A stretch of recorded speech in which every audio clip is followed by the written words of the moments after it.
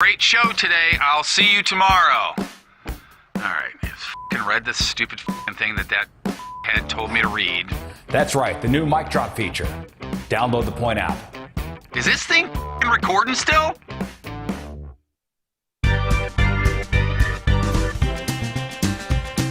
Spider Moon, wears a spider suit on so new. Can he wear normal clothes? No, he can't. Rizz says no, look out. Here comes Spider Moon. Real or fake, don't you know? Got him good on the show. First the beard and the hair. Now he's Spider Moon everywhere. Look out, here comes Spider Moon. When he gets to work, he gets into his suit. Keeps him warm inside, even when he makes a suit. Spider Moon, angry, hairy Spider Moon. 30 days he is done with the punishment. It's no fun to him. Losing is just a hang-up. When all the others gang up, you'll find Spider Moon.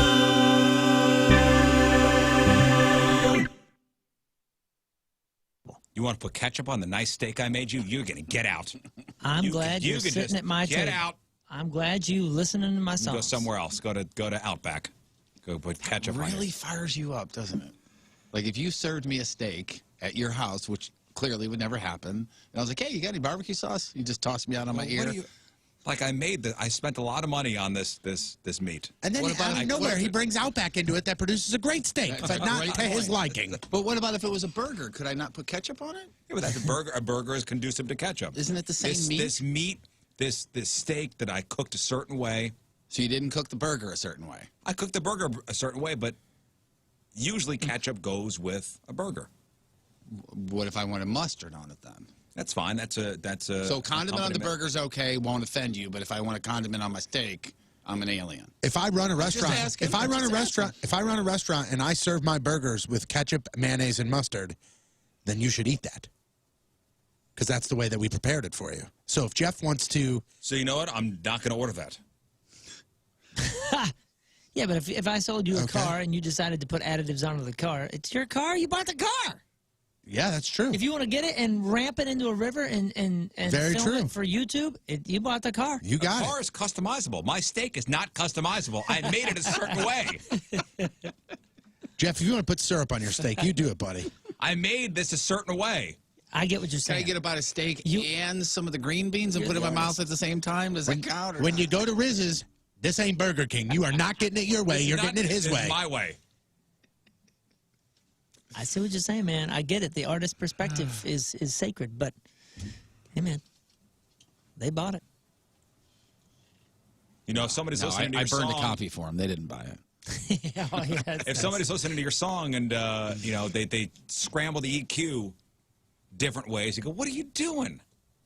I made it this way for you to enjoy it this way." Here's an example. I have, again, hypothetical. I'm eating dinner at your house, and it's a steak. And the next day, I say to Tony, you know, the steak was okay at best. If I'd have just had a little barbecue sauce, it would have been amazing. Wouldn't you rather me enjoy it? You're going to enjoy it the way I made it. According to who, though? According to me, because I made it. Yeah, but he knows what he likes. Then you're not coming over for steak. There you go. I'm not even offering ketchup with your steak. He's not even. What if I come in with ketchup in my back pocket? You're going to like it the way I made it because I made it. I don't like the way you make it. Is there I don't no care. condiment in your house that would be acceptable on a steak at all? Zero? You don't need to bring your own ketchup. You're a frigible friend. Why would you I'm a frigible friend. Why would you put ketchup on a nice piece of meat? What about barbecue that's what he sauce likes. then? Or A1? But it's a waste. I made you a nice. It's nice medium rare. I seasoned it perfectly. What if you think you're better than you are? Well, let's pretend that we're friends and you care about my dining experience. Just pretend for a second. And it is a really good steak. Yeah. You are right. You nailed it. But as my friend, wouldn't you like to really, really enjoy it? And just a couple of drops of barbecue sauce? As my friend, why would you insult me by putting ketchup on the steak I made you? If I bought a car from you and I smoked the windows, would that insult you? The car is customizable. The steak is not. I made it for you this way. You cannot put a wing on it. If Rizz made cars, they would not What be about a spoiler? No, you Can I cannot. put a, You can I cannot put a lift- you cannot sunroof put a on your lift steak? kit. You cannot put a lift kit on. on this On the Rizz steak. truck. Steak's really good. Can I have a wench? You got a wench? It's a winch. Damn, so many good No, podcast wench. titles today. Crap. You can't have a wench with your steak. In fact, a wench will serve your steak with no ketchup. Thank you. That's the record? That's the world record. You gotta be kidding.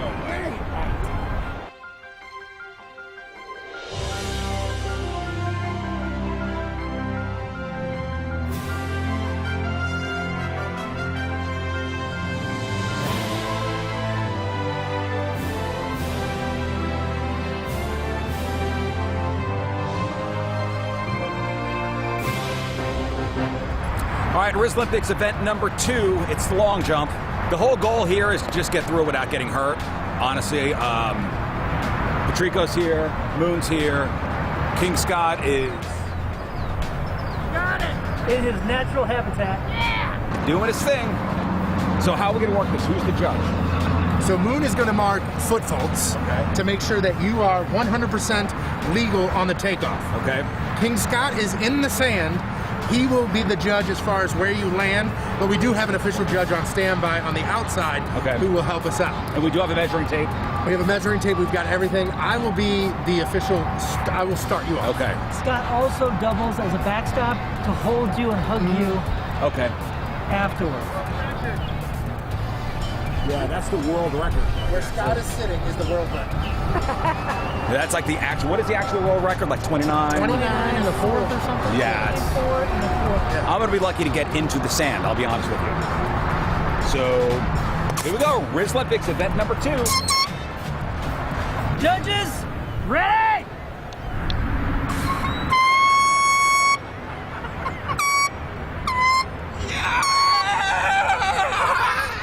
Oh, nice. That was amazing. That was really good. Where's the measuring tape? Right there, that footprint right there. Yeah, right. Yeah. We're 9 feet 7 inches. New Rizz Show record. I think I did it right. That's a new Rizz Show record for sure. And I think I'd go a little bit longer. So I got this number. Come on, man. I'm proud of you. I'm proud of you. He's got this. Judges, ready?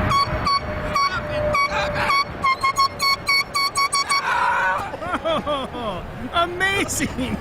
Even further. Ooh, that doesn't look as good. It's not looking as good, guys. Well, Technically, this is when he stood up, so that doesn't count, right? it's technically where he last had his heel, so that would have to. Even when he stands up. Yeah. Oh. That's why they always roll forward. 8 feet 8 inches. 8-8. You've gone down. 8-8. Not a new Rizz Show record. I mean, come on, man. I don't know how to roll the other way. Come on, man. Yeah, hey, don't get in the face of the Rules are judges. rules. Hey, calm down. Come on. Sand judge, ready? Line judge, ready? Ready!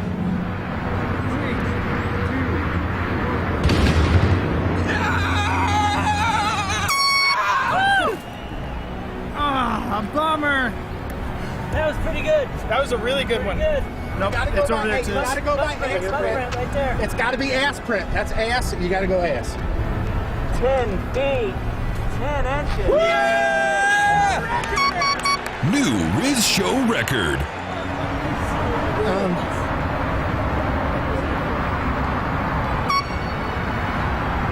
Would you have made it into the sand? If he would have gone from The sand, you would have made it from like where here? he's supposed to go, he would have made it here. That would have broke You hear that? That's where you would have landed. Hey, get my 10 bucks back if I beat you in jeans? No. One try. Double or nothing. All right. All right, here we go. Ready? This makes me so nervous. Oh, nice. Oh, Sandy. Oh, You no. did good. Oh, you're 12 foot exactly. Oh, wow. So I wouldn't have made the 12 sand foot. either. 12 feet. 12 wouldn't foot have made 1. the sand. All right. New Rizz Show record.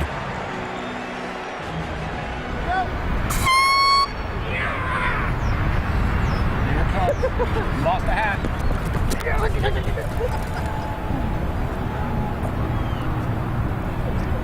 Not a new Rizz Show record. Did not finish. All right, that about wraps it up for Rizz Olympics event number 2, the long jump. I think we changed a lot of minds today, fellas. I mean, it's a shame that the tape ran out when I did my jump. It was really impressive. It was really At least 14 or 15 feet. Yeah. 14 at 4D. You changed my mind. Oh, you really did, man. And that was some distance. I'm not gonna lie. I was really impressed. Well, thank you, fellas. Thanks, Yeah, definitely. thanks for doing this. And on to event number 3. Yeah. Give me that. Give me it.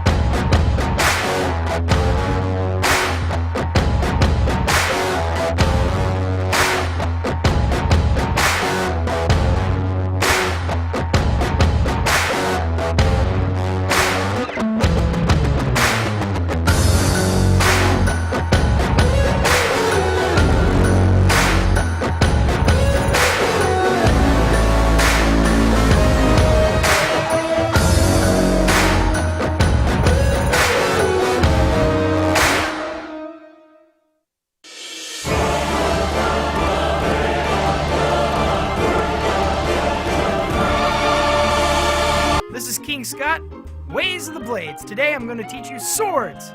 First, you want to start with the Holiday Special, the great way to start an attack. They'll never see it coming. Next, you want to use the Festus Backswing, especially if they use the Matthew Perry. Now you want to finish with the Canterbury Slice. It's a great follow-up if they're using the Crom's Delight or the Miniature Poke. Thank you for watching. This is King Scott's Ways of the Blades. Now you know swords. Do you, God, I'm so do you want to obsessed. fire one, and then you fire one? You haven't fired one, right? It's I don't trust myself to fire. Oh. Would you like to fire on you, sir? I don't care. Could be both of you. You want to do one? I'm just afraid that I'm going to aim too high and then hit it in the back. Don't and hit me all in of the a sudden target. it's over. Now Too I'm high? going to go over there. Here, all right, here's how this is going to work. You have to count to 5. I'm going to count to. You shoot me once, and then I count to 5, and then you shoot me again. It's the anticipation Got it, of the got it, count got to it. 5, which is hilarious. We'll transfer the gun in the meantime. Here, you want to turn that mic on and put it over there, or is that Yeah, still let's on see if fire? that- Oh, you want me to turn 5's mic on? Yeah, let's see if Sixers, it's on. the Sixers mic. Oh, All it's right. still on fire. Well, at least they're on it. So that'll work. All right. Damn it, this is going to suck. Damn it. Ah, man. Let me make sure.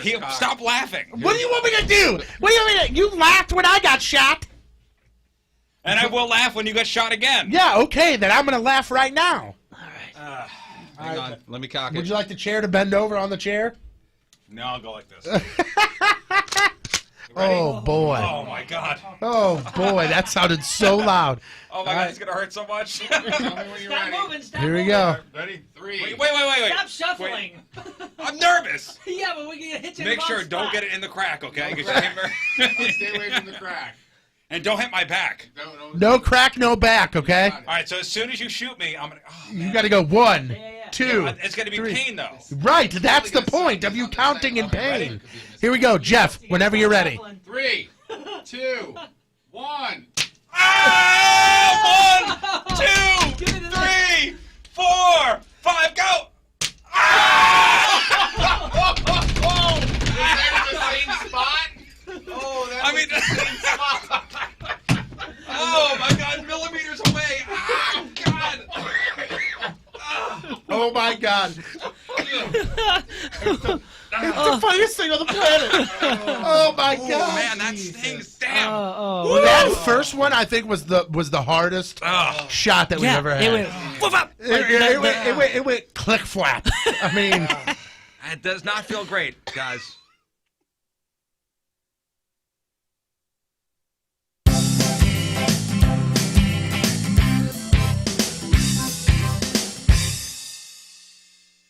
Hi, it's King Scott, and today on King Scott Cooks, we head to the Royal Moat to catch a fish, then team up with Chef Chrissy from Deerbergs to make the perfect perfect salmon meal. Mmm. Hey, Chef King Christy. Scott, how are you? I'm doing great. How about yourself? What do you have there? I found me a little fish. That when you said you wanted to cook fresh seafood, I thought we were going to go to the seafood counter, and we've got it already cleaned, marinated, ready to throw in the pan. Like I don't know what to do with that. I'll take care of it. I know what to do. Okay, just get rid of it. Alrighty. All right, you like salmon, right? Yes, I love salmon. Okay, so we've got it already pre-marinated. We've got Mediterranean, garlic herb, smoky Alabama, lemon citrus. Ooh, the smoky Alabama sounds perfect. All right. Hi, Debbie. Can we get 2 pieces of the smoky Alabama pre-marinated salmon? Would you like me to cook those for you? Nope, we're gonna cook them ourselves. Those look fabulous. Just throw them in the net. I wonder what time she gets up to catch all this. I know. All right. Thank you so much. Yeah, thank you, Daisy. All right. We should probably grab, I don't know, some slaw. Yes. Okay. Perfect. All right. Let's go cook. All right, let's go cook. All right. So, do you guys catch your fish out at Creve Coeur Lake like I do?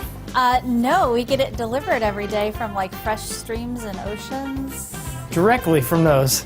Yeah, directly Wow, from those. that's impressive. This is fresh. Ready? Yeah. Okay.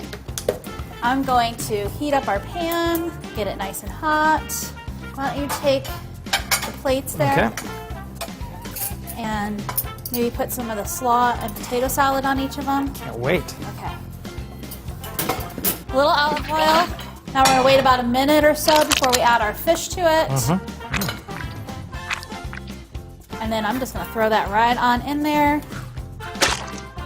So I'm gonna let the fish cook for maybe about 2-3 minutes on the first side and then turn it over, turn the heat down, and let it just slowly cook. Okay. You okay there? Yeah, it's a little sticky. When did you make your first non-microwave meal? It's been quite a while now. I'd say about 12 weeks ago. 2 minutes later. So I think our salmon's just about done. Yes. You want to plate it and take credit for it? Yes. All right.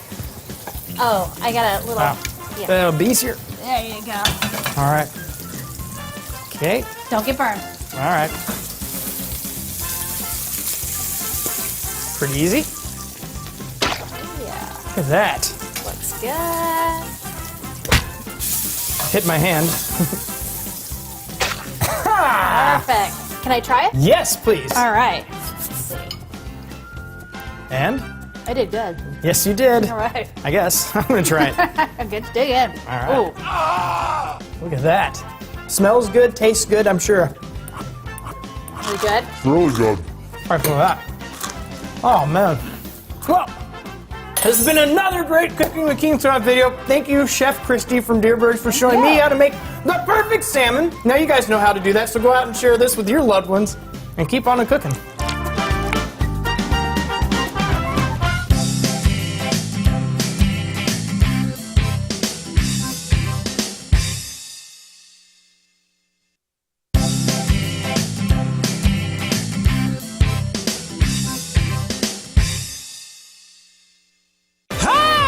King Scott, and today on King Scott Cooks, we head to the Royal Moat to catch a fish, then team up with Chef Chrissy from Deerbergs to make the perfect salmon meal.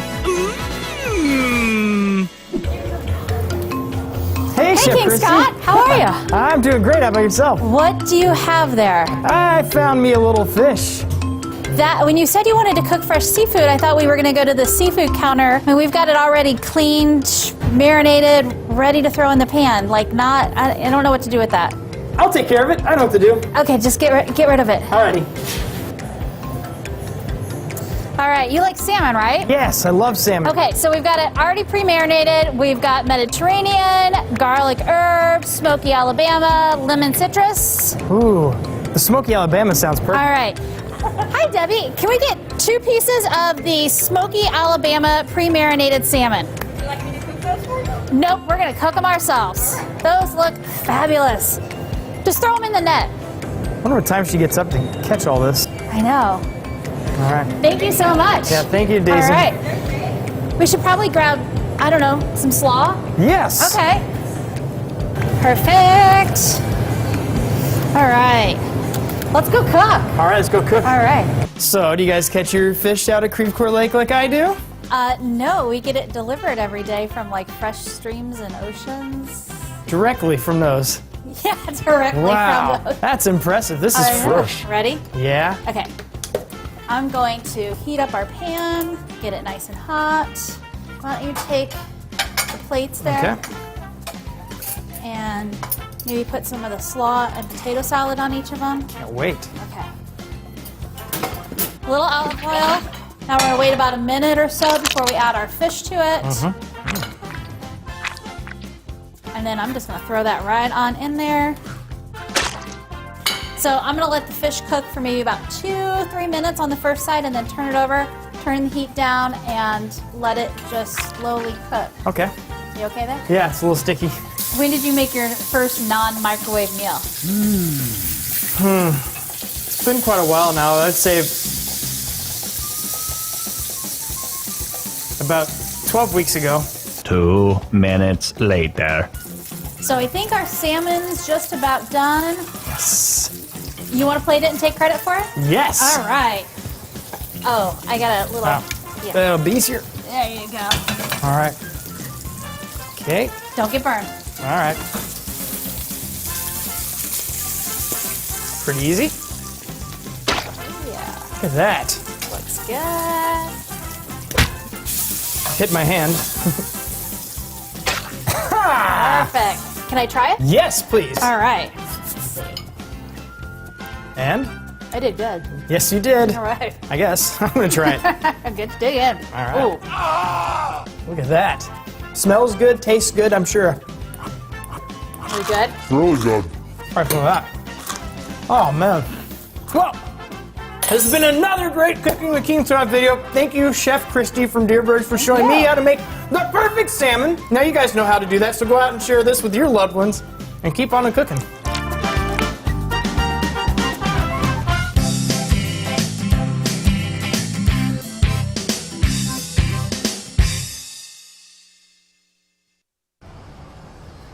What the hell are you doing here? What are you doing here, man? I told you to get out of here! Paparazzi, get out of here.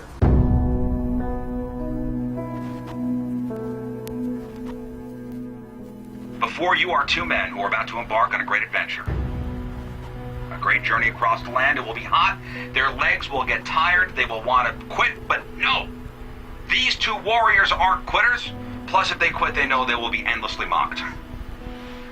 On May 14th, 1802, a man named Lewis and a man named Clark started walking west from St. Louis into the unknown.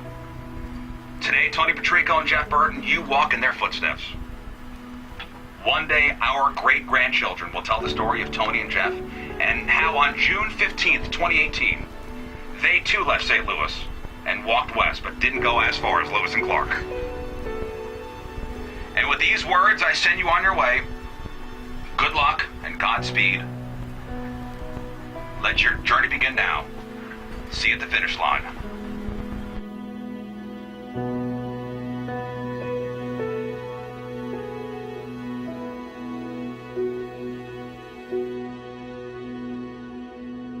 From the get-go, people immediately, started to give me trouble, saying, we know your past, we know you're gonna give up, we know you're not gonna make it.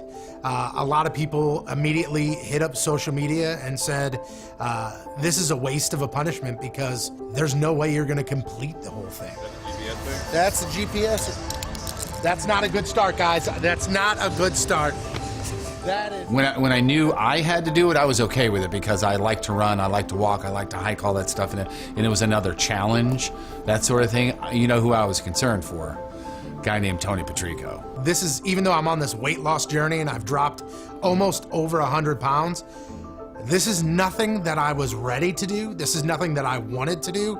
This is still nothing that I ever want to do again. But immediately, I hear the results and know that it's myself and Jeff Burton walking, and instantly I start thinking of ways that I can get out of it. Hey, we all agreed to this, that we walk from point A to point B. Turns out it was downtown, our building currently, to our new building, which turned out to be almost 16 miles. Fire and ice. Fire and ice. That's what I want in my sex, is fire and ice. My first thought was, man, I really wanted to, like I said, challenge myself and see how fast I can do it, because I've done a couple of half marathons, so this would be a couple miles more than that, and I really wanted to see what I could do.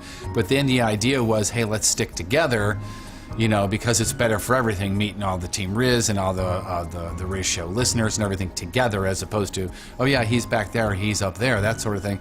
But really, honestly, what went through my mind was, what the hell are Tony and I going to talk about for 7 hours?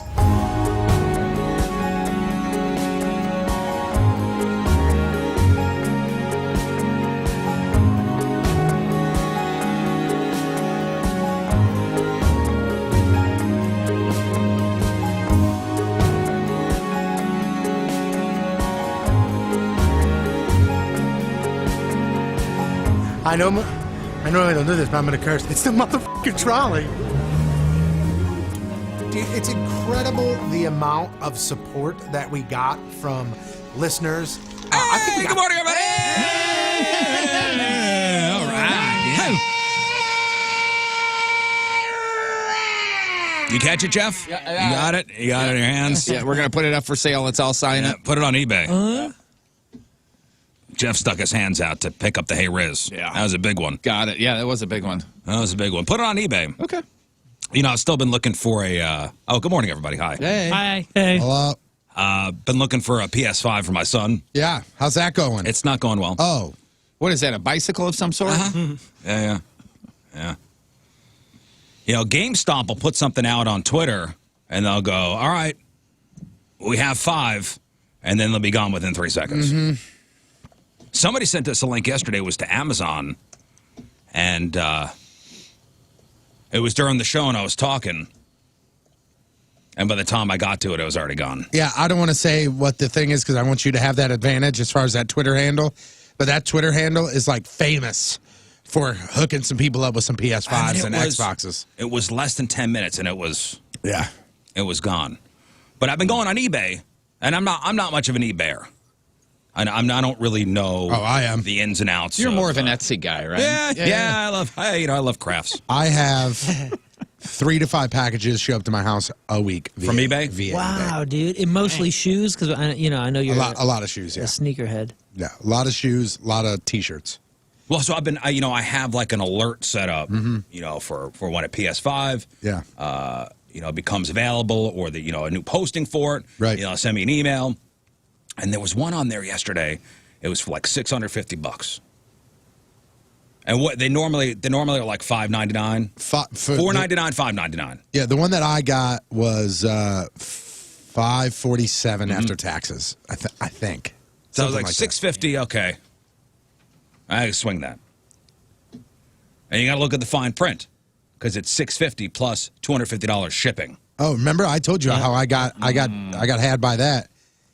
I saw this swindled. I saw this rare pair of Jordans that I was like, wow, man, I really like those. They were like the original design, but they were black and burgundy instead of black and red. And I was like, oh, that's really cool.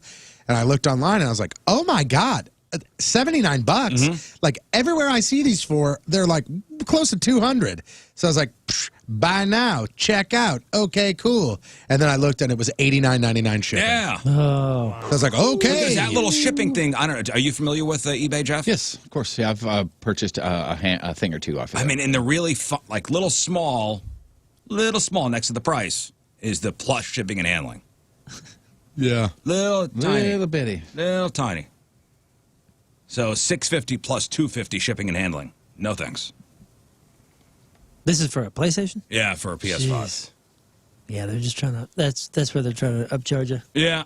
Obviously. There's no way it's going to cost $250 to ship that. No, unless it's coming from like a village in Poland or something. I mean, is that just an arbitrary price, just like the seller will just put out there?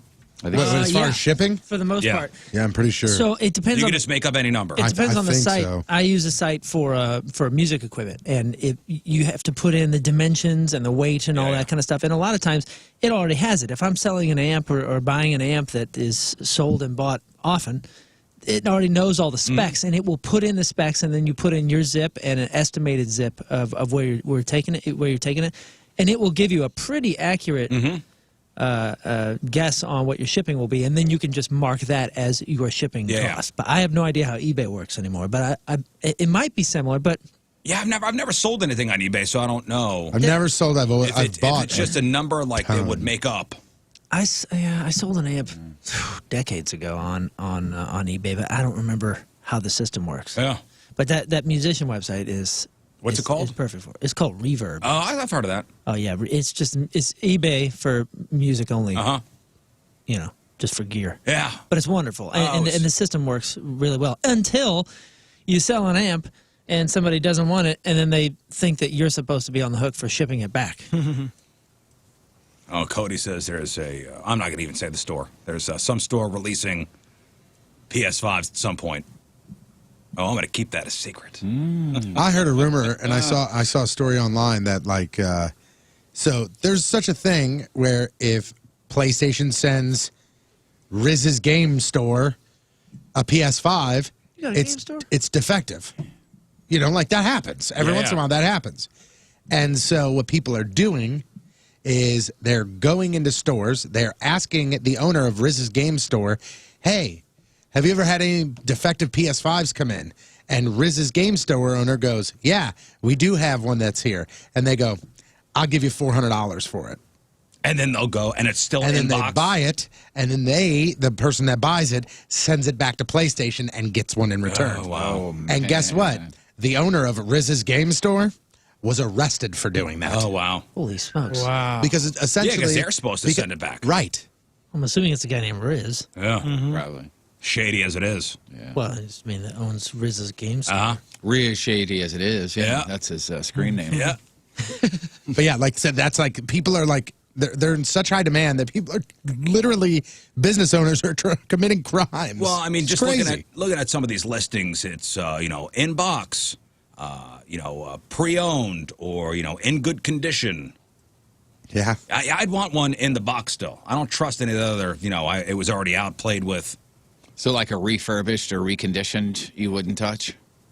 Or is that a different story? Because I don't know warranties or anything. I don't know if it's out of the box. None. Yeah, if it's out of the box already. Do a question from a guy who hasn't played since Sega. I think. Sega. What's the thing that goes back and forth and you just shoot up like that? Galaga. That was the last thing I played was Galaga. And it's the honest to God truth. Do these systems have problems a lot to where you need to worry about something that's refurbished? I don't know, but I just don't trust buying from somebody who I don't know, who's in another state, something that's already been opened and out of the box. Right. It's like if you opened it and it's out of the box, why are you selling it? I'm even just crossing my fingers if I do get something on eBay that it would work. I don't know. I can tell you from previous experience and somebody that uses eBay, like I said, a bunch, there are people out there that know how to take really good pictures. Because there are some shoes that I buy that when they show up, or when I buy them, it's like new condition. And I look, I'm like, damn, these look great. And then they show up and I'm like, why do these smell like cigars? Yeah. And now I'm always thinking, because we've read the stories of people buying PS5s or even, TVs. And the picture on the listing is just a picture. So you're buying the picture. Yeah, what did you, Tony, you said something about a horror story. It wasn't, I don't think it was you, but like somebody went to buy like a side-by-side or a 4x4 or something, and it came and it was a kid's one or something. Oh, yeah, like I mean, that? that's a lot that happens. Well, how about my dad, who went to buy my son a John Deere tractor Power Wheels. Yeah, man. And he, I think he got it for $100, which is like an incredible steal, and a fidget spinner showed up. Because on the your post... kid still does ride that thing around, though, right? On the post, it said something along the lines of, this ad is not for the John Deere tractor, it's for a fidget spinner. And my dad disputed it and actually won, which is amazing. From eBay? I don't know if he got it from eBay or from his bank. But he disputed the charge and actually got it. Yeah, there's some shady characters out there. And I try to look at the ratings of the seller. Yeah, so what are some of the red flags? Like if the seller recently joined or doesn't have a lot of ratings? If they've got no reviews. If they got no reviews. I was always told like if they recently joined too, because that could be somebody who's scammed before and had to make a new Yeah, especially for a high-end item. Also, another thing, and this isn't the case all the time, but something that immediately pops up as a red flag, at least to me, is if it says, starting bid $49.99, and I look and I know the shoes are about $150, and I go and I'm like, I'm going to bid $75. And if I type in $75 and it pops up as you have been outbid, like immediately, and you keep going all the way up to like $150, and it just continuously goes, you have been outbid, or the one that for sure stands out is you do not meet the minimum requirement. Is it somebody just Even driving though up the you price? did. It's usually that person that's Just trying to driving drive it up the up. price. Ah. Jeez. Yeah, I Man, wish. sometimes humans are jerks. You guys ever notice that? I wish I could just go to Best Buy. I have seen someone take advantage of another heard person's about it. time about humans Why can't I being just go to jerks. Best Buy and buy one of these things? Wild. I guess there's a major computer chip shortage. Oh, really? From what I read, that Sony can't even manufacture these things. Yeah, that chip shortage. That chip shortage is massive. is messing up all sorts of stuff. Cars. Yeah. Yeah, I saw there was one of the news organizations posted an aerial view of one of the car manufacturers. I believe, is it the GM plant up in Wentzville?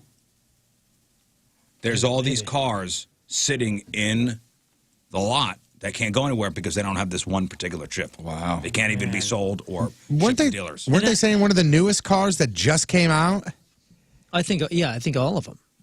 Oh, yeah, the Ford F-150, I think. the Lightning? That's right, the The F-150 EV? Lightning. Yeah, they said that they can't even they're like, hey, We can't even make these congratulations, here it is. We just debuted it. It'll come out soon when we get some computer chips. Wow. Yeah, and they're saying everybody's going to be backed up even more throughout the summer. Oh, yeah. And that was a perfect storm of things too, right? It was like a hurricane here, a volcano here. It was the ship that was stuck in the Suez. Well, I got a story coming up in news about there's going to be a fireworks shortage this summer. And Fox 2 had our buddy Captain Jim talking about fireworks may be sold out by the 4th of July. I wonder Holy what cow. sparked that. Oh, man, you were explosive this morning. Thank you. And it's not about comedy. That was Just explosive. Yeah, that's what I meant. Earlier in the hallway. Sorry. Yeah. So to give it away. Tony sent me this story yesterday, and I guess it hadn't hit the news yet, but it was kind of making the rounds locally on social media. And this from KMOV. Police controversial sign posted at St. Charles County restaurant drive-thru deemed a prank. Police in Lake St. Louis are investigating a sign that was posted in the drive-thru lane at a Popeyes near Highway N and Highway 64. Lieutenant Pat Deering says investigators are pretty confident that somebody other than a Popeyes employee posted the sign. And the sign read, effective 6/1/21, this restaurant is under new management and will reserve the right to refuse service to white people. We apologize for any inconvenience. Signed, General Manager Mason. And they actually shut down the Popeyes yesterday. Wow. They shut it down. Closed the store. And photos of the sign were spread widely. I'm reading from Campbell V. Widely across social media in St. Charles County and beyond. And it's real. That was posted at the drive-thru.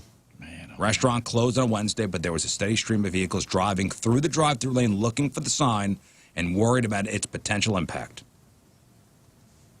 And they're not sure who it is. And I guess there's surveillance of who did it. Ooh, they were surveilled, really? huh? Yeah, the restaurant manager told Channel 4 that the restaurant had to close Wednesday because of the backlash over the sign. He said surveillance video confirmed that the person who put the sign up was not an employee. Was it an ex-employee? Yeah, Yeah. that's the question. I don't know. Was it That's somebody who didn't get the job they interviewed for? Apparently, this particular Popeyes has been targeted before for vandalism, pranks. Yeah, I had read online yesterday, when everything was starting to break, that somebody was like, "This is an ex-employee that did this, a former employee that did Oh, it this." just screams it, though, doesn't it? I mean, Yeah. So, it screams sour grapes? yeah, for sure. Either that or, a funny social media video. I kids trying to- I'm assuming we all have signs made up for when we're fired from here. Oh, right? yeah. I feel I'm like going to 10 hang of one them. from the roof. I have 10 of them to choose from at this point. Yeah, your name's on half of them, Jeff. Oh, I'm just kidding. Yeah, no, I feel bad for the people over there at the Popeyes. You know, they've shut down for the day. That's money lost. I don't know if it's a corporate store or if it's a franchise. If it's a franchise. I'm not sure. A day lost of revenue. That's a bummer. And Popeyes just put out a new spicy chicken sandwich. What?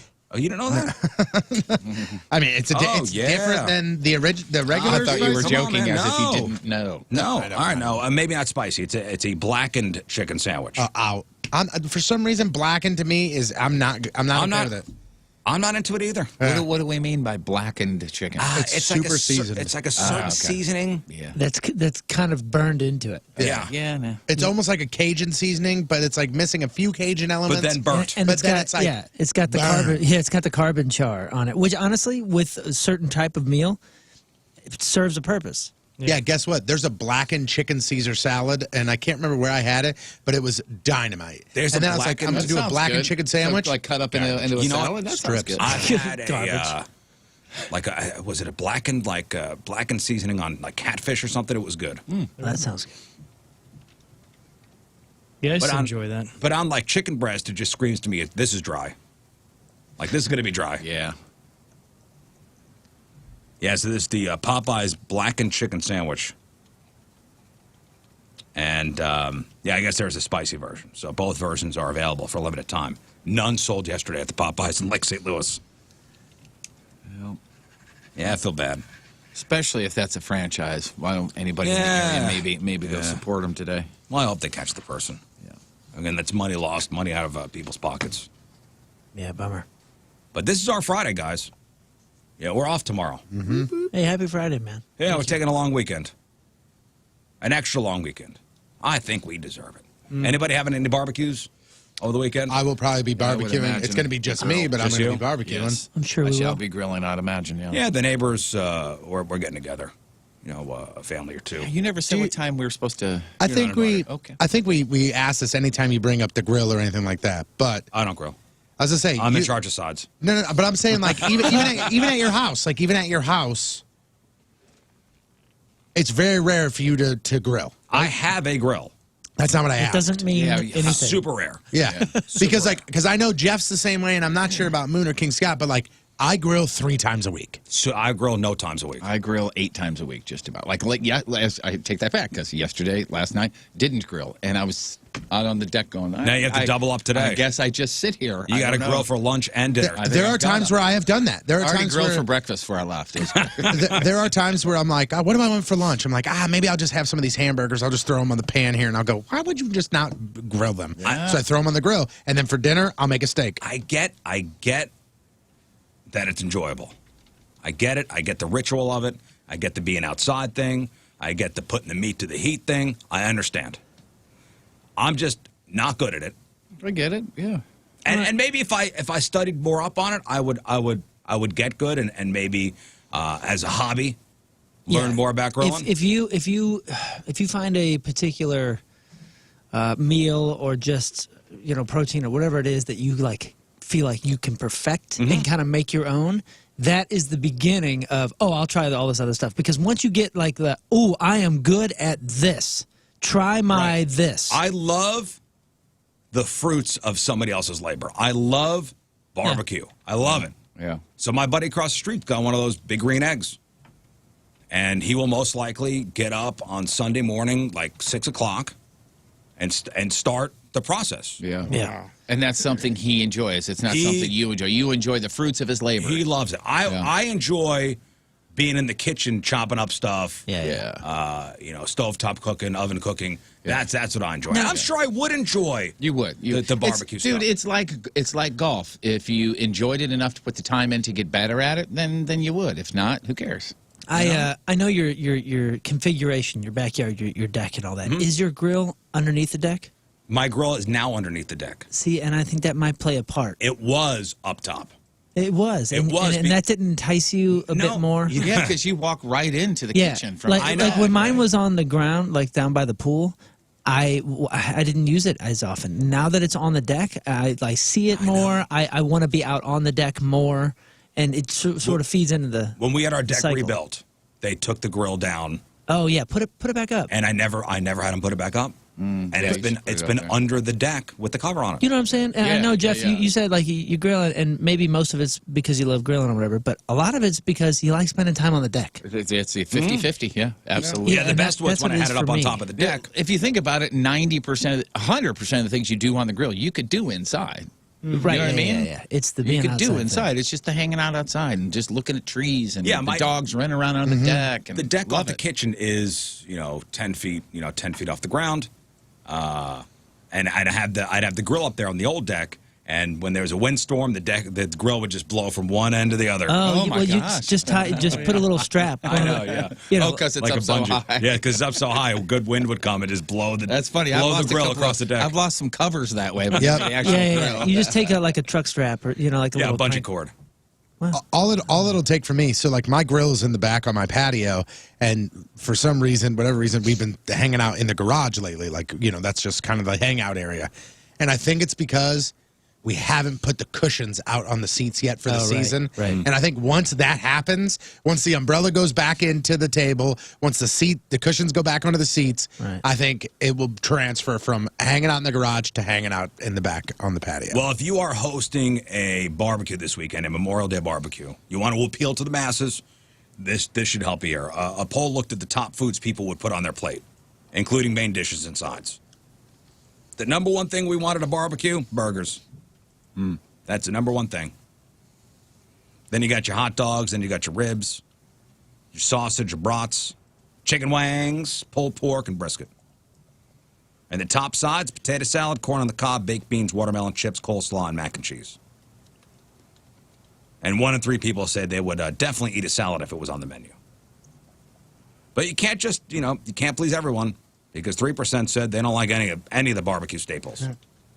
And 2% don't like any of those sides. What the hell do you want? Stay home and What cook do you- whatever what do you you want want? then. Nobody really wants you here What do you anyway, want? jerk. You're going to a barbecue. You don't like any of this stuff? You're probably the person that parked in my driveway, too. You don't like any of this stuff? Hey, so if you're having people over for barbecue, you're not allowing anybody to park in your driveway? No, I'm just saying. I'm going to park in the driveway. I know you will. That's why you're not invited. No, but if you pull up and it's open and you wouldn't be blocking anybody in, I guess it's okay. I'll move my car if you need to get out. Yeah. Who's got the Jeep? That's me. I'll move it. No problem. All right, thank you. Or just toss me your keys. I'll take care of it. Nope. So what is if you're cooking burgers this weekend, what is the perfect burger?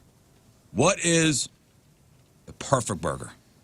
Because 70% of Americans are confident they could cook a good burger. But what goes on your burger might matter even more. Because 78% of people say the toppings can make or break a burger. This is after the burger is After it's cooked. Okay. After it's cooked. I thought you meant during the process because that's just as important as anything. Yep. The Well, season- depending on the quality of your meat. Right. But the seasoning I process. think he's doing okay. Are you? Thank you. No complaints. Are you rolling the onions in? Are you doing, some of the? If you're cooking burgers for a bunch of people, you're pretty much going plain Standard? Jane. Yeah. Your standard, maybe salt and pepper. You have like half with cheese, half without. Yeah, but I do have my seasoning blend that I'll do no matter Yeah, a what. little moon blend. Yeah, the moon blend. Oh, The yeah. moon blend. And you guys know the base of it. It's the Lion's Choice seasoning. Yeah. Oh, see, I bought this is the weirdest thing. So I was at Aldi a couple weeks back, and I bought this on the label of this seasoning. It says "amazing burger seasoning." That's all it says is "amazing burger seasoning." I said, if you were going to print the word "amazing" and you were going to put that on there, then it's got to be pretty good.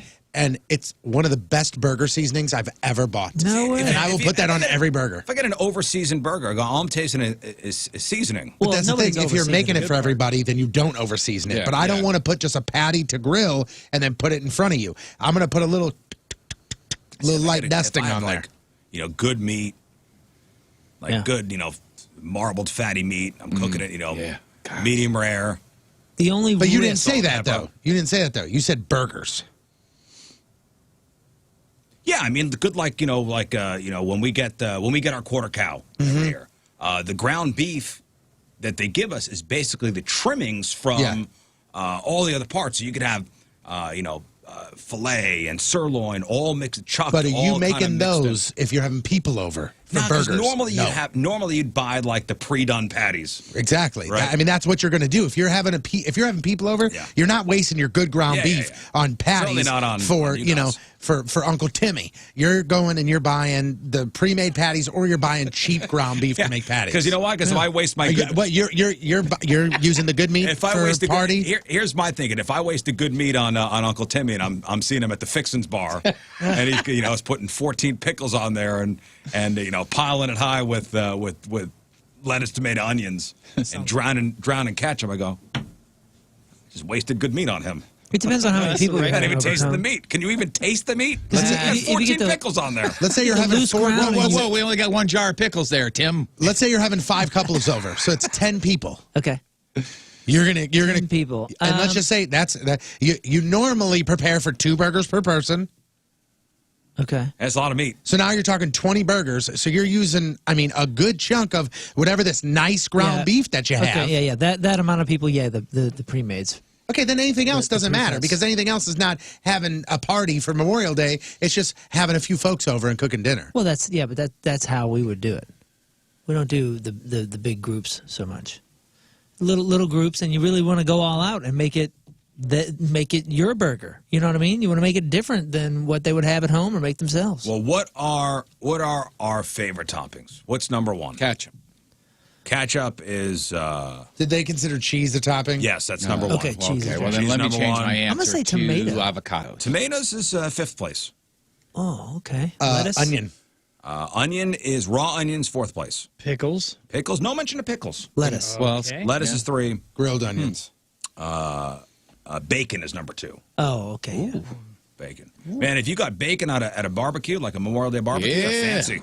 I always I'm not forget making. about I'm that. sorry. You had valet parking out front that should have told you Fancy. bacon's going to be on the burger. We got bacon up in this bitch. Yeah, you pull up and the guy, hi, sir, I'm valet parking for you. Ooh, there's going to be bacon on the burgers. You know what happens? You know what happens as you get older, though, and I bet you Jeff subscribes to this as well. The older you get, and the more you grill, the more you realize you don't want to waste a burger if it's going on some cheap ass bun. You know, you know what I mean? Super important. Yeah, you don't want to serve. You don't want to go all out to make your guest the best burger they've ever had, and then you put it on some bunk ass bun. Yeah, well, just think about the size of the burger is going to shrink. So if you get the cheap ass small burgers, or I'm sorry, if you get the or if you get the big buns, then you got this little, then there's Right. Then there's more bun than burger thing. You really got to and think. it looks so bad on you, man. Yeah, you got to It really think does. through the bread purchases. See, Justin on Twitter says, you think with the way I talk about my expertise on cooking a steak that needs nothing but to be eaten, I'd at least perfected steak on the grill. No, see, I've tried to cook steak on the grill, and I have every time ruined it. Yeah, Really? it would be Every different if time. you were over here going, oh, this is what you should do, yet you can't do it. You're just going, I like the fruits of your labor. You know what I mean? I cook my steaks cast iron. Which is a way to go for steak. I seem to do just fine on the grill. I cast iron my No, steak. man, cast iron is so good. I don't really do steak. 46% said the perfect burger needs to have ketchup. 43% said the same thing about mayo.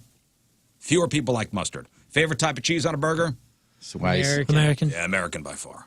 If it's stuffed, I like cheddar, though, personally. If Me it's too, me too. stuffed, Cheddar's American good. is the best. See, I love American, but American is good. I prefer Swiss on my burgers, but more recently, if I go to a restaurant and I flip through and I'm looking at their burgers, Pepperjack? and I see that your burger has pimento cheese, Oh, is that like pub cheese? Yeah, it sort of, yeah, with- but like I'm It's in, so dude. good. I'm in. Yeah, pimento cheese is great. yeah, it's I want a burger with pimento cheese right now. cheddar is pretty incredible though. If you get a nice, good quality cheddar and you put it on, I there, like it good melts. cheddar. I do love a Colby Jack though because it just kind of, and it's like an envelope. It Yeah. just goes Yeah. over it. It's a Fun nice texture. Yeah, greasy it cheese. just hugs the burger. Now, speaking of buns, what's the number one bun? Jennifer Aniston. Stop it. Sarah Number Lee. one Brioche. bun. Most people said it's got to have sesame seeds. Oh, no. I, Sorry to I tell wouldn't you. hate it, but I wouldn't be like, Right. oh, there's no sesame seeds. Not my first choice, though. Mine neither. I'm using gluten-free, whole wheat. No, just no. I want to take a drink of water just hearing you say that. What's the yellow one? Is it potato? Potato bread? buns are great too. Oh boy. Potatoes. Oh, the Hawaiian Potato bread one is really good, but it tastes so much different when it's toasted. Have you noticed that? I don't know if Like I've ever toasted I it. eat just non-toasted all the time, but if it's toasted, God, it tastes completely different. You know what? I'm Good or not a bad? fan. Now I'm not a fan of it toasted, but Oh. that's just me. Scott just said probably my favorite, and these are newer, I believe, is those Hawaiian sweet rolls. Oh, They now Yeah, make 'em not in a everybody bun. digs Yeah, I those, don't but like I have those. some of those. They're good. You said you don't like those? No. Oh, those are incredible, but they got to have the sugar content has to be absurd, right? Oh, I'm sure. Yeah. And I really, By just hearing him say that he doesn't like that, it gotta changes be in the everything. mood. That's candy I really bread. got to be in the mood for a Hawaiian sweet roll. I really do. Oh, I man, watched I my could eat niece it and all nephew. day. I watched my niece and nephew as they were growing up. When they went over to my mom and dad's house, they would go into that bag. They would open up that orange bag. They would untwist it. They would go in. They would go to pull out one sweet roll. 3 of them would come Yeah. out because they were connected, and I'd watch them just jam them right down their face. Yeah, they're almost like candy. Yeah. Oh, yeah. That's are. candy bread. Jeff just looked it up for the sugars. Yeah, 8 grams. I don't know what that is compared to other things, but Yeah, the Hawaiian sweet rolls are the ones, the King's ones. They ran the commercials King where, Hawaiian, King's right? Hawaiian. where, Yeah. where they would hide them in like the drop ceiling because everybody wanted them so bad. Yeah. Now they sell those, but full-size buns. They also have hot dog buns. Listen, I'm that are not that. going to throw it out of bed. I'm inviting that The into my King's bed. ones have 5 I grams. don't want Join any me. crumbs in Join my me, bed. King Join me. Hawaiian. Bring your Hawaiian buns into bed with me. Yes, bring I'm those not going to, buns like, if that over was here. the only choice, I'm not going to not have it. You would notice that. You go, Okay. Oh, I guess sweet rolls. Huh. Okay. I think I would make that same Did you comment say for that to potato bread. yourself or out loud, though? For potato bread? Yeah, I think those are two like like a very treat. like those are like two things where like when you go to a barbecue or you go to somebody's house and they're cooking, they just need the standard buns. Right, you that's know? it, just- but if I showed up and I said all I saw was potato buns, I wouldn't go like, oh, gross. But as I was eating, I'd go. I'd lean over. Interesting choice. Yeah, I'd lean over. If we were at a barbecue at Jeff's house and he bought just potato buns, as we were eating the burgers, I would lean over to Rizz and I'd go, I mean, he just got potato buns. This is kind of interesting, right? Isn't this an interesting choice? Yeah, I would say interesting choice because not everybody would be into it. Right, yeah. You'd think it would be kind Just of give me the generic Yeah. buns, and we're good. Now back to steak for a second. Somebody looked at Google stats in all 50 states to see who's googling rare, well done, and other options more than anyone else, as far as how. So it's basically how your state likes their steak done. 17 states, well done. I bet Missouri is one of them. Missouri is one of them. Yep. Missouri, and I bet Illinois is one of them too. Yep. Because in the Midwest, it is, and I hate to say this, but in the Midwest, it is all about the sides. They do not care about the main protein. It's all about the sides. Sides matter. Look at Sides do matter. Look at any get together you go to. But if I'm It is medium rare, But look, think about Sides this though. matter, too. If I said to you, "Hey, I'm providing the food. We're gonna have this get together. Come on by." At the very beginning, it's a bunch of hot dogs in a crock pot, and then there's like the most luxurious sides, and 1,000 of them. It's your cornflake potato casserole, Yeah, your green green bean beans, casserole. your Ooh. tater tots. yeah, you're making all that stuff, and you're missing the steak still on the grill. right, and it's 50 hockey pucks. The steak is still on the grill. Craft singles next to it. Yeah, nothing You've gone worse. way past medium, and now it's a boot. Might as well just gnaw on a boot of shoe leather. Glad I brought my hockey stick. Wash it down with green bean casserole. Though. You get a nice Everything's quality fine. piece of meat, and you just overcook it. And you go, okay, you take all the juiciness out of it. But know this why? pasta salad's so good. Great. You know why? It's because when you go back for seconds, you're not going back for a second steak or burger necessarily. You want some more of those sides. Yeah, I want another side, but you don't. That the meat doesn't have to suffer. No, Yeah, but it's not- kind it of doesn't odd that matter. it's kind of odd that Missouri is well done because Missouri's well done. so is anytime you Illinois. go out to dinner with someone, I've never seen one order that. Neither have I. Yeah, no one ever orders that. Is this is My is this- dad, this- my what- dad ordered well done. I My dad used to when I was well a done. child. What was the title of this list? Here's how people in each state like their steak cooked. So it wasn't like here's how they order at a restaurant or here's how they cook it at home. Here's how people in each state like their steak cooked. That was the title of the. Okay. Was there an age range? I still think that answer makes sense because if you're going to a restaurant and you're going to spend $35 on dinner, you're not going to ask for that steak well done. You're going to say medium well. but you still like your steak. Whether you want it that well way done. or not, yeah. Huh. You know what I'm saying? Interesting. Because especially people that you're with, they go, don't order. Come on, man, don't order steak well done. Come on, don't do it. Don't come on. There are a couple states that like their steaks blue. And that's means raw. That's where you sear the outside, and it's even rarer than rare inside. What? Yeah. New York, Hawaii, Massachusetts. Back to the sides They're thing. like I'm though, still mooing. I feel like that's a good thing. I think it's weird to put so much emphasis on the protein. I think that's the main very, event. I think that's a very us thing to do, like an American thing to do, is to really hype up the main protein or whatever. And I think the sides are where it's at. If I'm going to a good barbecue, I'm putting the feet bag on, and I'm getting all this, getting all that. And I think one of the reasons why that is if you invite us over to a barbecue or whomever, the first thing we think is, oh, what are you grilling?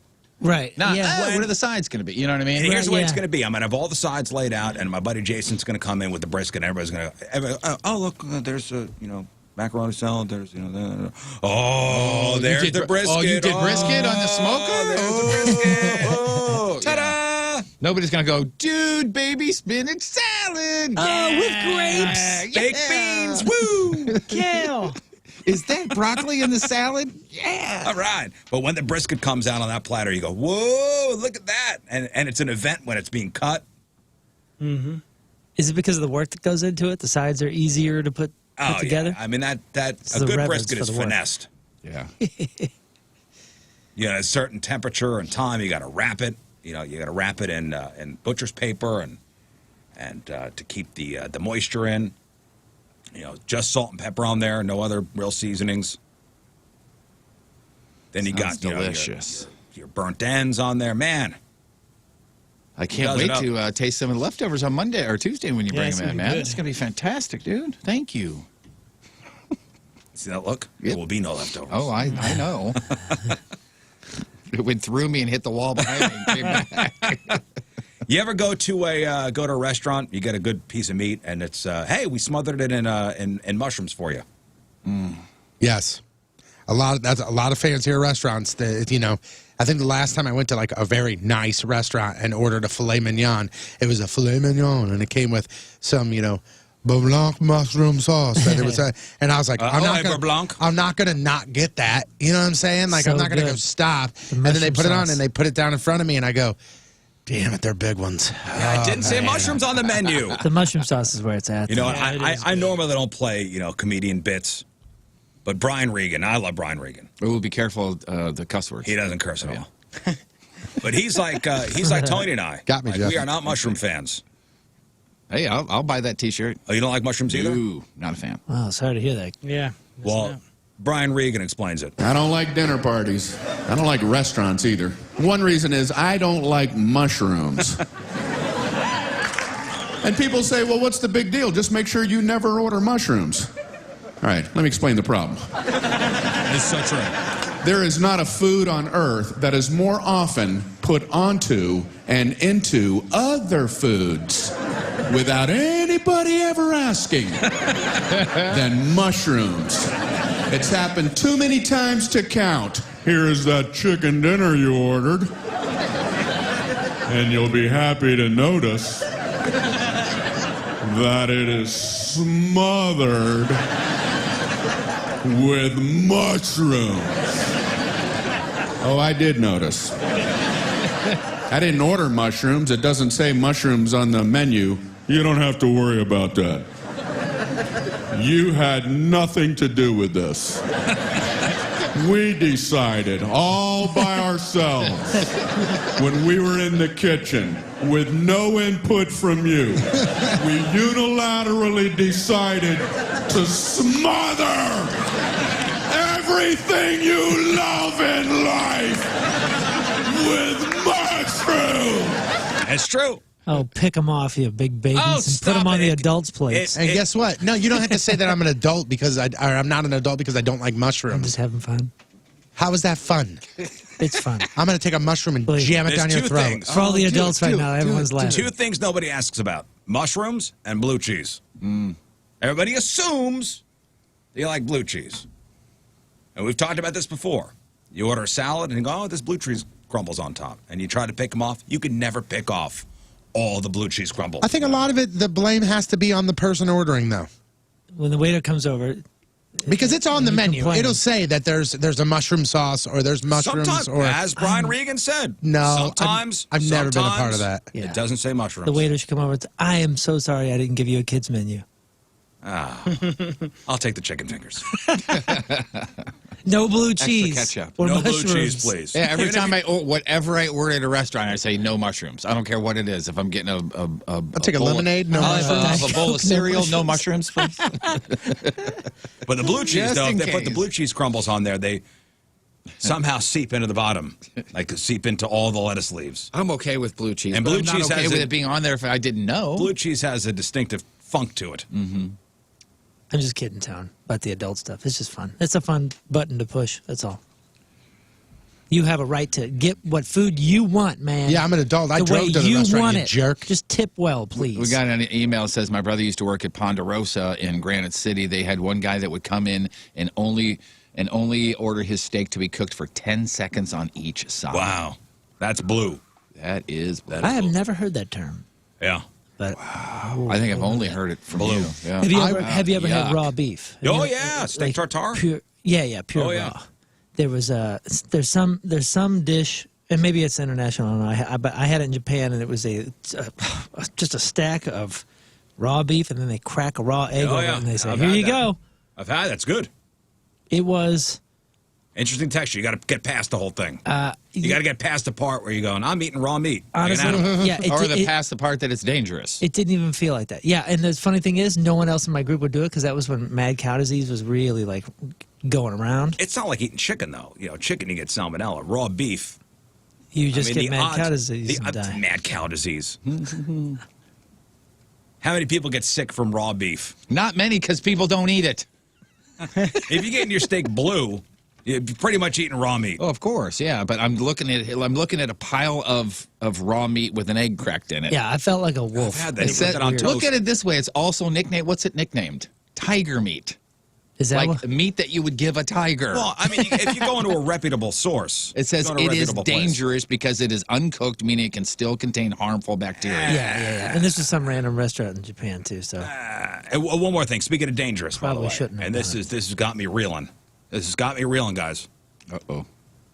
I think I'm in freak out mode. Well, you don't because reel very often. Somebody stumbled on an article that says eating too much hummus could be bad for you. What? Yep. eating Going too into much the weekend, anything. I hear Too much this. hummus. What is? Is it really something to worry about? Now, the website Eat This Not That posted about it way back in February. And yes, eating too much hummus can be bad, just like eating too much of anything could be bad. And they singled it out because it's made of chickpeas. They're a legume like peanuts, which are hard to digest. So if you eat a lot of hummus in one sitting, it can cause gas, bloating, acid reflux, and stomach pain. And people with IBS might want to be careful. Because it's also full of fiber, which is generally good for you, and it's fairly low in calories. So long as your stomach's okay with everything, you're probably fine to eat as much hummus as you want. Oh, I'm done. And one of the experts they talked to even said hummus is one of the safer foods to overindulge in. But if it does hurt your stomach and you love hummus, you can train your body to get used to it. Just eat a little less at first, ramp it up over time, drink water with it. Eventually, your body will learn to love the extra fiber. Okay, good. Because we have hummus almost every night. Oh, yeah? Yeah. I've been a little too addicted to that. Is it like your Ages. appetizer? Yeah. Is it the Sabra? The Sabra hummus? No, it's whatever. I forgot whatever brand Trader Joe's has or Aldi has. Oh, yeah. Trader Joe's good. Yeah, they got good stuff. Got good stuff. Aldi got a bunch of brands too. Yeah. Yeah. Hummus. Yeah. All right, so don't worry. Everybody's freaking Aldi- out over the hummus thing. We're good. Aldi is the one that all of a sudden you're like, ooh, what's this hummus? And then you're like, cinnamon roll hummus? What the hell is this? Yeah, at some point, it's not hummus anymore. Yeah, you don't wanna It's get something that. else. All right, let's do this. Right here. All right, Team Rizz member of the day today comes to us from St. Charles, Missouri. It's Chuck Womack. Chuck Womack. Loyal listener who strives to do good every day. What's not to like? Loves me and the way I keep the show moving. Jeff for his randomness. Tony for his carefree attitude. Moon for deciding not to play in his and Tony's buddies' Fantasy Football League. Do you know this guy? Oh, he was afraid I would win? What? My football knowledge is extensive. That is true. Chuck took his spot and won the league. Moon Kuiper Jr. Oh, he must have taken my spot in some league I was invited to? Yeah. Well, congratulations on the win. And he also likes King Scott for being you. Way to go, thank man. you. You're still working on That's that, good. but you're doing good. Yeah, you work really hard at being you. He's got a gorgeous wife, Peggy, who he's been with 35 years. 2 great sons who both graduated from Rankin Tech with IT degrees. And Chuck is a huge blues fan. Even got himself a blue tattoo. Nice. Blues tattoo.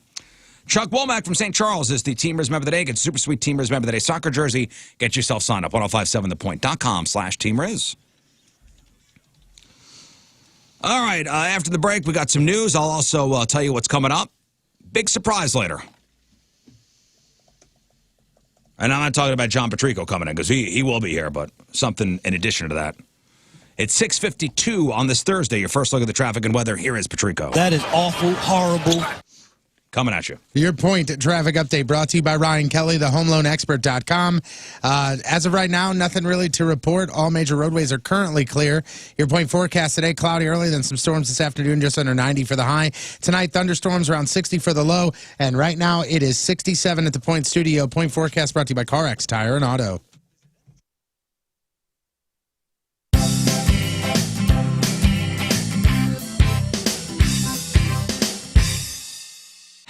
It's King Scott today on King Scott Cooks. It's a special episode. I get a little bit of dust on my boots because I teamed up with Chef Chrissy from Deerbergs to head out to a local farm to see what it means to be homegrown proud and get that corn from the field onto the shelf. Oh, yeah, yellow. That's King corn. Scott, what are you doing? Hey, how's it Hi. going? Chef Chrissy, look at this. There's corn here, and it says it's fresh cut and home grown. Homegrown, yes, it's Yeah. homegrown season. Where's your garden at? I want to go see where. So we don't actually have a garden, but we have partnership with local farmers in the area. Ah, You want to go to a corn farm? yes. Let's go to the farm. All All right. Yeah, I can't wait to see. Well, can I see where they grow the corn dogs? Hey, Neil, how are you? I'm pretty good, Chef Christy. How are you? Good, good. So I brought King Scott with me today. All right. Hi. Hi, King Scott. Super Hello there. interested in all of our homegrown produce, so right. I thought he could spend the day at the farm with you today. Absolutely. So King Scott, this is Neil Meyer. Hello, He does Neil. our corn for our homegrown produce. Wow. Him and his dad, his whole family have been doing corn for Deerberg since 1983. You guys have been making corn that long? Were you born in 83? A little before that. He's in your hands today. I can't be held responsible for what he does. All right. Have fun, guys. I'll see you later. Let's have a good time. Bye. All right, so you guys are a family business, just like Deerbergs, and you guys have Yep. been at it a long time, according to Chef Christy. Yep. So, what is your normal, everyday life like out here? Be a lot easier if I just showed you. All right, let's do it. Hope there's a horse. It seems like you have a lot of chores out here, so you start your day typically. What's the very first thing you do? First thing we do is check how the sweet corn is running for that day. Sweet corn is running. Well, Oh, the quality. Well, first, let's check out these tractors. all I right, gotta let's see do these it. things. So, how do you get all the corn in this? Well, unfortunately, King Scott, this isn't used for sweet corn harvest. No? No. That's a lawnmower, huh? Not quite close, but All right. it's used for field corn and soybeans and wheat. Does it have a horn? It sure does. Is it okay if I sit in it? Absolutely. Let's do it. Yeah. Now this is the ultimate automobile. Horn is right there. There you go. Hit it to your heart's content. That is nice! Pretty solid horn for this old thing that lifts forks. All right, Yes, well sir. now that we're done checking the horns, what do we do? We're going to go check the corn. Oh, corn. All right, well that didn't make a noise. Unless you pop it. All right, let's go check it. Hey, let's go. All right, well you're saying that there's sweet corn in that field over there. What kind of corn is this? Yes, this is a field of white sweet corn. Well, what time of year does this start popping? Really, it doesn't start popping, but we'll start harvesting this field here in about 5 days. So how long you guys been working with Deerbergs? Since 1983. Wow, and then with that, such a long time, what's it like working with another family business? It's great. We both strive for good quality product. Yeah, and speaking of quality product, this is very fresh. I just tasted it. Yep. It still has dirt on it. How long does it take from the time you pull it out of the ground here and get it into the stores? From the time we start picking at 6 o'clock in the morning, it's at the stores at 12 o'clock that afternoon. What? That's amazing. Yep, Would you ever think of hiring me? absolutely. If I'm desperate for help, we always need people. All right. I'm excited to try this corn. All right, we got some that's a little bit farther along you might actually like. This is Okay? great. Now, is this the same type or is this a different Nope, this is bicolor sweet corn here. bicolor sweet corn. Yep. Take a bite of that. All right, this looks amazing. Look at that.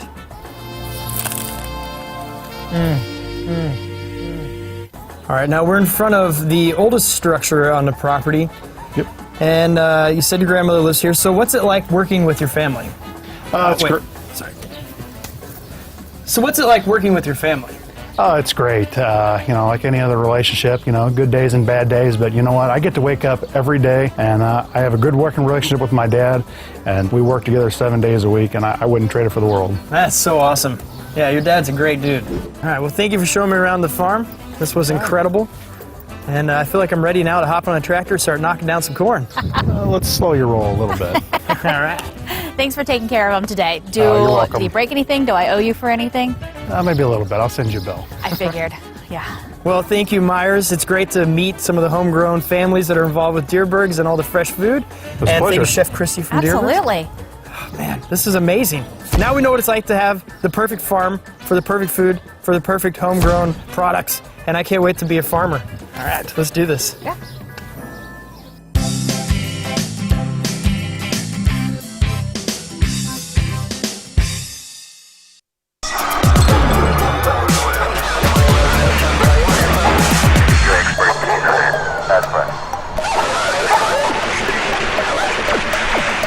Yeah, we don't want to do anything to scare your children. That's the last thing we want to do. We don't want to scare anybody.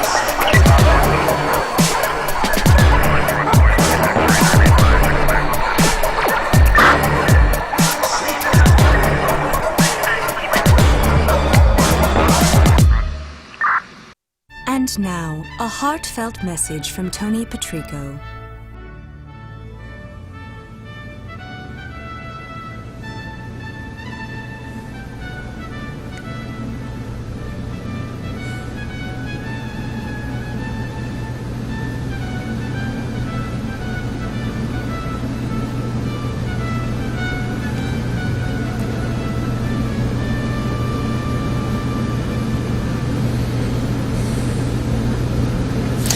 And that was a heartfelt message from Tony Patrico.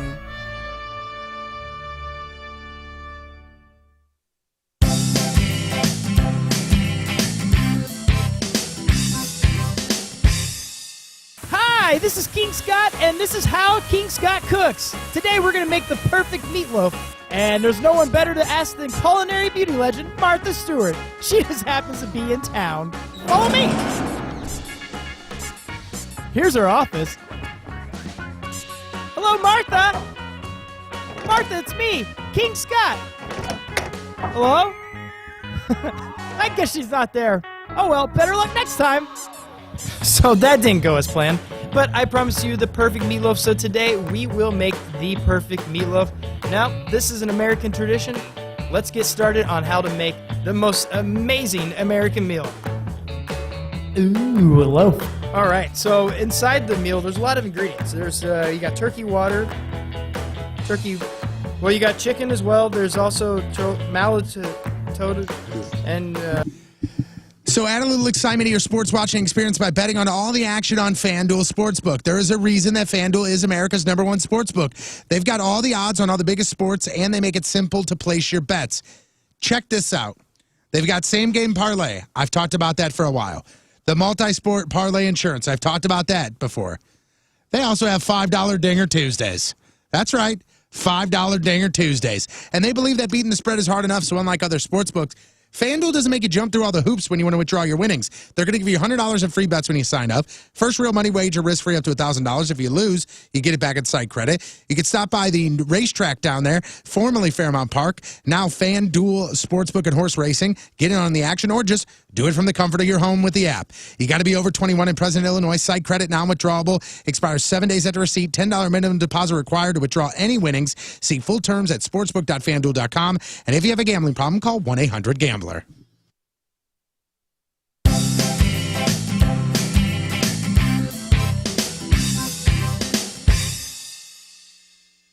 Hi, it's King Scott, and today on King Scott Cooks, we head to the Royal Moat to catch a fish, then team up with Chef Chrissy from Deerbergs to make the perfect salmon meal. Mmm. Hey, Chef King Chrissy. Scott, how are you? I'm doing great. How about yourself? What do you have there? I found me a little fish. That when you said you wanted to cook fresh seafood, I thought we were going to go to the seafood counter, and we've got it already All clean. right, welcome back to the Rizz Show. Phone number 314-624-3833 or 618-398-3833. Bud Light Seltzer webcams, 1057thepoint.com/Rizz. The socials at RIZZ Show. Your emails, RizzShow at 1057thepoint.com. John Patrico is going to be here for the Craigslist Freak of the Week. He should be here shortly. I'll tell you the Get Alive song of the day in just a couple minutes here. I believe you got a couple days left to get qualified for that Get Alive grand prize worth over $15,000. Also, super stoked about this. Around 8:30, mystery guest, mystery guest. We're having a mystery guest. Who is it? It's a mystery guest. If we continue to ask questions about it, will you continue to sing the song? Absolutely. Mystery guest. Are they left-handed or mystery right-handed? Guest. Ooh, that'll help us. I don't know. We need to band together, you guys, and come up with some really intelligent questions. So you two should write them down. So we did this once before with Jeans the or great one, corduroys? with the great one, Wayne Gretzky. Remember he called in and he disguised his voice, and you guys had to figure out who it is? Mm-hmm. Well, that's what we're going to do with today's mystery guest. Can I ask you a very important mystery question? guest. What? Do they know that we won't know who they Yes. are? Okay, so they're in on this. They are fully aware Great of what's question. going Does on. it have to be yes or no questions? No. Okay. So can the first question be, what is your first and last name? No, come on, have some fun with it. That is fun. Gonna have some fun with it. Does your name rhyme with Shrain Shkretsky? Just asking. Yes or no? Now, I want you guys to play along. Ooh, I have And it's, two oh, really man. good ones, man. It's a big one, too. Mm-hmm. It's a big one, right, Scott? Scott knows, because Scott, Yep. you know, this person's going to be calling in. I'm very excited with this one. Really?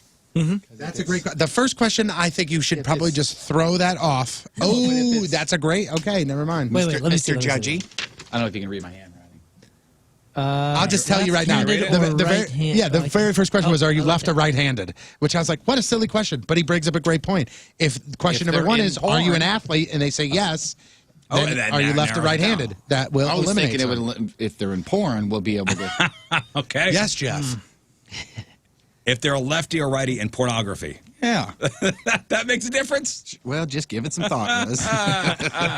To identify them is what I'm saying. No, they're totally in on it. And this is legit 100% somebody that is a big name. You're not going to be like, oh, guys, all right, here we go. And then all of a sudden you're going to go, yep, it's Mandy Murphy from Fox 2. No way, is it?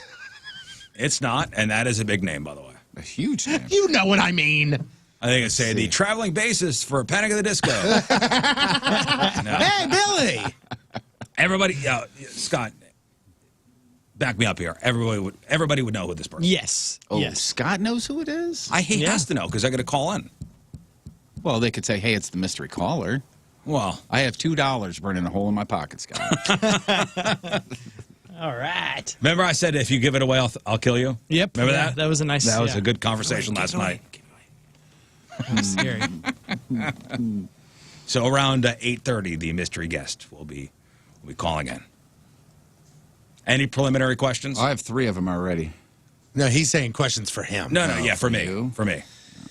Can I hear the song one more time? Mystery guest, mystery guest. That's all I got. Today like that we helps. got a mystery guest.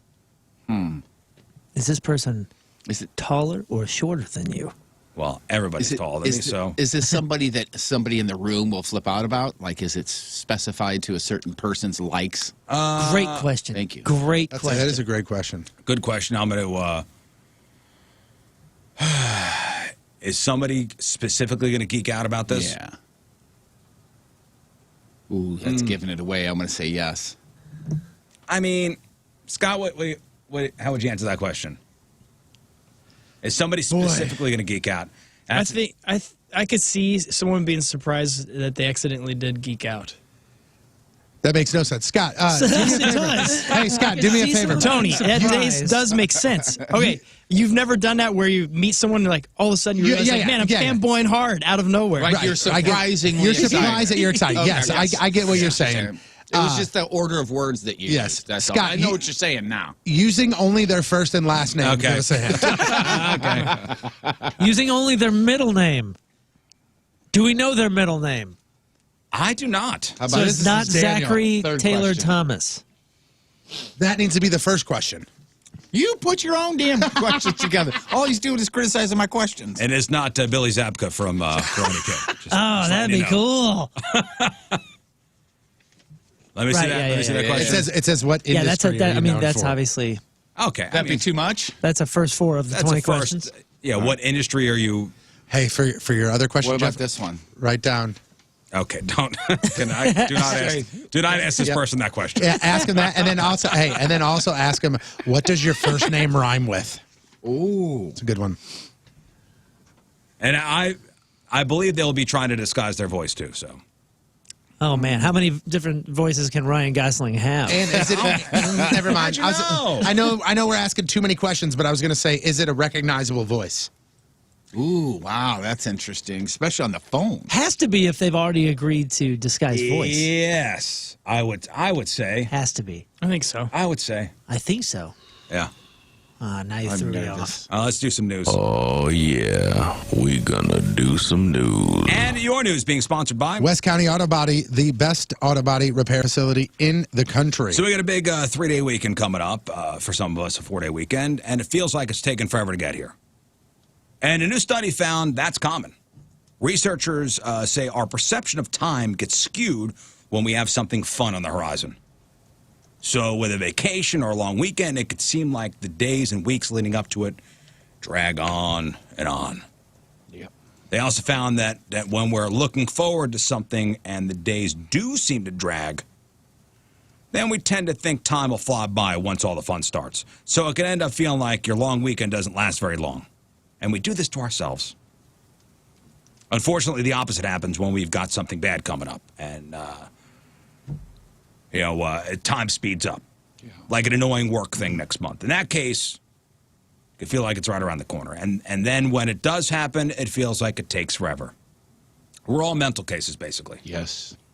Yeah, I have that defeatist attitude when it comes to the seasons, because I historically have liked the warmer seasons better. But I defeat myself by saying, well, right now we're in the middle of the warm season, which means the freaking cold season's coming up. And then I don't even enjoy the warm season. You know what I mean? Yeah. I saw something the other day where like, oh, it's only 6.5 months away from Christmas. I'm like, come on, man. I'm trying to enjoy May and June. See, when I'm on vacation, I was going to say the same thing. when I'm on vacation, it takes me usually 2.5, 3 days to really unwind.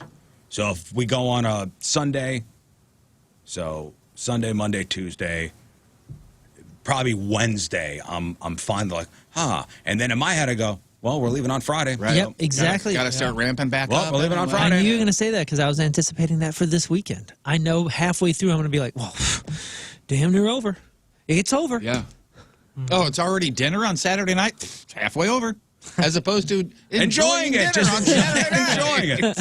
And I try Finally to get there. I try to tell myself, all right, I got 3 full days left.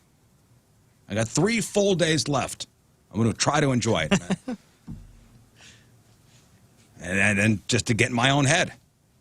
I'm a psycho. Let's just screw it. Let's just stay coming in then. I mean, if we're not We just might as well. Yeah, don't Might take as well. the time off. Was alluding to this earlier. There could be a fireworks shortage for the 4th of July. And they might be a little more expensive this year, too. Some places that sell fireworks have not been able to get as many fireworks because of, well, there's a couple reasons. Captain Jim, our buddy, who's got Captain Jim's Fireworks out in West Alton, was on Channel 2 yesterday. And he said there's a number of reasons why there's going to be a fireworks shortage. First off, a lot of ships can't get to port because there's such a backlog of ships just waiting out there on the West Coast. And in if the you didn't Pacific. know, Captain Jim, he has the ships just come straight to his place. Right to West Alton. There's a big old dock there, and they just offload and take off. Jim's he said, like, thanks. Slip spaces are in demand for these cargo ships, and they don't have enough dock workers. See, it comes down to parking. Yeah, There's not no enough slush parking. bases. Captain Jim said that he'll order $100,000 worth of stuff and only get $50,000. $50,000 worth of merch because it just isn't. They're not able to get them. One store in Minnesota said their stock is down about 30%. Still waiting for shipments from China.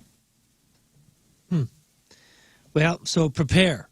But also, and Jim said this too, all the major fireworks shows were canceled last summer.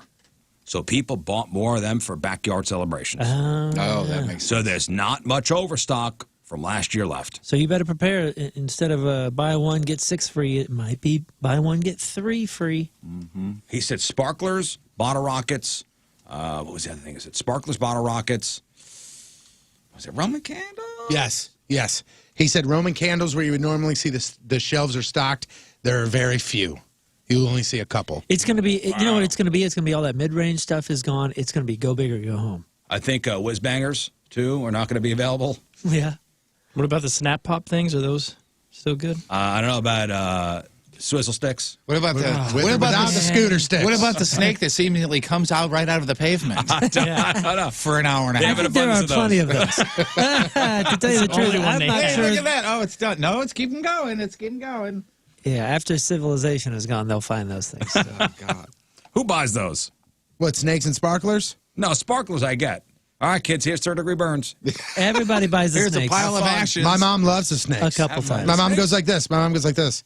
and then when it's all one, she's so stoked. You know, because usually they go up, then they break, and then it keeps going the up. wind blows but it when away. it's just the one that goes straight through, my mom goes, "Oh, that's a complete snake." You gotta use a blowtorch. Use a blowtorch on those, and that's fun. My favorite is lighting the whole pack, and then all of a sudden it's just like. There's a nice brown It's like spot on the Medusa. pavement. Yeah. Yep. there it Here's a goes. nice brown spot on the pavement. Yeah, Remember this. You walk by there in September, I go, yeah, the snakes. It doesn't matter Whose if driveway it's, would we like to scar today? it doesn't matter if it's 75 degrees on the 4th of July or if it's 175 degrees. Driving with the windows down and that smell of people lighting off fireworks is the best. Yeah. I do enjoy The that smell. best. It's the gunpowder, I agree with that. right? It's that gunpowder smell. Yeah, and sulfur. Yeah, I dig it too. You know Wrigley, the candy maker, they have filed 3 different lawsuits against 3 different cannabis brands, alleging copyright infringement. I Would wondered any- how some of these get away with Would it. anybody like to guess why? Because there's money in it? No. I mean, what are they talking about here?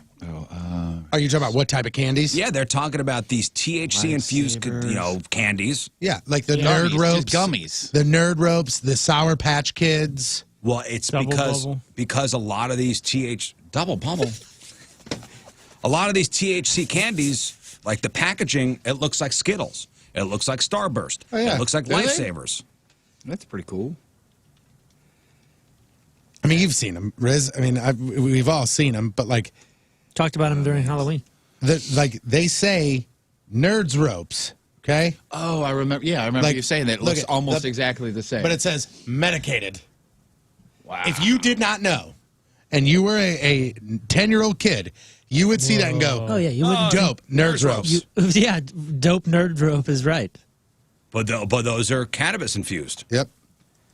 And Wrigley's saying the packaging on the cannabis infused candy looks exactly like the packaging on the regular candy. How about this? Thinking maybe that's what the story is. That you would think they couldn't use the word nerd. This will Sour all Patch be Kids. This will all be changed. But look soon. what it says on the right. Just Stony like Patch Kids. just like what we did with cigarettes, with especially the in fake Europe. cigarettes, the candy cigarettes. You mean? Well, no, I wouldn't even think about that. What didn't No, they I change mean- the package for that as well? In Europe, Yes. they put pictures of like dead babies on Oh it. yeah. And Oh, you- it startlingly says smoking kills. yeah. There's no. And in Europe, the whole back of the pack is a picture of Well, they have blackened lungs They have or that in whatever it is. Canada too, but that's on regular packs of cigarettes. Right. And but that's what I'm saying. Like eventually, we have to, and we should. Nobody's arguing, right? That we should have a package, something on the package, whether it's a label, a warning, a colored box, or something to say, hey, this isn't regular This isn't stuff. for kids. It should be in giant see-through letters. You know what I'm saying? Adults only. Did you see or the just say pot leaf that was THC. on there? It's tiny. Yeah. Exactly. I bet not everybody saw the pot leaf when you just looked at it. That And a needs to be 10-year-old doesn't even massive. know what that means. Right. Well, and of course That's true. the argument is that the package of the THC infused stuff looks exactly like the package that Wrigley would put out for their candies. Yeah, I'm not against the. Oh my goodness, I'm not against the likeness and the lovely packaging, but there just has to be some giant things as adults only. But we'll get there. Well, Wrigley says we take great pride in making fun treats that parents can trust giving their kids and kids can enjoy safely. We're deeply disturbed to see our trademark brands being used illegally to sell THC infused products. That one is straight rip. That is the Skittles logo. That's a lawsuit Medicated sour Skittles. Also, look at these. This is crazy. Look at this Starburst. Medicated Starburst. I mean, it just says medicated and it's got pot leaves on it. And it's the Starburst logo. But other than that, it is lettering. It is. Yeah, you wouldn't even notice the same. Well, It's almost exactly the same font. Yeah, and that's why Wrigley's suing. The New York Times compared the packaging and candies between Wrigley and like the weed infused stuff, and there are, their words, striking similarities. Well, they're doing it for money. They're not doing it for the safety of the kids. No, they're doing it because it's catches your eye. Copyright infringement. Oh yeah, I think Wrigley's trademark. got a case here, and they will probably win. Yeah, for sure. But we're all in agreement that there should be some standardized, just like the cigarettes. Yeah, I mean, because that's selling towards kids. Yeah, exactly. That's exactly what they're trying to do. And I'm not, like I said, I'm not opposed to understanding the similarity between the colors used or something like that. You just got to have some giant warning. By the way, I saw these the other day, and I got to look it up to make sure that it is real. I'm pretty sure I saw weed Cheetos the other day.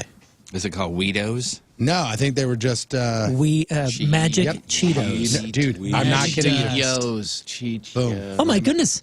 No, it it's got says Chester Cheeto instead of Cheeto, or it does No, there's an S there. It's the same font for Flamin' Hot, same font for Cheeto. And it's got Chester Cheetah on it. And it says, Dang. Yeah. There's no way. And kids don't know what 300 The next time mg you buy means. that, it's going to say now with all new packaging. Mm-hmm. There's no way that's legal. That's got to Look be at that. from overseas. Hey, I was kind of Wow. right. This is wheat. Yeah, Weetos. Weetos. But it looks, that still looks like Cheetos logo, but it's a W. Yeah, if you look at it quickly, it looks like It's meant to Cheetos. look like a CH. Oh man, look at these. I mean, I think they pretty much make That's everything. actually Look at these fruit poofs. Fruit Poofs. What? Is that a cereal or those gummies or what is that? This is I believe a cereal. Oh, really? What the hell is on the left? A wake and bake. That's says on those the are right. those are Cheetos. But they're Weetos. Weetos. Okay, it looks like a moldy Awesome. cake. Well, I mean, not awesome that they're packaging them where it looks like the same candy that kids are doing, but the fact that they can go, hey, here's something that potentially could help you when you're going through chemotherapy or that, and then go, maybe you don't like the way that it tastes and you don't like smoking. Here's Fruit Loops. That's insane that they could do that stuff. Yeah. Fruit Poofs. Here's a question: Can you drink alcohol after your COVID-19 vaccine? Yes. Yeah. Or at least I was told not to worry about it. I mean, that's a question a lot of people have. Around 140 million people have been fully vaccinated. There's a good amount who didn't get that second dose, and still some folks who haven't been vaccinated at all. If you've been holding out and have questions, maybe this info will be helpful. A popular Google search is people asking if they can drink alcohol after getting the vaccine. There's no official government recommendation on this, but most experts say it's not really something to worry about. Drink within reason. I just read a tweet that made me laugh out loud. Mike says, instead of cancer lungs, they'll just put a picture of Jim Brewer on the back of the package. Oh, just the bags under his eyes. You know what you do when you get your vaccine is you ask the person giving you the shot because they're not asked questions at all. Right. Well, how about hey, this? can I don't know, it affects everybody different. How about this? Can I hopscotch after the? I don't know, it affects everybody different. How about this? Just don't drink for a day. Yeah, just give your immune system. Here's an idea. Hey, here's an idea. Just don't drink for a day or two. I don't know if I should or not, so I'm just gonna. Give your immune system a 5-minute break. Now, research on both the Moderna and the Pfizer vaccines didn't require trial participants to avoid alcohol, and the findings didn't mention people having issues after drinking. But just don't drink. Yeah, just go right to the Weedos instead. Just wait a little while. How about that? Yeah, when you're a kid and you get your 15 vaccines that you have to have before going to school, you don't drink after that. Yeah. And it seems to work out. Good point. Just get some medicated Starburst instead. There is a recommendation tip from this doctor, this infectious disease physician. He recommends watching your alcohol intake in the days after getting vaccinated for a couple different reasons. He says some people may experience flu-like side effects like fever, chills, fatigue, headache, and being intoxicated or hungover will make things less pleasant. Makes sense. And he says if you're generally feeling unwell, loading up on water is probably your best bet. Not a 6-pack of Schlitz. So if you feel pretty good and want to celebrate your vaccine with a drink, just keep it within recommended daily guidelines. Like 2 drinks for men, 1 for women. Just be smart. Yeah, if you have a question about it, just avoid it. Yeah, Jeff had avoid it for a day or 2. Jeff had said this earlier. Just ask the person because they get asked 1,000 questions. I remember, and normally I'd be like, well, what the hell was that all about? But because I know how many times they are asked questions, I let it go. The lady, when I went and got my second shot, she goes, what arm would you like it in, the left or the right arm? And I was like, oh, well, I got the first one in my right arm, so I guess we should do it there. And she stopped and she went, it's all the same. I was like, then fire it up. I don't care. Doesn't matter. Doesn't matter then. Or But she took that breath. That breath is what made it even better. She went, Well, I bet the same. I bet she's been asked a lot of dumb questions. Yeah, been here a while. Yeah. Yeah. Hey, thanks for what you do. Stick, go. Wait 15 minutes. I get crazy when I hear loud chewing, Yeah. yes. crunching, people eating. Because I have a disease. Yeah, we know. I'm glad that you're bringing this up because I have a question about I this. have a disease. It's called misophonia. Yes. Oh, that one too, huh? My question to you is, Yes. because you eat chips, you've eaten chips before, and especially like you've eaten like those Red Hot Riplets you grab a bag does that not drive you crazy crunching in your head? No. That's wild to me. Because when you chew, and I'm not saying like you're an obnoxious chewer, but when you chew, I mean, it's loud. You're crunching in there. Yeah, I can hear you down here. You know, and I always thought Crunchy like chips that's are got crunchy to drive chips. him crazy in his head. No, I am aware of the crunching, and I try to be not loud. Right. But there's a reason your parents told you to chew with your mouth shut. It's not just rude; it's also annoying. And scientists may have finally figured out why we hate it so much, and some more than others. Again, it's this misophonia thing, and that's when common sounds like chewing or heavy breathing can drive you nuts. Heavy breathing too gets me. You know what I'm talking about with the chewing. I hate this. I hate this. I am not bothered by this, and this is driving me crazy.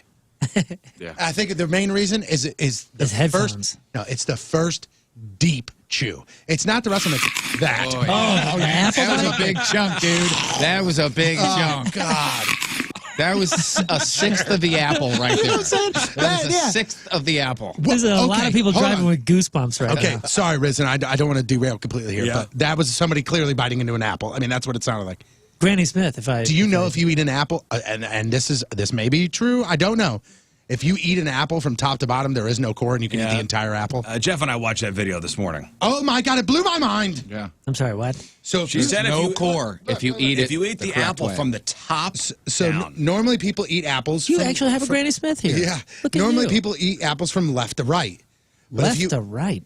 From the side to side. side. Oh, yeah. Okay. So the apple Show me. stem is on the top. Do it. If you eat it like this, Okay, go.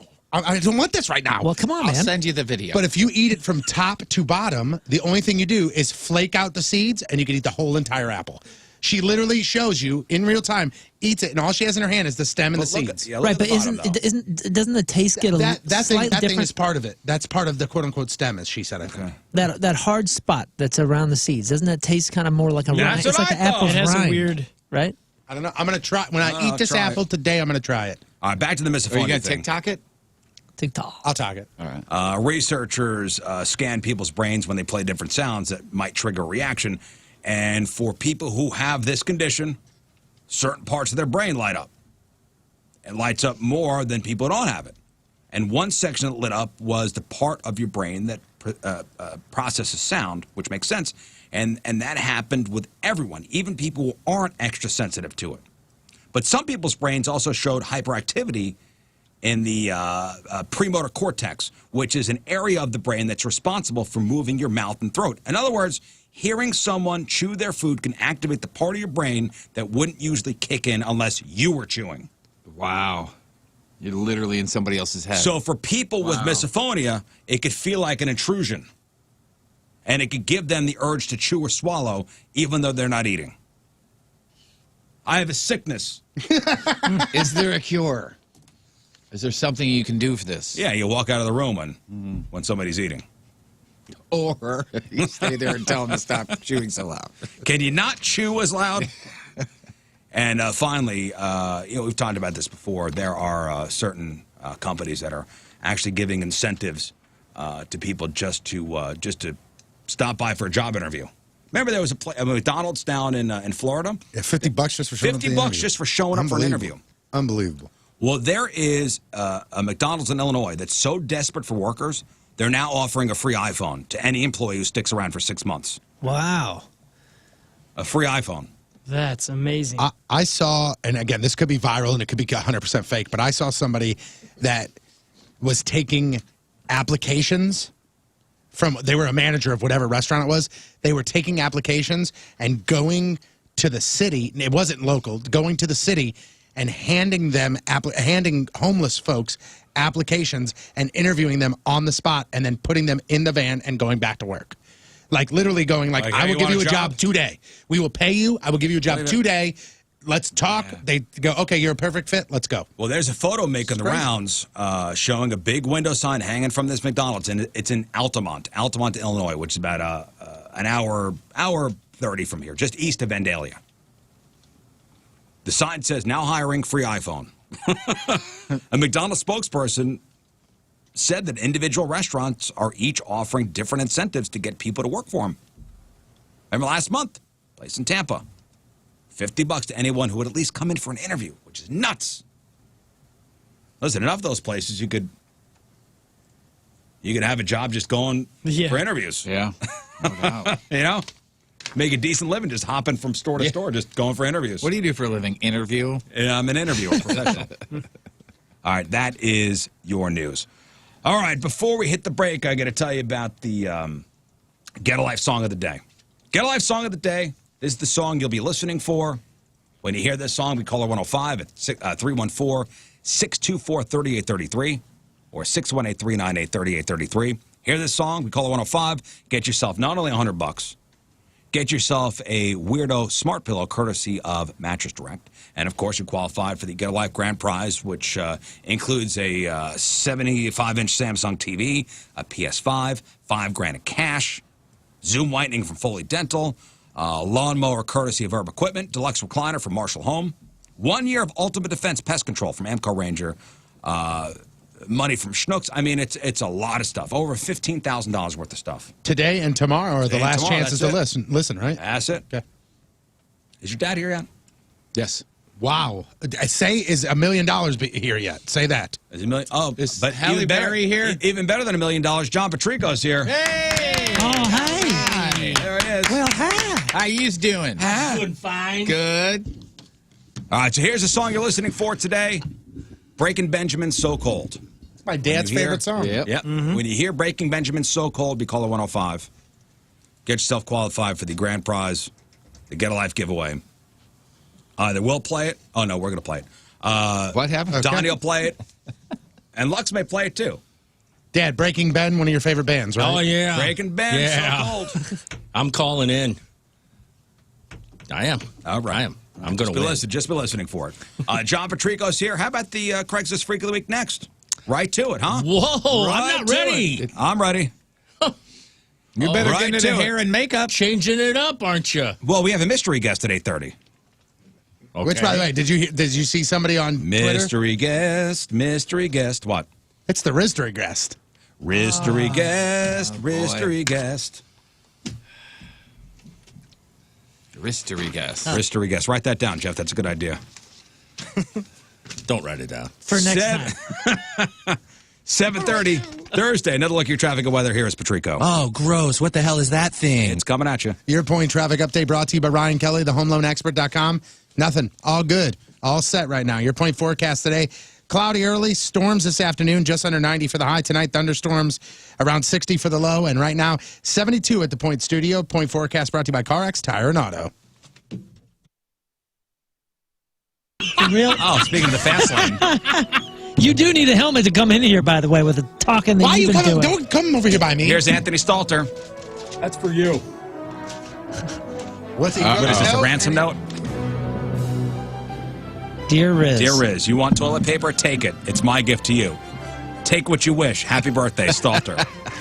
Hey, guys. Hey, Hey, can how you doing? let's clear one thing up. I don't like being in here right now. Yeah, Let's I don't clear like this. one thing up. What's that? We are the good guys. How? Like the Rizz Show. Because you guys started. How did we start it? You guys are bullies. You guys Typical are jocks. Give me typical the audio. jocks.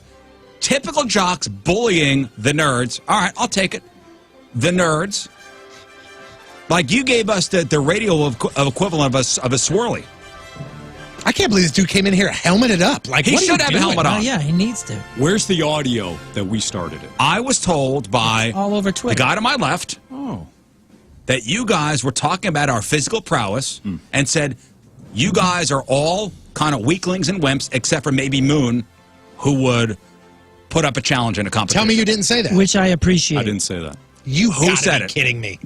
Who said I it? said. You better put the helmet on. You guys hear me? Huh? Yeah. We can hear your nonsense. Go ahead. What I said was, if the Rizz Olympics were going on, First of all, it's Rizz Olympics. Rizz okay? Olympics, I just wanted to be a part of it. Yeah, I and thought- we asked your co-host, Brad Thompson, yes, to help us out with it. Absolutely. And I'd So be that's willing, you being a part of it. And I'd be willing to have you as like the umpire or catcher would be great. I didn't know Because I that. thought we were all buddies. That's what I thought. Okay. I thought I was going to get the invite because we're so close. I thought we were. I got shot in the ass for you guys. Yeah. Multiple times. And I enjoyed having you on the air. And I enjoyed being here with you guys. There's a lot of Did I past ever tense say going anything on. bad about But I got no Anthony? invite. I hate it when mom and dad No.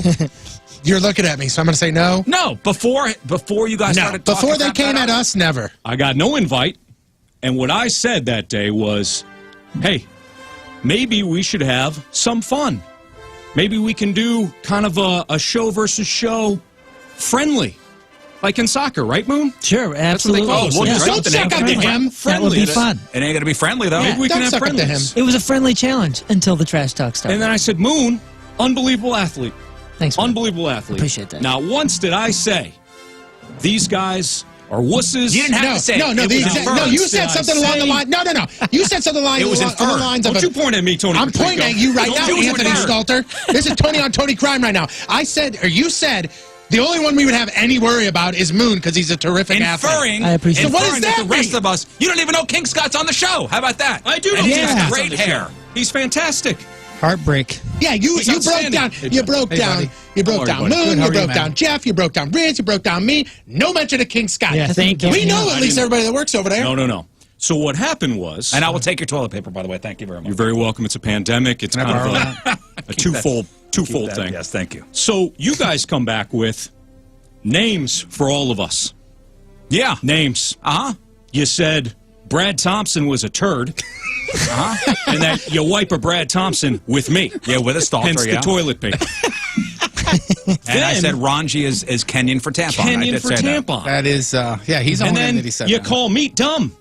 He's very sensitive. Hey, you're going to start the fight. I'm pretty We're sure gonna meat finish has it. called You know meat what I'm dumb, saying? though. So I let's mean, go over Hold who- on, don't gloss who over called that. who. Don't Yeah, you gloss over that. started it. We are clearly the good guys.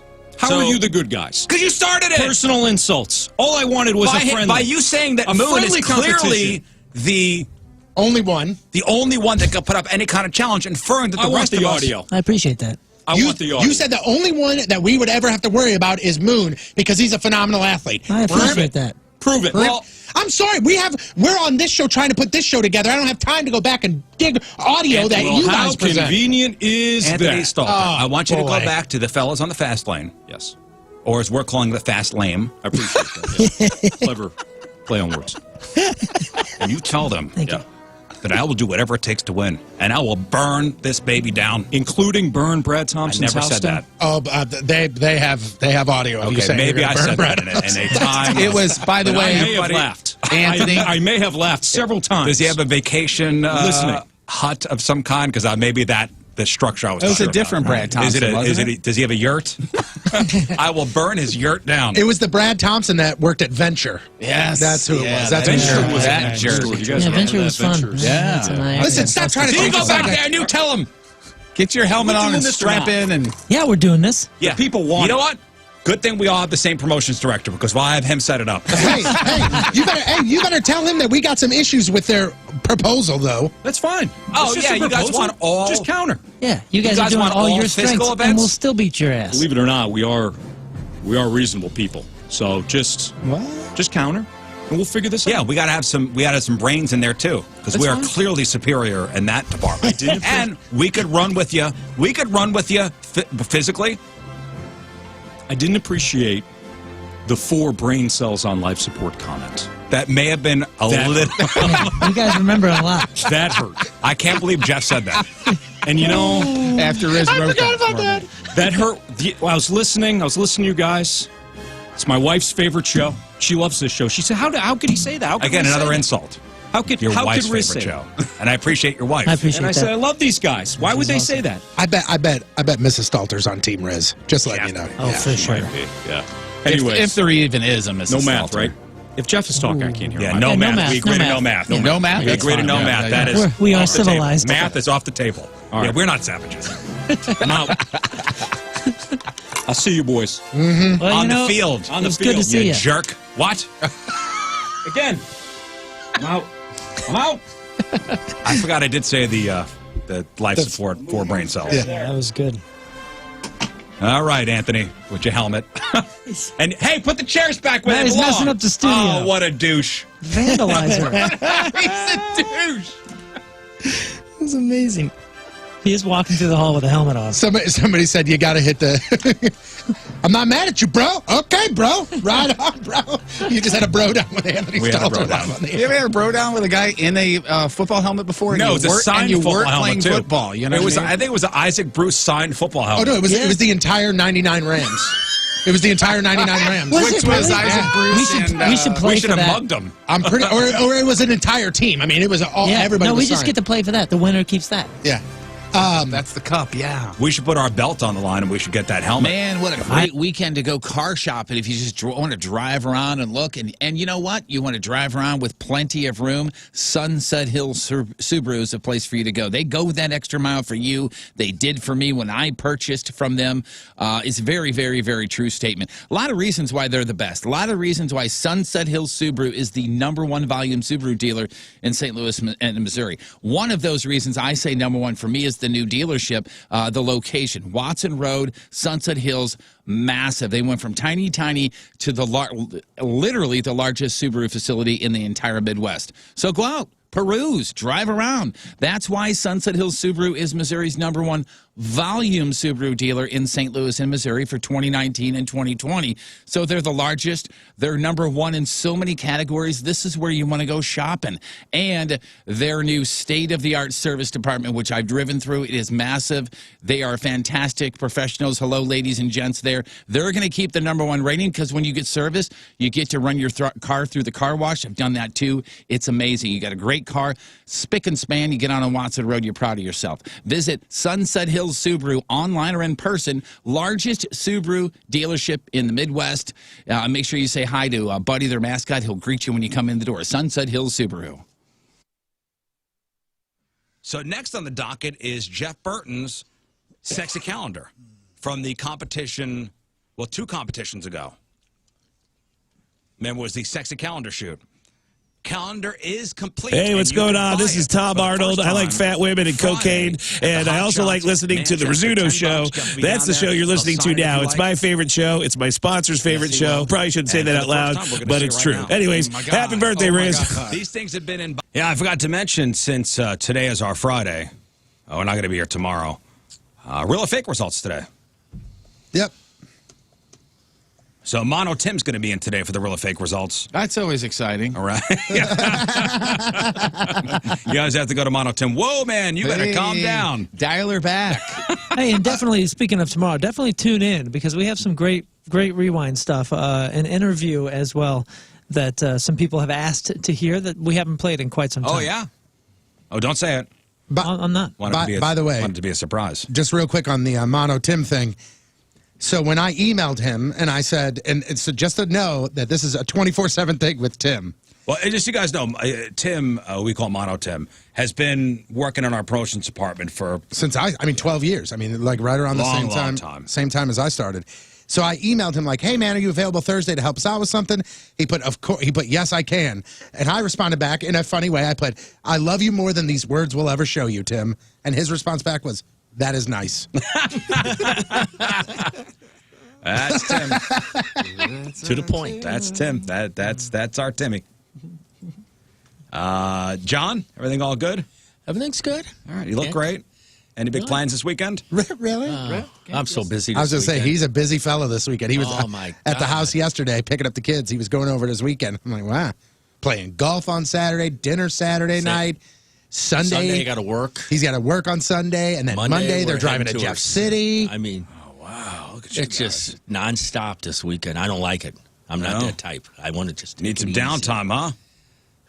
Yeah, I do, really. Yeah, put your feet up, relax a little bit. He's the definition of guy works his ass off when it's time to work, and when he gets home and he's shutting it down, he will get in his recliner, put his feet up, and he is shutting it down.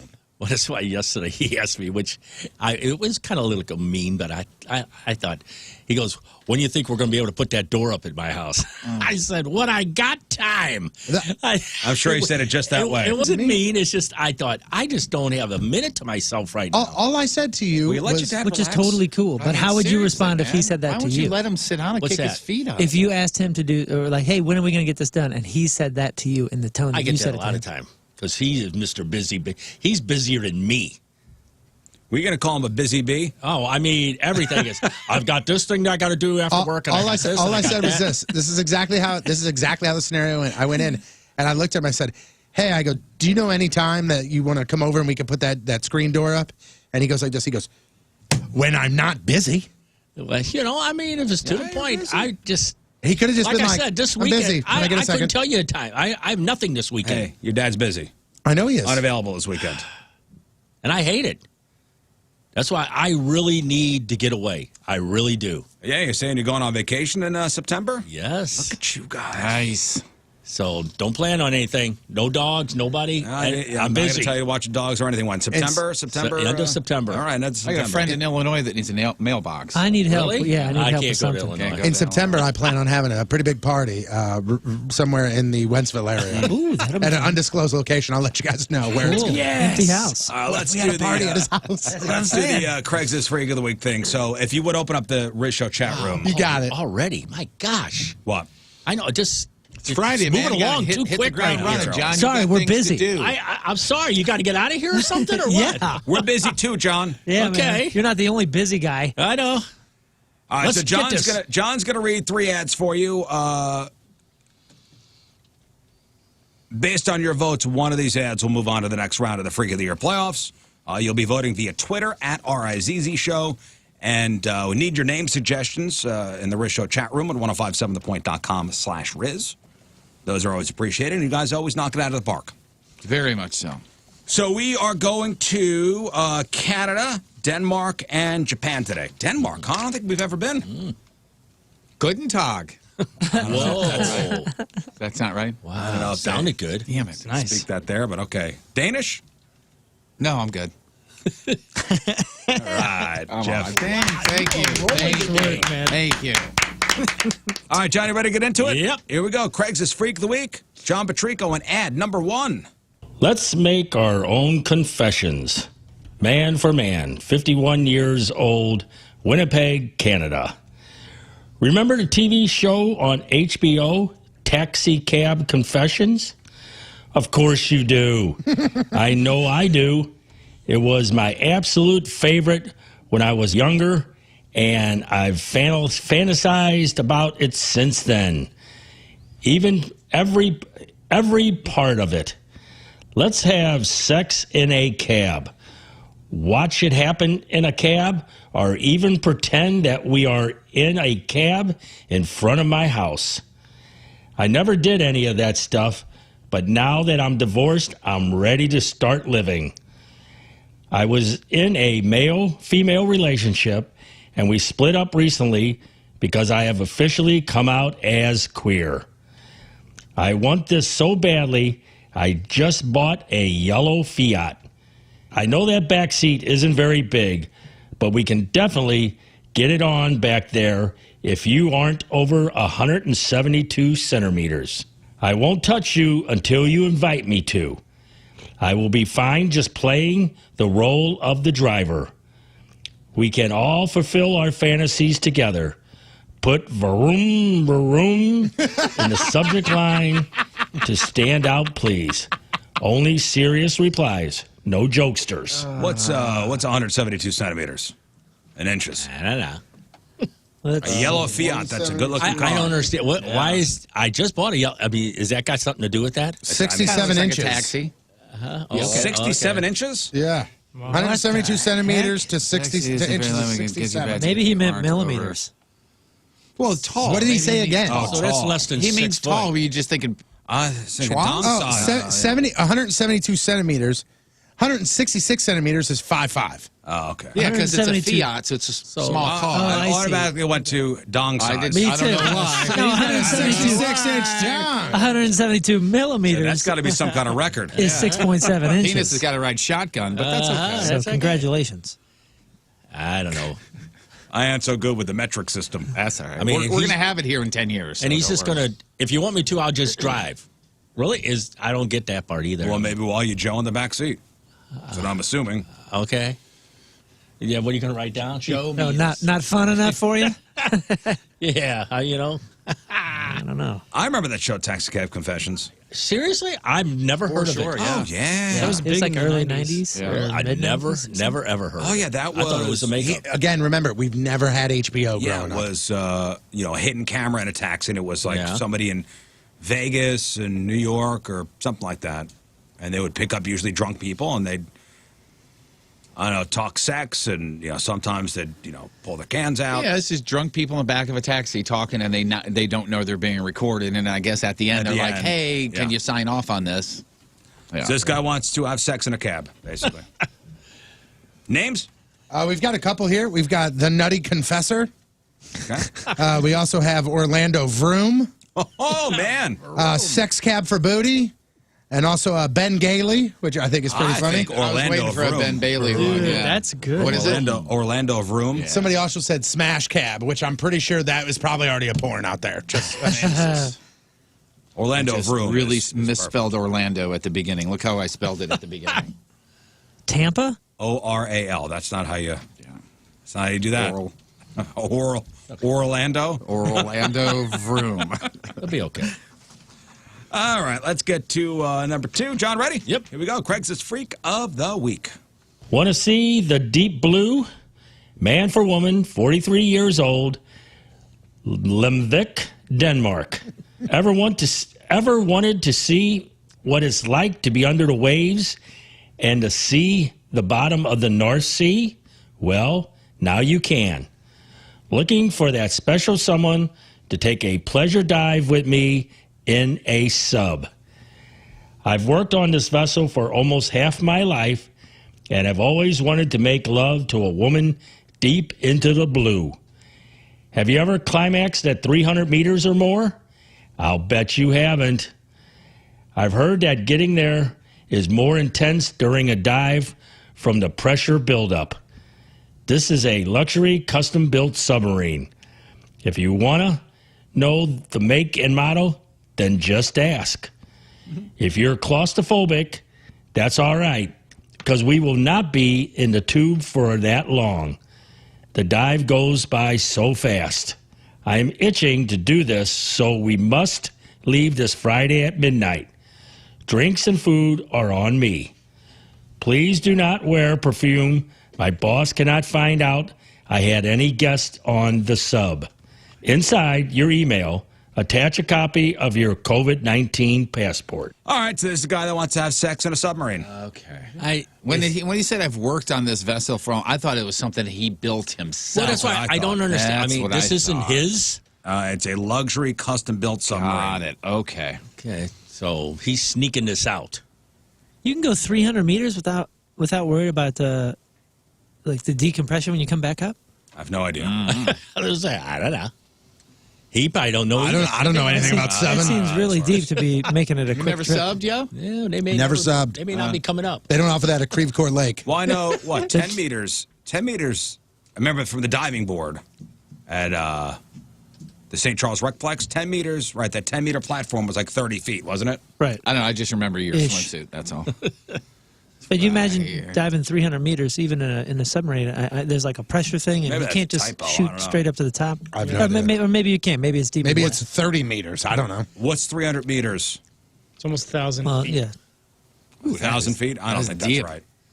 Maybe they meant 30. This guy ain't Well, you got can a do sub. that in a sub, even like Yeah. private subs. I'm just wondering about like decompression. Can you go He says it's 1,000 feet quick- in a private sub? I He don't know says about it's that. a quick trip. You could probably go even deeper than Yeah, that. haven't you seen The Way Abyss, deeper than 1989? Duh. This guy's got a Yeah. canoe. There ain't even a sub. There ain't no sub. I'm going out in my canoe. Take it easy. Well, we must leave this Friday at midnight. That's Yeah, right. I was gonna say, there's a This time Friday limit. at midnight. A canoe is just a convertible Yes, sub. Yeah, that's a sub trip at midnight. That sounds safe. Hey, With somebody you just met. Yeah, food will be provided though. Sure. Oh yeah, what are you gonna At have? your Your weight. snacks? Food are on me. At hot your dog. wake. And the problem diving at nighttime, you won't be able to see anything under the Nothing. water. You're right. Yeah, Nothing. it's a sightseeing trip. Yeah. All right, names for whatever this is. So there are two names that we death in can't the say. sun. You're gonna that see are an eel. 100% awesome, but we can't say those. Hold on, I'll write it down. These two here. Oh, my God. Do you see both of them? I saw the bottom Can you one. email me? Yo, pass that around. I want to see it. I will later, but Okay, it's okay. not right. So the names that we can say on the radio: Billy Ocean, Oh, not bad. Scuba Steve, Robert Drowney Jr., John C. Riley. I love this one. Subba Gump. A gump. That's good. Man, I like John C. Riley's pretty good. Yeah. What do you think, Moon? Well, I like where you're going here, but who knows the next time we're going to run into something on the ocean or a boat or something like this. He's got a sub-specific name. When's the next time we're going to see something on a sub? So You know what I was mean? it? A submarine. Sub that gum. has to do with the water. Yeah. Subba. Right, yeah, yes. As yes. opposed to a Great- sub great like point. this. Great point. That's a I great mean, it said point. John C. S-C-A. You know. Sure. Is that There what could be a we're- guy that's on a boat on sea or in a Yeah, cruise. I feel Or, like All right, it's a Subba bit Gump, broader. Fine. Fine. just remember that name, guys. Fort Minor. All right, John, ready? Subba One final ad. It's Craig's Six Free of the Week. Here's John Patrico. Looking for the next one. Man for woman, 28 years old, Tokyo, Japan. I can't help it. I want you to punch me in the face. Okay. I want to hear that sound of your clenched fist smacking against my chubby cheeks. We'll work our way up. First, a light slap. At the end, punch me until I can't take it anymore. Ignore the swelling. Ignore the bruising. Ignore the blood. Just keep hitting. I will be joeing as you mercilessly hit me in the face. I want strong punches. Don't hold back. If it gets to be too much, I will let you know. I have done this many times in the past. My normal hookup had gotten married, so we had to end things. She was a semi-professional wrestler. She had a great punch, but she never gave me all of it. Please remove all rings and other jewelry before we get started. You don't have to be naked, but it is encouraged. I will be. I will never hit back unless you want. I also know a few submission holds that could put you to sleep.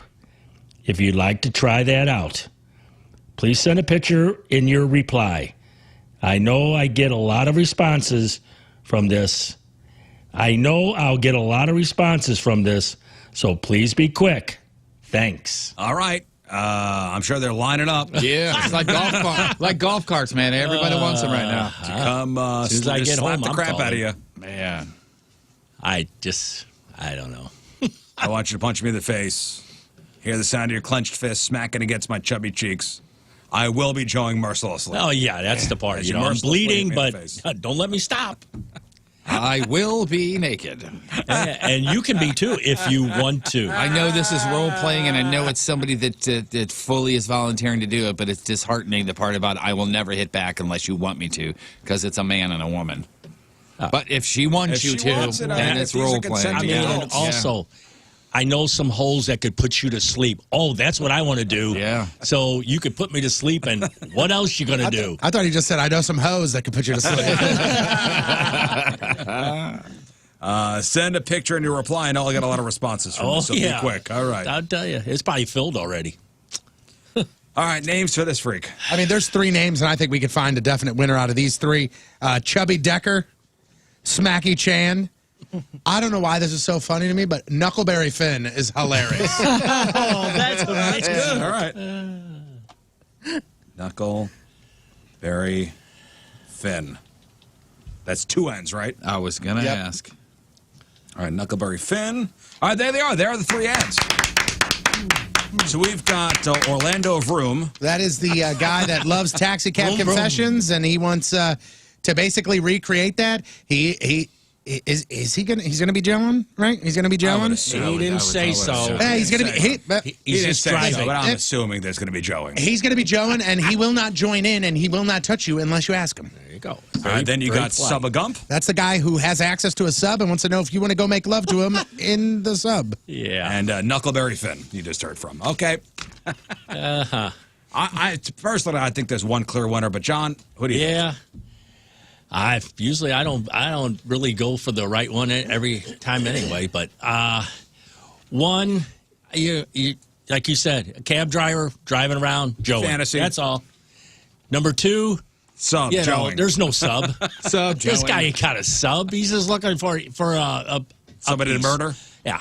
And number 3, I think that's my winner because this guy just wants to be beat to a pulp, and there's something wrong with this guy. I'm with you on this one, John. I just say there is something wrong with this guy that just beat me till I bleed. Come on. My normal hookup. And he's going to be joeing during this. Give me a break. Yeah, sure he is. I asked if the number 1 was joeing, and somebody brings up a good point. You always assume they're joeing, even when they say I won't be Always. joeing. You I just always do. assume they're going to be joeing. Unless they say they're not joeing, I'm going to assume they are.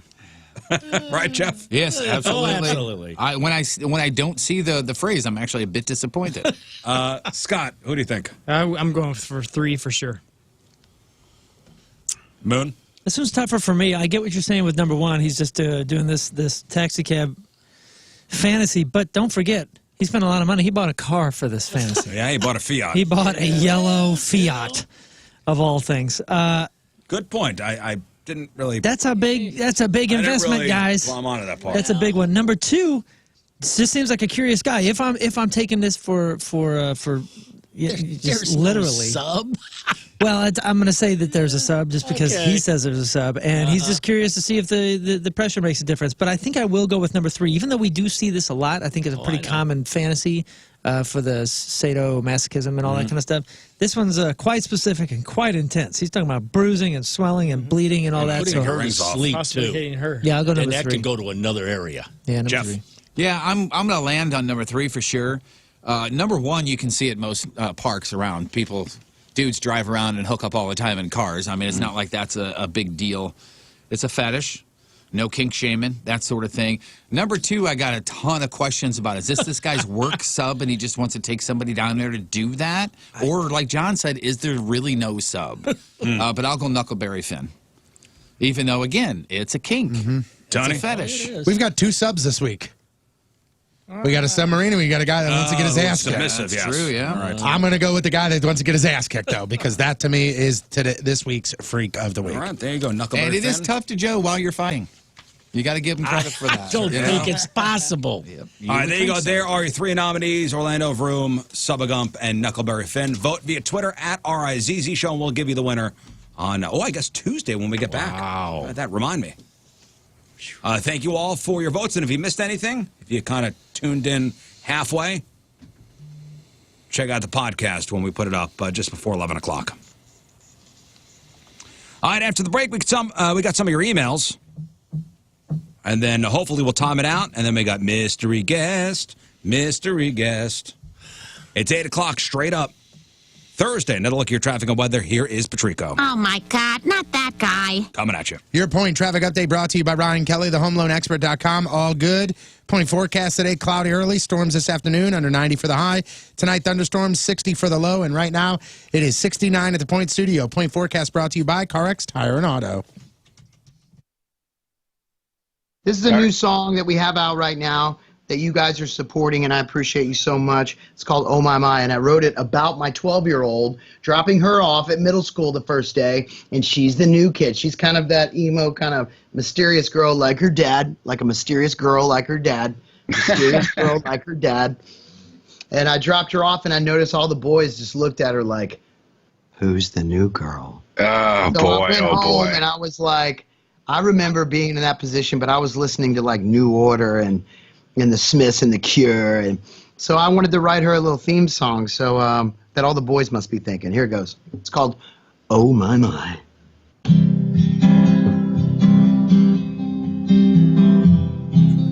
You wear black Weather looking hair, pretty good for this I- weekend, so you're going to be spending a lot of time outside. It's not going to be too hot. I believe not much rain in the forecast.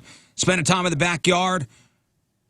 I know in my house, I'm not taking any kind of infestation. Nope. I'm a longtime client of Amco Ranger Termite and Pest Solutions. I am protecting my property. I'm protecting my family from all sorts of creepy crawly things. Mosquitoes, ticks. In fact, I'm on their ultimate defense program.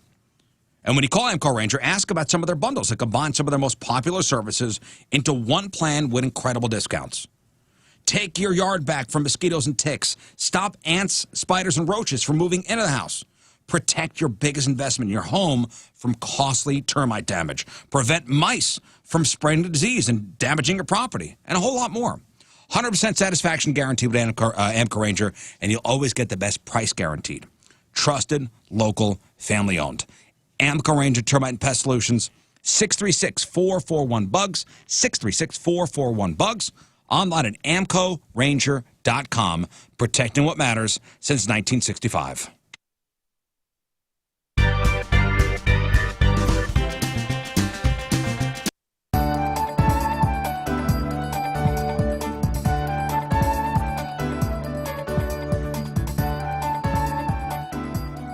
Hello, ladies. I'm King Scott the Virgin, 34-year-old, just looking for the love of my life. Queen. Someone I could rule their heart, they can rule my heart. It just means a lot to me to find the right lady for me. I've been looking my whole life, and this is the moment. Does the carpet match the drapes? Our wedding night, we'll find out. I enjoy playing guitar, singing, performing live. I also love doing comedy. I do sketch comedy. It's a real hoot. I work in the medical field. I help doctors. I assist them during cataract removal surgeries. Turn-ons, kale with a little bit of salt. Harmonizing while we sing. Shoe size under 8. Someone who can walk in high heels. Matching socks.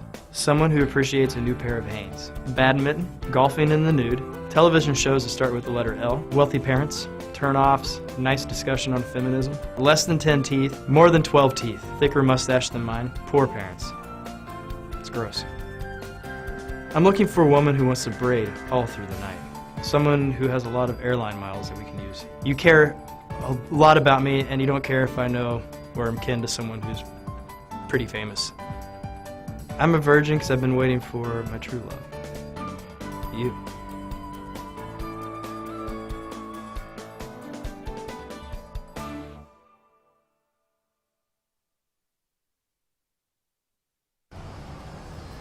What the hell are you doing here? What are you doing here, man? I told you to get out of here! Paparazzi, get out of here.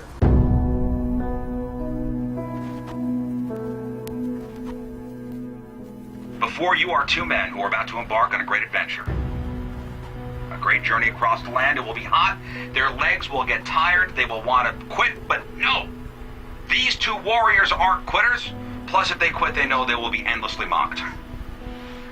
On May 14th, 1802, a man named Lewis and a man named Clark started walking west from St. Louis into the unknown. Today, Tony Patrico and Jeff Burton, you walk in their footsteps. One day, our great-grandchildren will tell the story of Tony and Jeff and how on June 15th, 2018, They too left St. Louis and walked west, but didn't go as far as Lewis and Clark. And with these words, I send you on your way. Good luck and Godspeed. Let your journey begin now. See you at the finish line.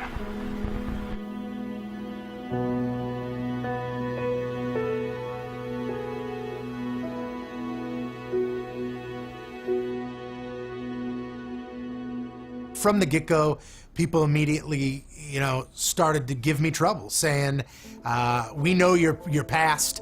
We know you're going to give up. We know you're not going to make it. A lot of people immediately hit up social media and said, this is a waste of a punishment because there's no way you're going to complete the whole thing. That's the GPS. That's not a good start, guys. That's not a good start. That is. When I knew I had to do it, I was okay with it because I like to run, I like to walk, I like to hike, all that stuff, and it was another challenge, that sort of thing. You know who I was concerned for? A guy named Tony Patrico. This is, even though I'm on this weight loss journey and I've dropped almost over 100 pounds, this is nothing that I was ready to do. This is nothing that I wanted to do. This is still nothing that I ever want to do again. But immediately, I hear the results and know that it's myself and Jeff Burton walking, and instantly I start thinking of ways that I can get out of it. Hey, we all agreed to this, that we walk from point A to point B. Turns out it was downtown, our building currently, to our new building, which turned out to be almost 16 miles. Fire and ice. Fire and ice. That's what I want in my sex, is fire and ice. My first thought was, man, I really wanted to, like I said, challenge myself and see how fast I can do it, because I've done a couple of half marathons, so this would be a couple miles more than that, and I really wanted to see what I could do. But then the idea was, hey, let's stick together, because it's better for everything, meeting all the Team Rizz and all the Rizz Show listeners and everything together, as opposed to, oh yeah, he's back there, he's up there, that sort of thing. But really, honestly, what went through my mind was, what the hell are Tony and I going to talk about for 7 hours?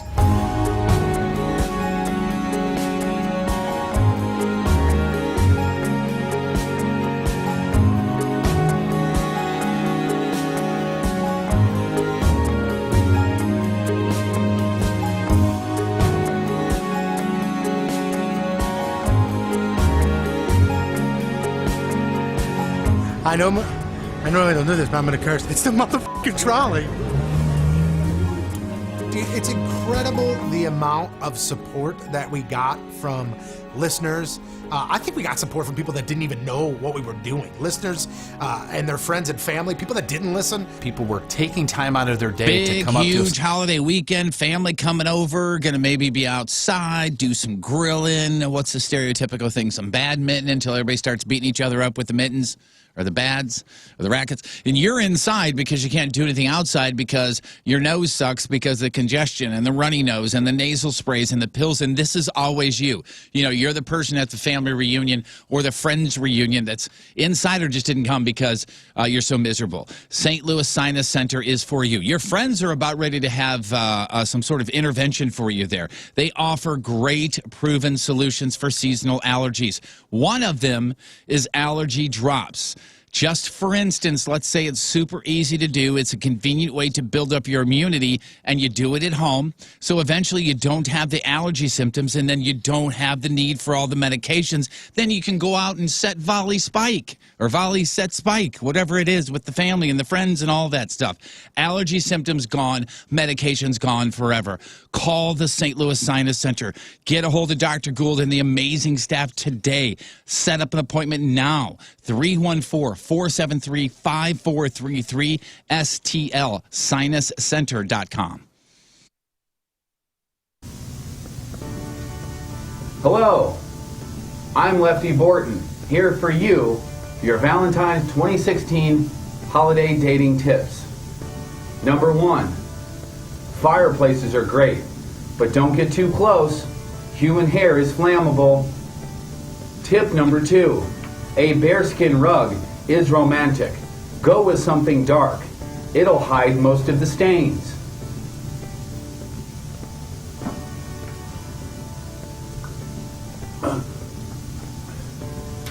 alcohol is Hey, key. this is Jim Florentine, and you're listening to the Always check Rizzuto for an Show. ID. Happy birthday, Rizz. If you don't I mean, know, you're a grown the man. judge will Are you still tell you. doing birthdays? You know what I mean? That's for kids. Tip Birthdays are number for kids. 4. All right, great. So Trash it's your bags birthday. should I'll always meet you be at Chuck E. within reach. Cheese. We'll play some games and have some cake. Yay. So, John, you know the new Real or Fake punishment? It's a Rizz road trip. No, I didn't hear. So the new Real or Fake punishment is the Friday after somebody loses.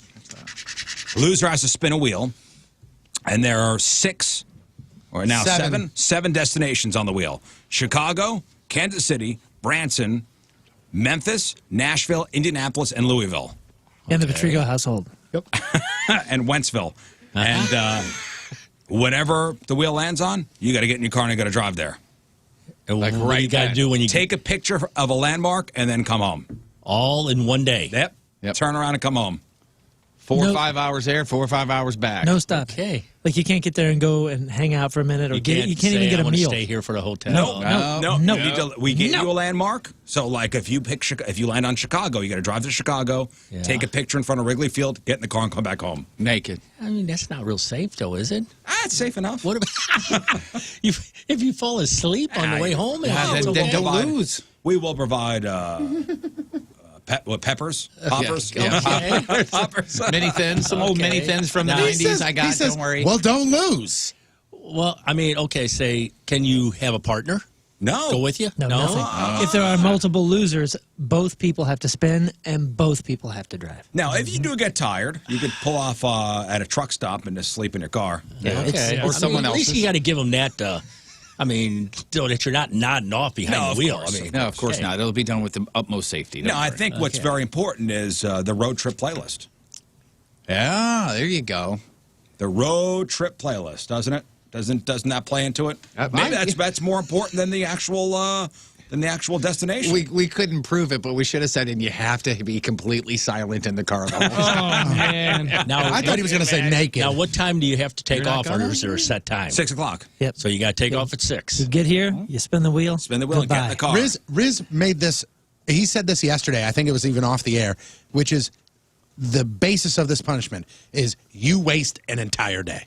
Because even when you come home, it's not like you're going to be like, wow, that was refreshing. It's 5 o'clock here and I feel good. No, you're going to be exhausted. Yeah, it's a day run. So figure you could be in Chicago by 11, right, and then be back home by 5. Well, I mean, you're going to do it all in one. Now, what's the furthest one to go to? Chicago. Guam. That's the furthest. Yeah, Chicago, then Louisville. Isn't Kansas City about the same as Chicago? No. Gosh, no. It's an hour difference. Almost an hour and a half. 2 hour difference on the drive. 3 out of 4. Something. Yeah, basically, it's, 7, 8. if you lose the competition, you lose a day. We're taking a day. Oh, yeah, you definitely. I think probably the easiest one is Kansas City. Yeah. That's a straight shot. I want to go to Kansas City. Kansas City and Branson are basically the same distance as far as time goes. How about the loser has a choice of going alone or having John jump in with him? Hey, all right. Do you and have- then no radio. Do you have to do this naked? No, but it's encouraged. John, It's I encouraged. don't. Yes, something what different. is wrong with your dad? Depends on which state we're heading. I blacked out. What happened? He asked if we had to do it naked. That's what the station would say. Naked. So somebody, I guess there was a survey done on the most popular songs on a road trip playlist. What? Somebody just sent me a message and said, honestly, I know this isn't what everybody would want, but I kind of hope you, Moon, and Jeff all tie for the loser because I'm very interested in what a Rizz King Scott show would sound like. That'd be great. Oh, man. You're wonderful, right? Wow. You're wonderful. I want to be in here. 4 hours of goo. That's what I suggest. Yeah. How long for me to kill him? No. What time would we leave the studio? I'll come in. Kill you with kindness, Yeah. Scott. Yeah. What time would we have to leave the studio? Like 6:15? I'm going 6:19. What are the most popular road trip playlist songs? On the road again. That'd be number 5, Willie Nelson's On the Road Again. And this was a survey done. A ton of people took the survey. What about something from Queen? I was going to say Take Me Home Country Roads. That's not Queen. I know it's not. That is number 4. How about Can't Drive 55? Oh, I thought that'd be on there. Although it's not on there. Not on there. Highway to Take it Hell. easy. Highway to Hell is number 8. Bohemian AC/DC. Rhapsody. If this is anything like a list like this that have been put out in There the is past, a I Queen know number song, 1. but no, not that one. We Will Rock You. Stairway to Heaven. Stairway to Heaven did not make it. Now remember, this is not just rock fans. Like this is So C.W. McCall's Convoy? General Americans. No. Oh, I know. Little Red Rodeo from Colin Ray. No. Turn it up. Third Rock from the All right. song. Joe Turn it up. Diffie. What's that? It's the part of the song. It's at the very beginning. What song? Sweet Home Sweet Home Alabama. Alabama. That's Sweet Home number one. Alabama. That's been number one since That's the 1980. that's the number one road trip song. It did More Than a Feeling make it? I feel like Boston should be on there. No. Turns out it's just a feeling.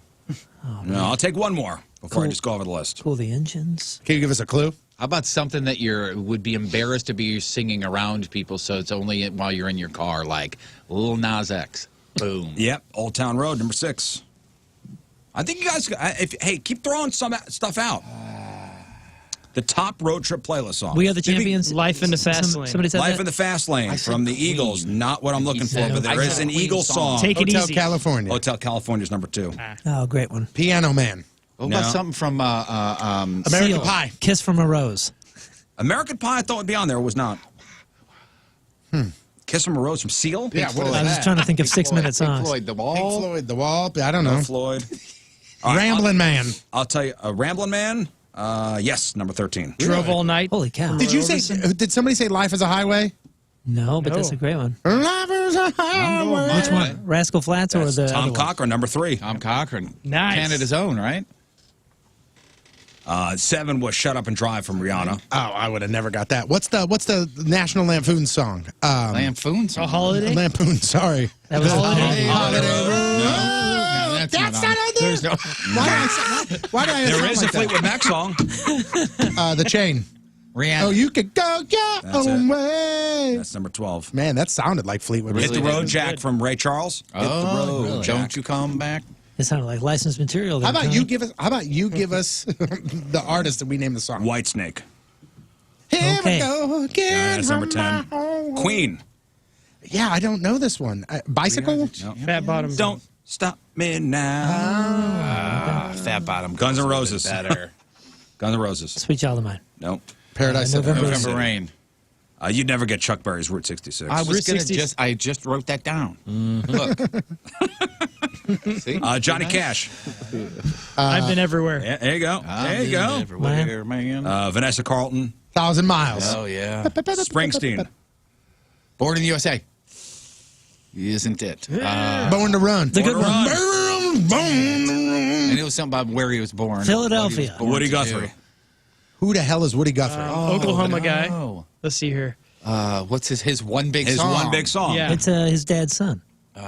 This land is your land. This land is my land. That made this list. Oh, yeah. That made this Go ahead and list. take that in the garbage. Proclaimers. 500 Miles. Sheryl Crow. Soak up the sun. Nope. Santa Monica. Sam. Nope. I What's just the want one? to have some fun. All I wanna do. Nope. Just have Nope. some- Nope. Every day is a winding road. Every day is a winding road. That's right, yeah. That's a great She one. was so correct. Is Fastball on here? The Way? Yeah. No.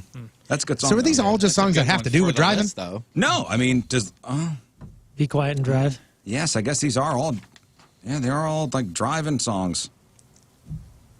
Having to do with the road. Incubus Third- Drive. Third Rock No, from but the there's Sun the should be on Cars there. Drive. Ah, darn it.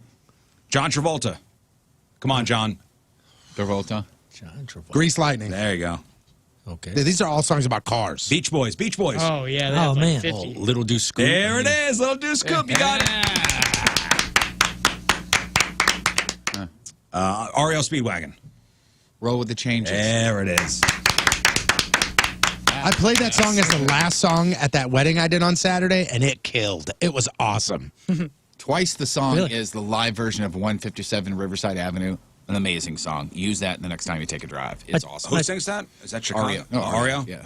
My 12-year-old has a vacation or a road trip playlist, and it's all from the 60s. She was born in the wrong decade, for sure. She is the biggest fan of 60s music alive today, I A think. good song for me, a windows down cruising song, like especially if I'm driving to my lady's house, I go through some backwoods a little bit. It for some reason Saturday in the Park by Chicago. Oh, it's a great one. That song's amazing. Got to shout out Jeff's hat. Yes. The man of many hats. Yeah, thank you very much once again to So Natural, the permanent cosmetics, and a ton more. Their spa salon. So Natural Institute.com. They're in Maryland Heights. And again, I think we could all choose something off of here and be better people once we were done with it. So thank you very much to them. Facials, waxing, lash extensions, permanent cosmetics, injectables, cryoskin, all that stuff. Mom and her daughter opened this up a long time ago. So Natural Institute.com. So Thank you very much. And the donation made a nice donation to Kids Rock Cancer. All right, here's what we're going to do. I'm going to do today's headline, Hooshe. We'll take a break. We'll come back if there's time, some emails. If not, the mystery guest will be on with us. Works. Brought to you by Moritz Royce Jewelry, the exclusive jeweler of the Rizz Show. We go to Clearfield, Utah, which is just north of Salt Lake City. Now, if you're having second thoughts about a significant other moving in with you, there are many ways to deal with it. For one, you could talk it over. This guy had much more dramatic plan. He set fire to his own mobile home. Perfect. Can't live here now. Yeah, so there was no place to move into. 29-year-old Jordan Burton. He's the one who did it. When firefighters showed up and saw the place ablaze, they asked him what happened. He said something like, I know exactly how the fire started. I started it because things with my girlfriend have not been going well. And if I burn the house down, I'd no longer have to worry about her moving in. That's Hoosier logic right there. That makes sense. Wow. What is the problem? Unfortunately, Jordan didn't just burn his own home down. He also caused significant damage to the place next door. Where is the trouble? Luckily, it doesn't sound like anybody got hurt. But by the way, Jordan also told police he was addicted to meth. Oh. And that he's been hearing voices, and the voices have told him to harm himself or others. Okay. Oh, no. Let's get help. All right. He's been charged with aggravated arson, a first-degree felony. There you go. Well, You think he's an H emphasizer? what? What are you talking about? What Lou? is happening to my house? Jordan Burton, you are today's headline Hoosier.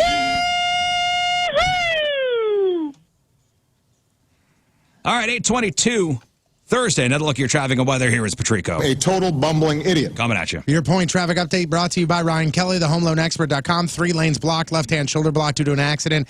Northbound 270 at 44. Also, right lane blocked due to debris on the road. Northbound 270 at Doherty Ferry. Point forecast today, cloudy, then some storms, just under 90 for the high. Tonight, thunderstorms, around 60 for the low. Right now, 73 at the Point Studio. Your point forecast brought to you by CarX Tire and Auto. What a dumb idea. Real? Oh, speaking of the fast lane.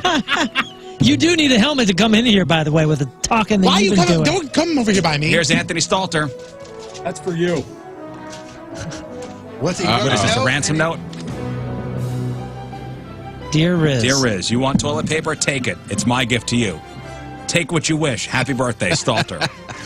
Hey, guys. Hey, Hey, can bud. How you doing? let's clear one thing up. I don't like being in here right now. I Let's don't clear like this. one thing up. What's that? We are the good guys. How? Like the Rizz Show. Because you guys started. How Yeah. did we start it? You guys are bullies. You guys Typical guys- jocks. Give me typical the audio. jocks.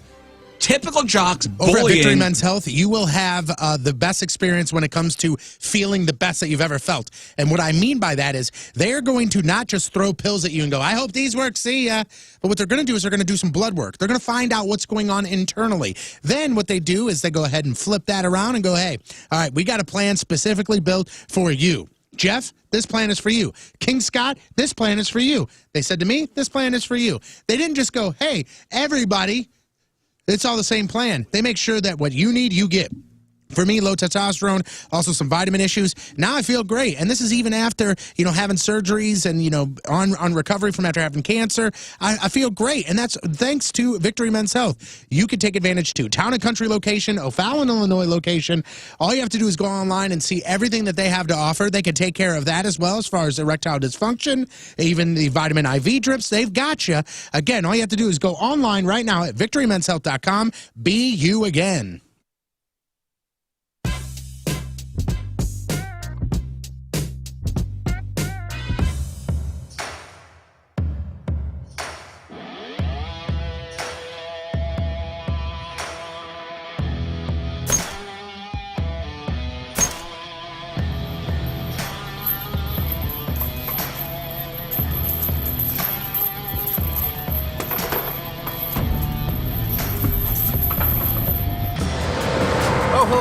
Jeff from the Rizzuto Show, and I'm standing here underneath the beautiful Hubbard sign. This is our, quarter mile, whatever it is, to keep clean, and because I lost real or fake again, I have to clean up the highway. So we're here at 270 in Olive, and I'm going to go clean up the highway, so enjoy.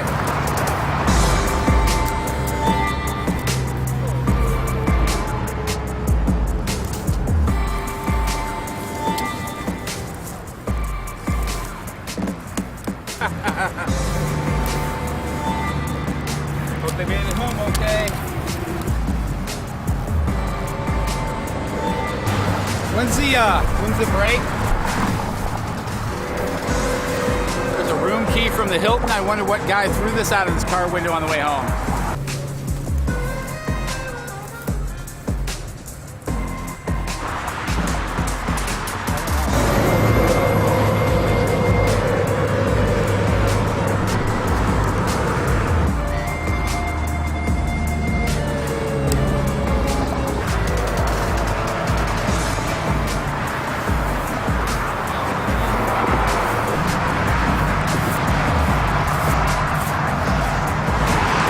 Patrico.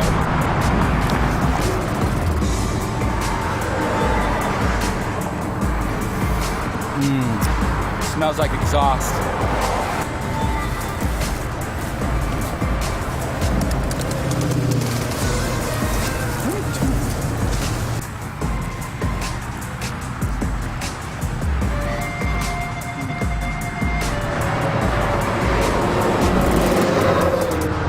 Actual reason why we're out here, actually, right there. Get this crap off the highway.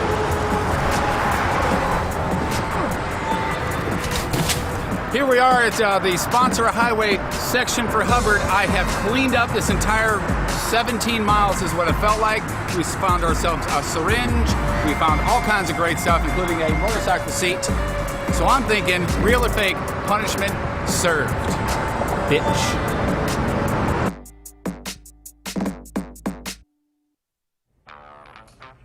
Oh, hey, just sitting here checking out all my awards. You know, there are many ways to reach us in the Point Studio. You could call us, you could social media us, I think you could even fax us. But there's a new way. It's called Mic Drop. Yes, download the Point app, click the Mic Drop feature, talk into your phone, and your message goes right to us. Look, I just got one from Jeff Burton. Hey, Rizz, great show today. I'll see you tomorrow. All right, I read this stupid thing that head told me to read.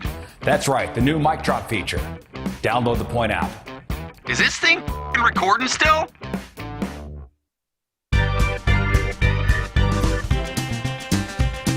Spider Moon, wears a spider suit on so noon. Can he wear normal clothes? No, he can't. Rizz says no, look out. Here comes Spider Moon. Real or fake, don't you know? Got him good on the show.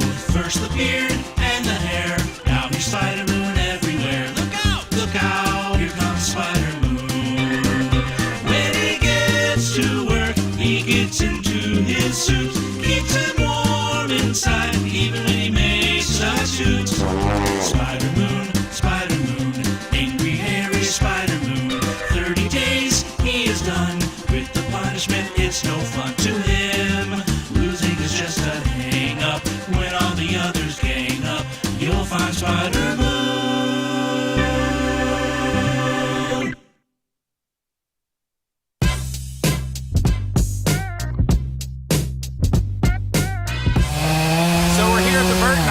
All right, we're here at the Burton house in Eureka, and I've been talking on the air about how they want to get rid of this almost 100-foot tree, 110-foot tree, something like that. My tree guy, Tom, who's almost 77, is cutting the sucker down with our buddy Ryan. And I got my friend Brad over here helping out, and so we're hoping it falls that way and not that way or that way. God, who wants to take their vehicle in for service and just wait there? Not me. What a waste. What a waste of a day. Take your car in. All right, it's going to be a half hour. That half hour turns into an hour, turns into an hour 15, turns into hour and a half, 2 hours. I'm sitting there all day.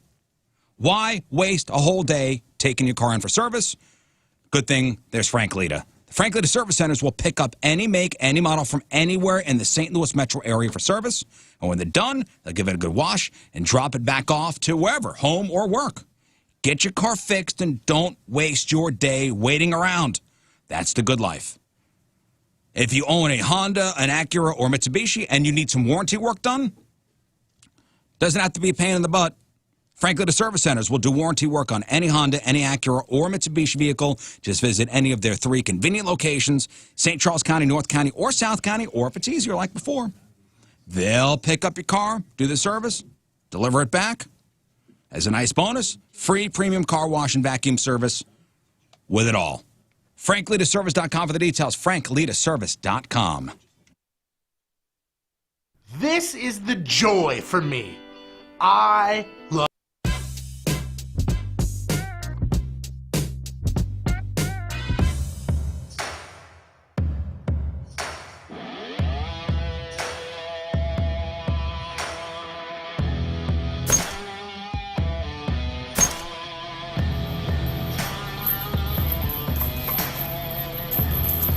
Hey, this is David Tell, and you're listening to the Rizzuto Show.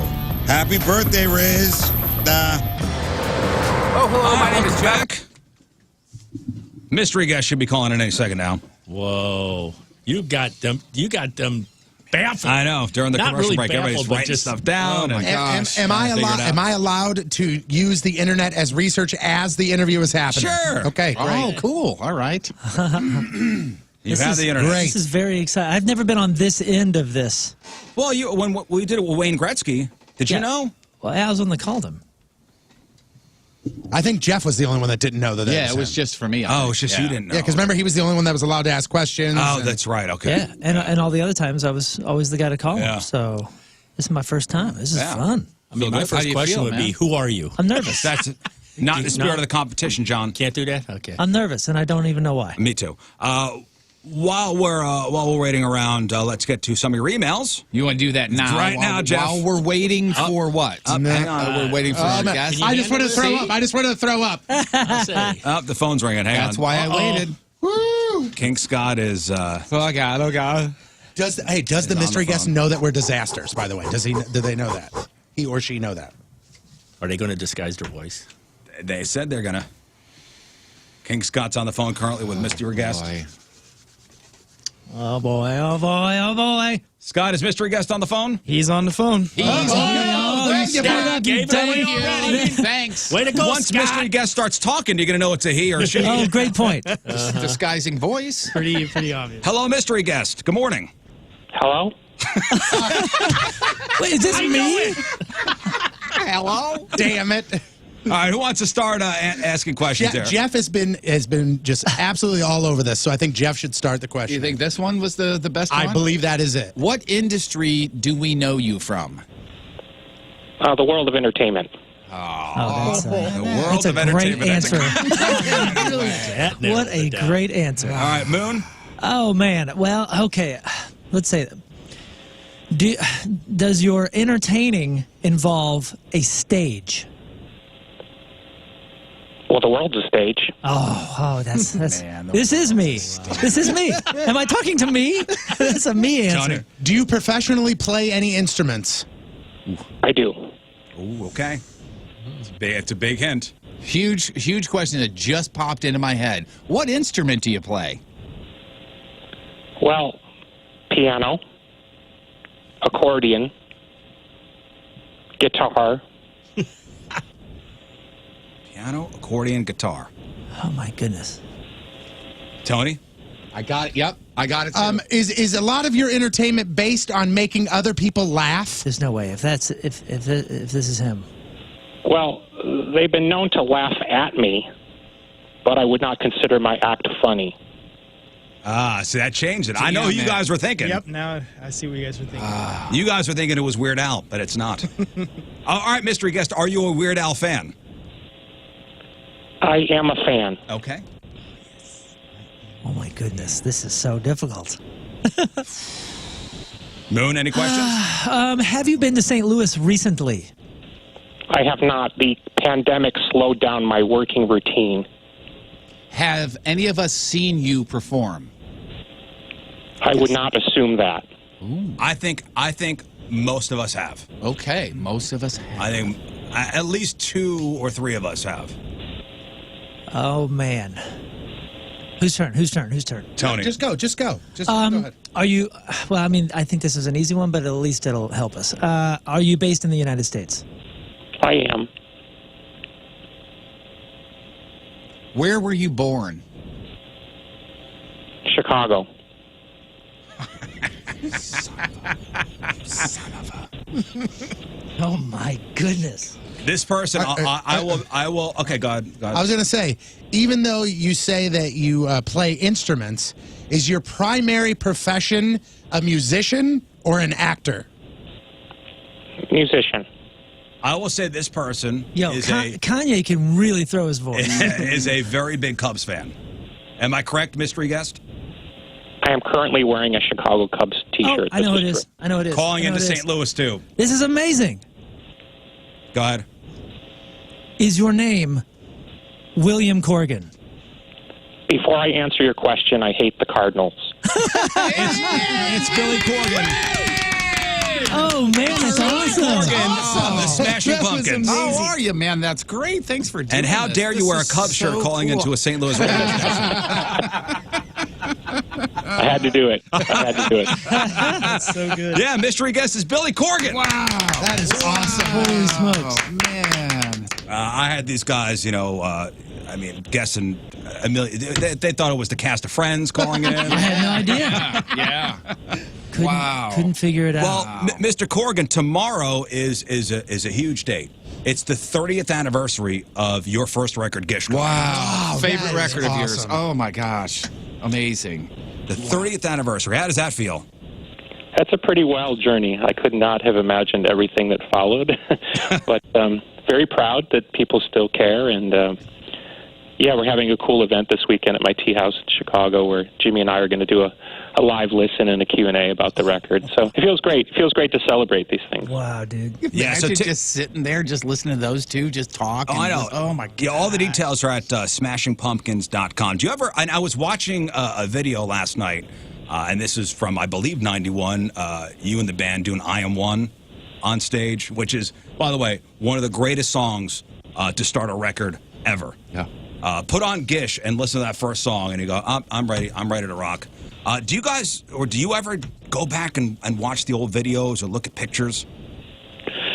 Yeah, I think that's the cool thing about Instagram is I'm constantly seeing stuff that I've never seen before. People send me stuff, or I'll just see myself tagged, and it's wild because you think like, oh my God, what was I taking that day? The clothes, the bad attitude, all of it. It's just like sights and sounds. It's wild. And now that I have kids, my kids will see me on Instagram or something. My kids are 5 and 2. Uh-huh.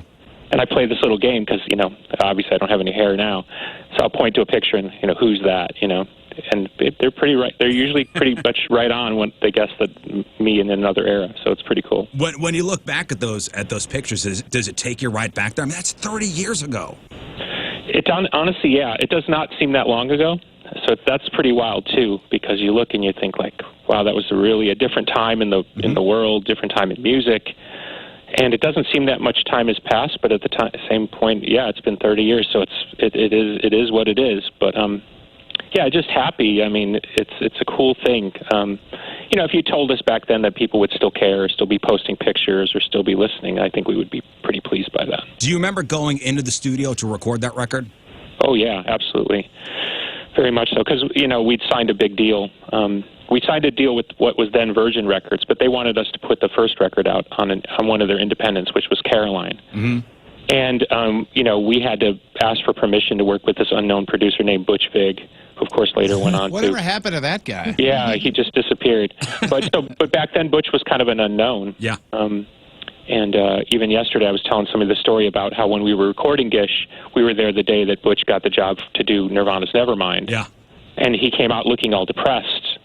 And I kind of knew what was happening, and so I said, "What's wrong?" He said, "Oh, they want me to work with someone else. They don't really know me, and they don't trust me." Meaning not the band, the record label. So we were all just kind of unknown people at the point, And so to work with Butch before he had success, and to be around during those times, and kind of but we were loading in our own gear, and there was no text. There was, I was changing my own strings. There was nothing magical happening other than just hard work. Well, I mean, the timeline goes, so Gish released, on May 28th, 1991. Nevermind came out that September, so Gish predates Nevermind, and Butch Vig had not worked with Nirvana before, so you... No, he had done a few demos, which came out later, but he literally went from working with us to doing that album. Wow.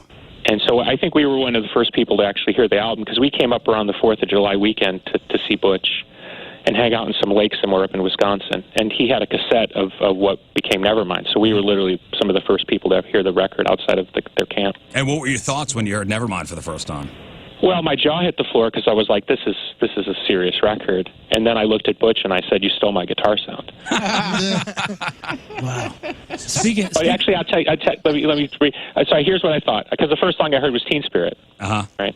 So my first thought was like, oh my God, Kurt ripped off Boston, More Than a Feeling. Then I thought it was pretty bold.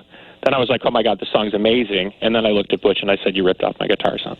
That was the sequence of events. But you got to imagine, I'm sitting on a lake on the 4th of July. He puts his play on a little boombox, and I'm having that moment in real time. Now, of course, we know it's an all-time classic. In fact, maybe it is the all-time classic for grunge. So yeah, it's pretty cool to be there in those times. To watch Butch particularly take off and become a world-class producer. That was pretty awesome too. Speaking of that guitar sound, I got to say this because I may not get the opportunity to say this again, but I've been a professional musician for 20 years now, and have to say thank you.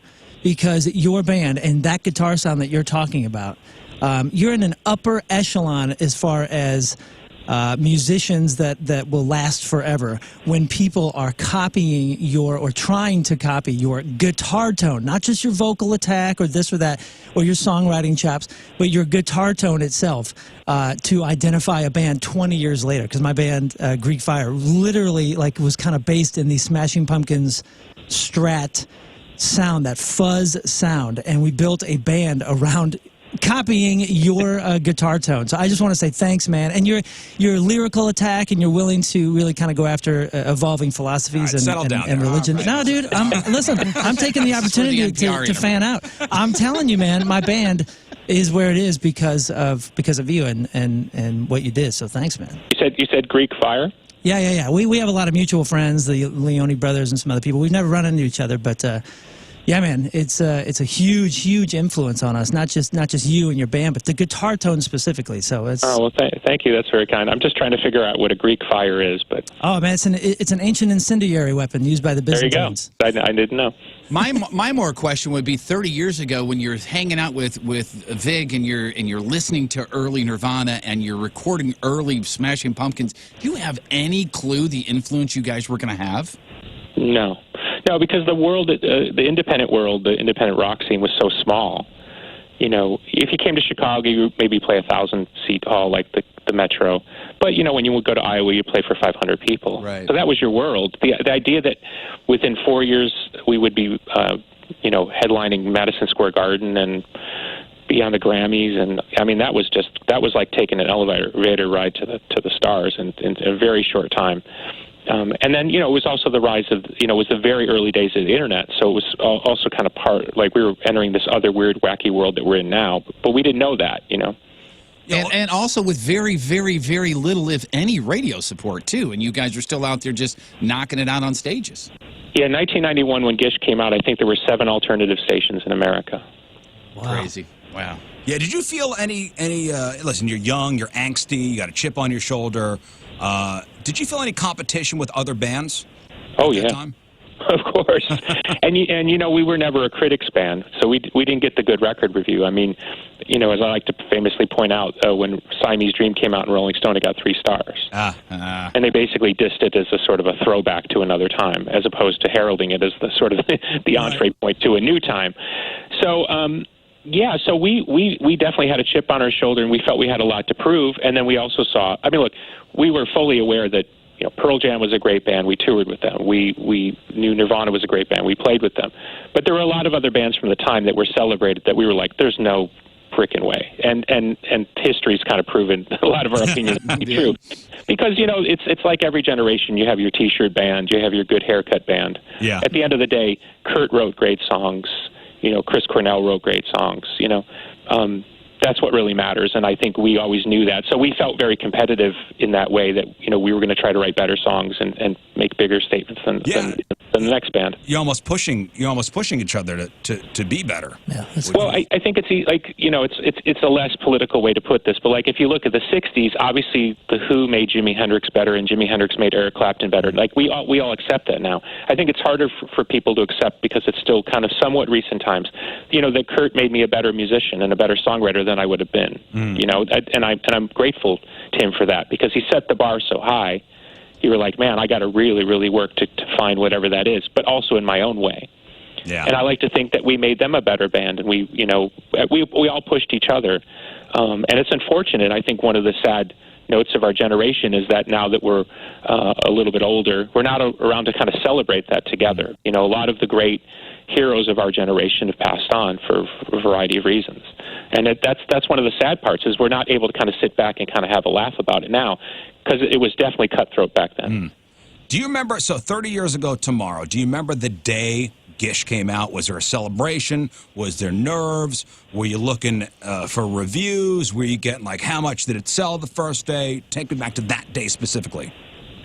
Well, I think somebody from our record label got the idea we should do a record release party. And we thought, oh, but we're not important enough to get that. So some people flew in from New York. I think they knew that the band was going to have a bigger upside, but we didn't know that. And they rented out some restaurant, and we had like a little party outside. But I remember thinking like only 20 people came, and I remember thinking like, well, this isn't that big a deal. And like, you know, yeah, I'm on the road. Like I'm going to tour with my band. I think we ended up playing, you know, almost a year straight off that record. We went to Japan. You know, I think we went to Europe 3 separate times. So the adventure was just beginning. But I didn't think like, oh, I've arrived. It was like, oh, this is a really steep hill. So it was more about like, I got a lot of work to do feeling. Well, I mean, so Gish is out. You're touring on Gish. Are you writing as you're touring on the Gish record for Siamese Dream, or do you have the songs already and then write in the studio when the tour's over? No. In fact, I had a notorious writer's block, the worst I ever had in my life. I pretty much couldn't write songs for 8 months because I think I was completely paralyzed by what was going on around me. You know, let's not forget, it wasn't very long after Gish came out that Kurt and Eddie were on the cover of Time magazine. You know, so it was a really dizzying time, and the pressure was enormous. So I just thought, I just can't do this. I don't have the ability to do this.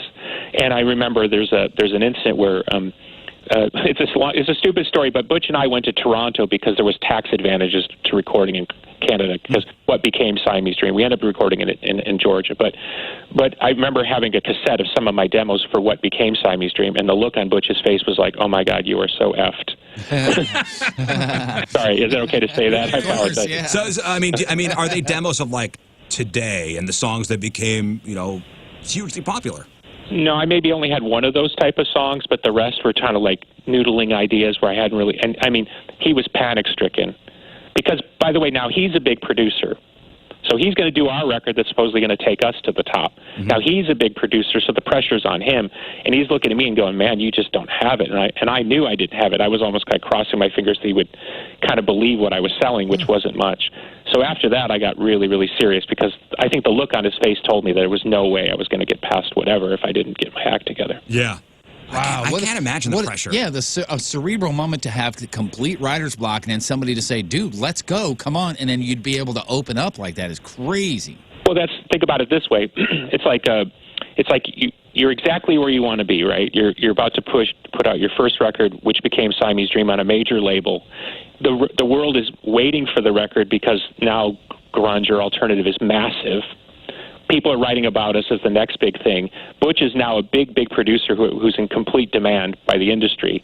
He's ready to do your record. You're looking for studios, and he's looking at you going, "You're just not ready." And you know you're not ready. I mean, that is a crazy moment because you're exactly where you want to be, but you're not ready.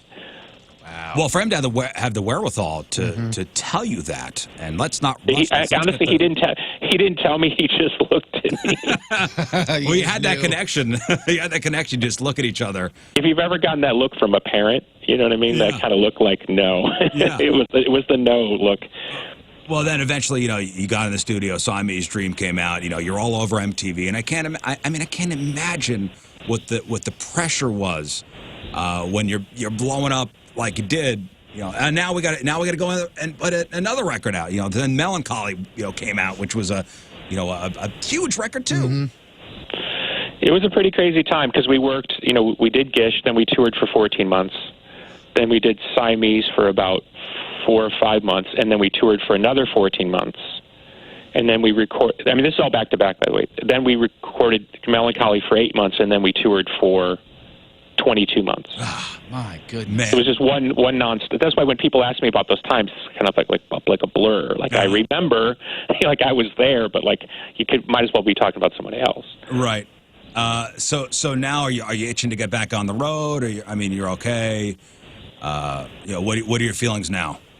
Sure. We haven't played for 2 years, which is wild because I don't think I've not played for 2 years since literally the 80s. So, we're excited in the sense that we want to get back out there. I think for people I guess on this side of the equation, it's hard because nobody in the industry has kind of spelled it out for us. Mm-hmm. So the good news is festivals are selling out. People appear to be feeling safe to want to get back into a festival situation. So that will kind of open the floodgates. But the problem is because of the way the business works, the infrastructure is going to take a long time to kind of click back in. So even like it's not like I can't call up somebody like, December, let's hit the road. There's no road to hit because the infrastructure's not there. Techs lost their visas and, there's a lot of clubs, like, depending on state regulations. Like, I have a tea house north of Chicago. I mean, we're still under COVID restrictions as far as capacity. Mm. So even if you're like, let's say you're just a really good indie band, you want to hit the road, I mean, you can't route a tour. Yeah. Because you're going to go through the state. And by the way, even if you route it out, how do you know the governor there is not going to shut you down? Yeah. Wow. And also, you don't want to be the band that becomes, the band that tours and everybody starts getting sick. Mm-hmm. So you don't want to be that band, that first band. Or you get sick, right? It's hard enough to tour and just keep healthy just under normal circumstances. So it's very difficult because I think we're all kind of waiting for the thing to kind of click back in, and you're seeing the early signs. Mm-hmm. And certainly the fan willingness is there and the fan excitement is there, which is really humbling. But at the same time, it's not like the music business is quickly getting its act together and there's not. I put it this way: there's not a lot of information behind the scenes. Let's put it that way. Yeah. Have you been in a room with the other guys and just jammed out? Because I watched your Jimmy Fallon appearance, and you guys did one of those performances where everybody was in a different room. Yeah. No, because we all, James and Jeff live on the West Coast. Mm-hmm. And Jimmy's still here in Chicago with me. So, it's just hard just to get together. I think people have been really unwilling to travel because why would they take the risk, Yeah. Well, let's talk about something other than pumpkins. Let's talk wrestling. My guy Tony over here is a big wrestling fan. Mm-hmm. Billy Corgan, if you guys didn't know, owns a wrestling league. It's called NWA. And I guess you guys are coming to St. Louis soon. I don't know if there's a date on the books yet, but NWA Wrestling, I heard, is coming to St. Louis soon. Well, it's not totally confirmed, but you're the first people I would break the news through. We're looking at coming at the end of August to bring the National Wrestling Alliance back to St. Louis, basically where it began. Mm-hmm. The brand of the NWA started in 1948. It's the oldest wrestling brand in the world. And, of course, people in your part of the world remember the great champion Harley Race. Mm-hmm. Oh, yeah. Was from there, 3-time champion. So, we're hoping to come and do some shows in St. Louis and hopefully maybe even a pay-per-view. Oh, that's awesome. So we're in the works on that, but it looks pretty good at the moment, and so hopefully I'll be talking to you soon about coming to and maybe you guys could be involved because it would be great. Dude, we'd love it. It would be a multi-day thing. It wouldn't just be one show, and we'd love to bring the spotlight back to St. Louis because it has such a great wrestling history. How hands-on are you with the league? You have no idea. I probably spent 20 hours this week just writing the television shows because we do our own television show. We're on Fight, which is a digital platform, and we have a show called NWA Power, which is like an old-school studio wrestling show. Uh-huh. And we have many, many stars which people would recognize. Oh, and so I write those shows, and so I spent literally 20 hours in the last few days just writing the shows. So it's crazy. I'm very hands-on. So your dream team of 3 current professional wrestlers, let's say take out any affiliation, okay? Professional wrestlers, current wrestlers, your dream team of your top 3, who would they be? I'd start with my guy, which is Nick Aldis. He's the NWA World's Heavyweight Champion. I'd probably pick John Moxley from AEW, who's just fantastic. He's just got that it charisma that, like he reminds me like a Jake the Snake Roberts or something. He's just got that thing where you just can't take your eyes off him. And you know what? I would go with a longtime friend of mine, just now a WWE Tag Champion, which is Natty Neidhart, whose dad was the great Jim Neidhart, the Anvil, from the Hart Foundation. I think, and Natty's I think now has the most matches in WWE history. I think she's over like something like 1,500 matches. It's insane. Yeah, she is one of those, like, I would say she is a WWE go-to. When you need somebody to go and perform and captivate and do everything that she needs to do as a professional wrestler, Natty is that person. Every time. Yeah, every time. Great person, a true professional, and I'm proud to call her a friend. So, yeah, I would say, I'll tell you what, I would go into battle with those. And I don't know Moxley, so I might be speaking out of school here, but certainly I'm definitely a fan, and a chance to work with a guy like that would be a dream. It's amazing. I didn't realize how hands-on you were with this whole thing. You're writing. Oh, yeah. That's awesome. Oh, yeah, it's very intense.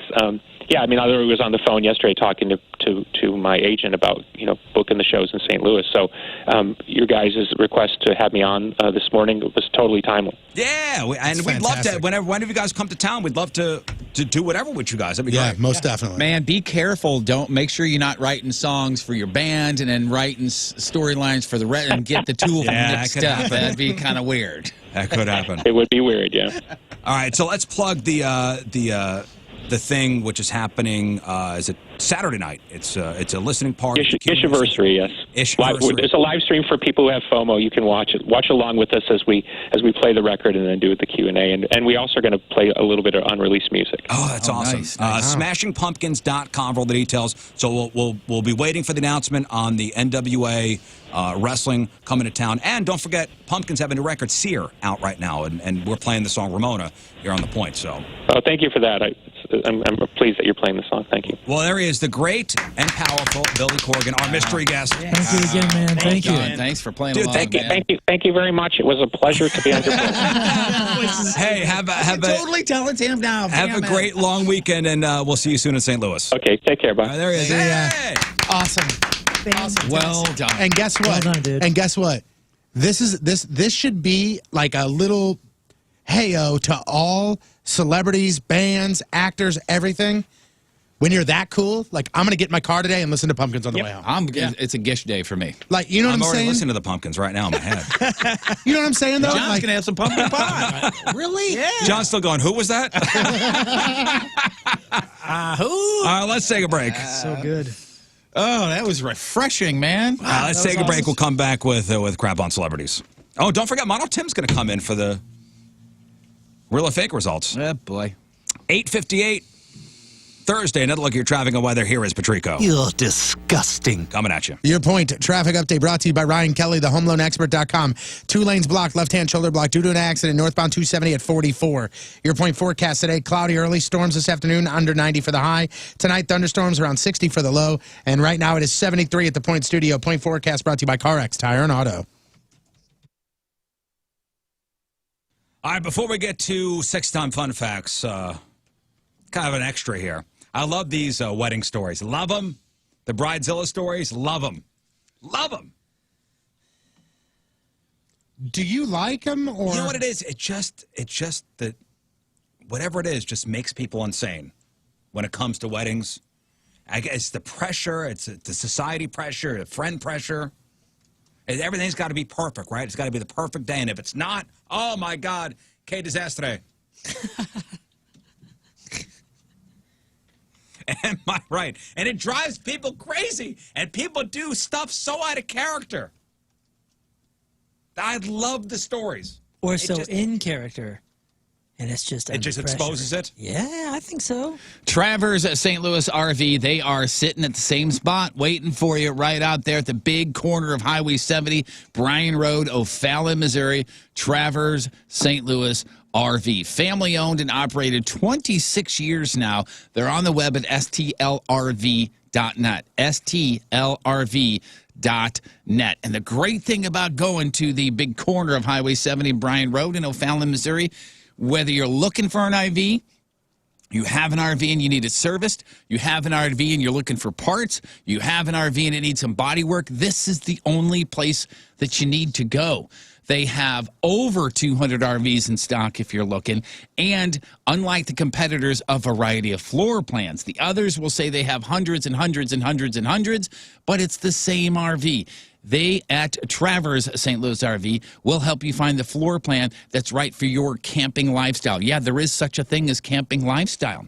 And, by the way, they're not going to charge you extra for dealer prep and the freight and the setup like the jerks down the street are gonna. That's my term, not theirs. New travel trailers, fifth wheels, toy haulers, names that you know like the Winnebago and the Cardinal and Dutchman, all that stuff. Heck, $125 a month will get you a travel trailer. That's what the payments start at.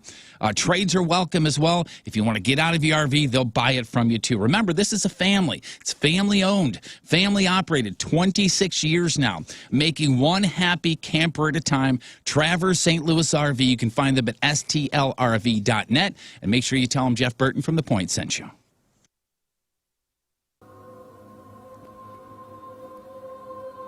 Hey there, Jerf. It's me. Jesus. I've been watching you from here. What you've been doing is really creeping me out. Dad wants me to tell you to knock it off. Thanks, man. See you soon. This is a new song that we have out right now that you guys are supporting, and I appreciate you so much. It's called Oh My My, and I wrote it about my 12-year-old, dropping her off at middle school the first day, and she's the new kid. She's kind of that emo, kind of mysterious girl like her dad, like a mysterious girl like her dad, mysterious girl like her dad. And I dropped her off, and I noticed all the boys just looked at her like, who's the new girl? Oh, so boy, I went oh, home, boy. and I was like, I remember being in that position, but I was listening to like New Order and the Smiths and the Cure, and so I wanted to write her a little theme song, so that all the boys must be thinking. Here it goes. It's called Oh My My.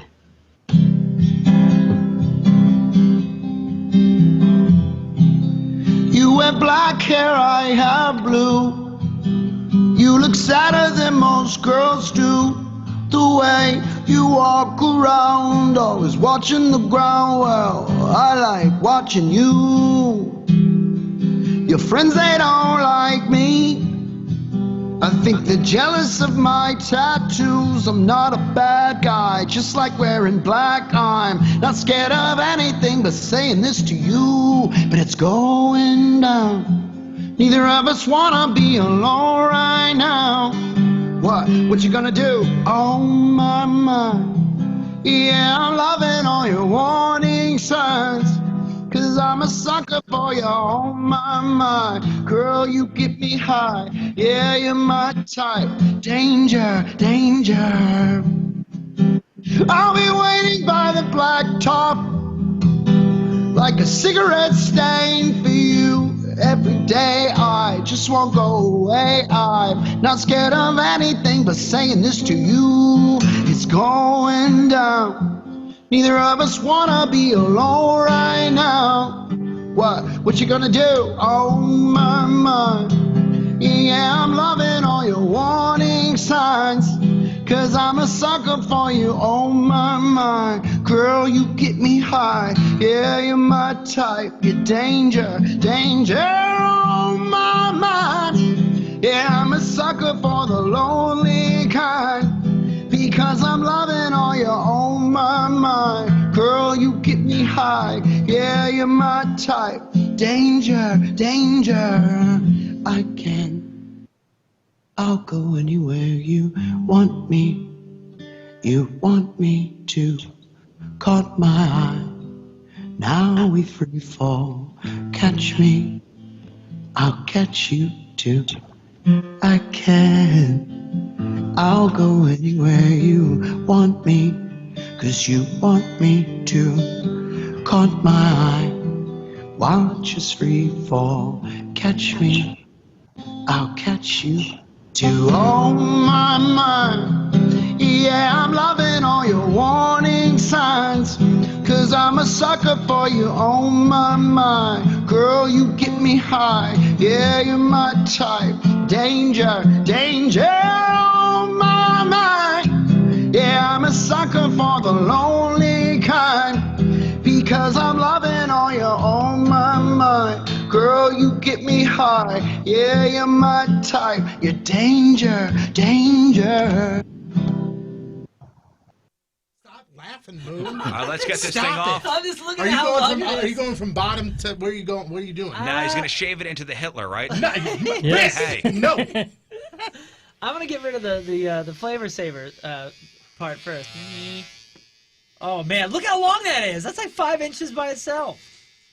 Oh my God. Wow, look at that. Hang on. Just Now- do a nice little swipe down the bottom. We're going all the way through this guy. Oh my Oh, God. that was a squirrel. It looks like a red fox. You have a red fox scarf. If you guys want to check Right this out, Beard Cam will be activated and will be on throughout the shaving of Patrico's monstrosity. Oh, this is gonna take a 1057thepoint.com/Rizz. And thank you guys again for answering the Eagle call. It's the Rizz Show. The Rizzuto Show on 105.7 The Point.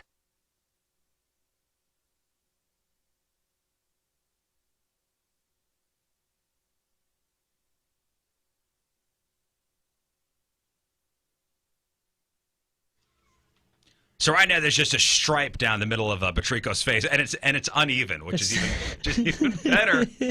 I gotta see it. I can't Just even the see beginning. It.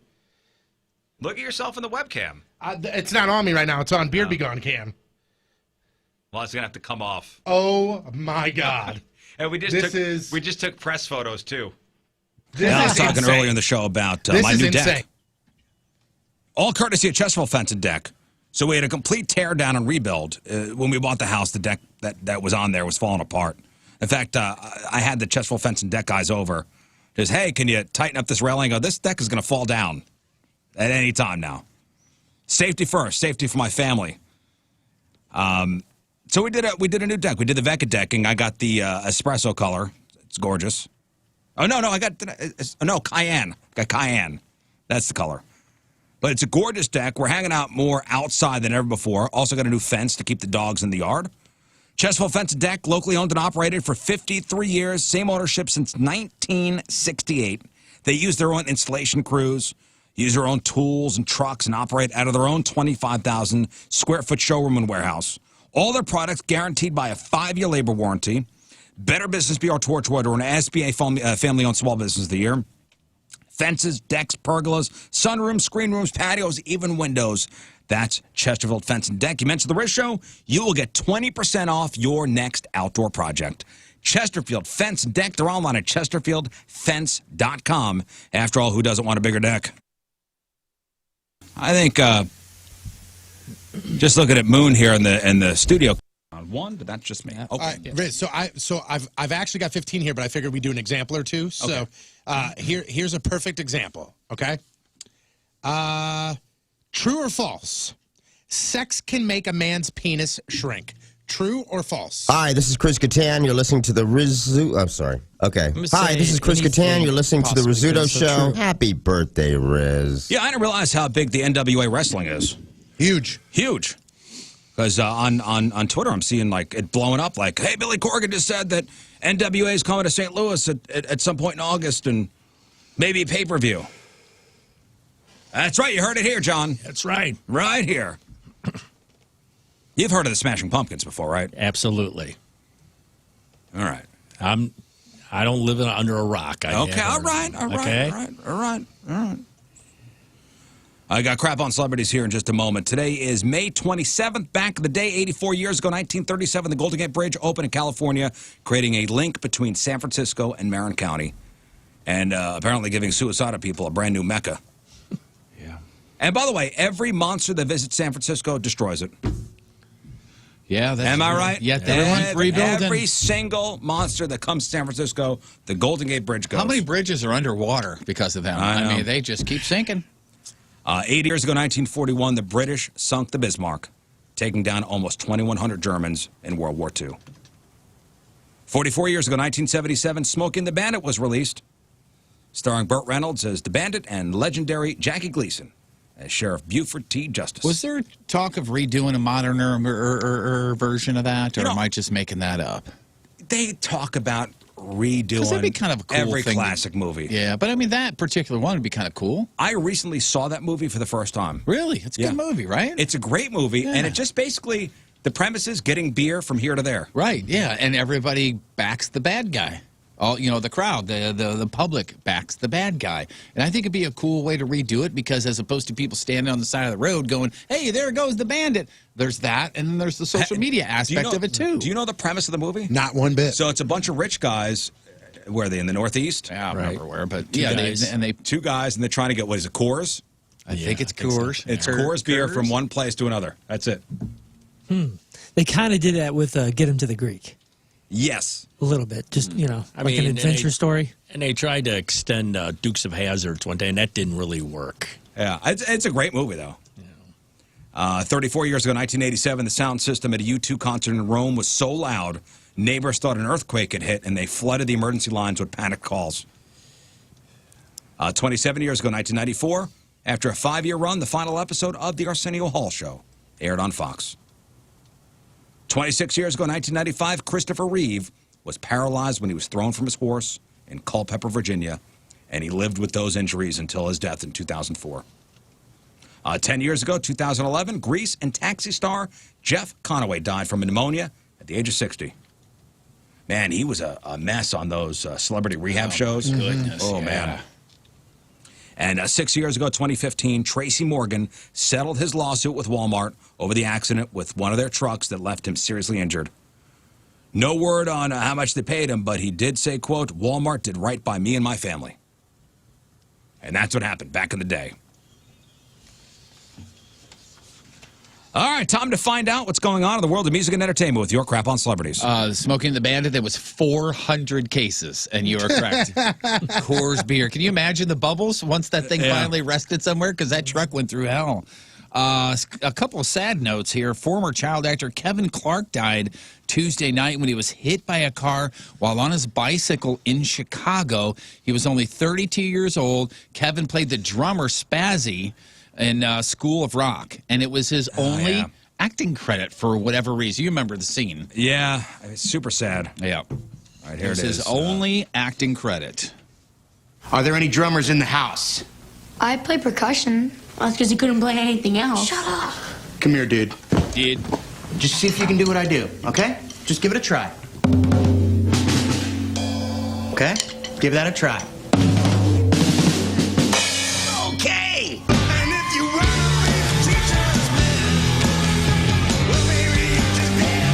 Yes, I mean, drums are easy to learn. Yeah. It's wild that movie's almost 20 years old. Man. Yeah. That's I watched crazy. it with my kids not too long ago. It's great. It's super illegal. It's a really good movie. Super illegal? Yeah, it's scary because you're like, oh my God, if a teacher took kids off campus right now, my goodness. That part of it. Yeah, I thought you meant watching the movie. No, a teacher taking kids off campus. Not a teacher pretending to be a teacher. Oh, that's right. Yeah. And then teaching children. Yeah, the whole thing is the whole thing is a terrifying premise, but it's pretty awesome. The weird thing is Jack Black was 33 when he did that, and I read all those kids are now 33. Yeah. So all the kids that were in there are now the age Jack Black was when he did the movie. Who was the girl that went on to That's iCarly? iCarly, yeah. That's what's her Miranda name? Cosgrove. Miranda Cosgrove. I think it's Miranda Cosgrove. Thank you. All speaking of being a kid, kids author, illustrator, also Eric Carle passed away. He was 91 years old. If you ever had the book or if you know of The Very Hungry Caterpillar, that was a massive book for him. And you're a big author when you pass away and the announcement of your death is done by Penguin, the publishers. That's how big this guy was. He also, the book Brown Bear, What Do You See? Do You Want to Be My Friend? All of those things. And just an amazing author, an amazing person as well. He either wrote or wrote or illustrated more than 75 books. And he's one of those guys that every one of his books was every single language in the entire world. So that Caterpillar book. Yeah. Probably in every kid's library. Yeah. Like in that, like the school, nursery. preschool, Without question. Library, school. I wonder how much he made off that. Oh, I can only imagine. Look that up.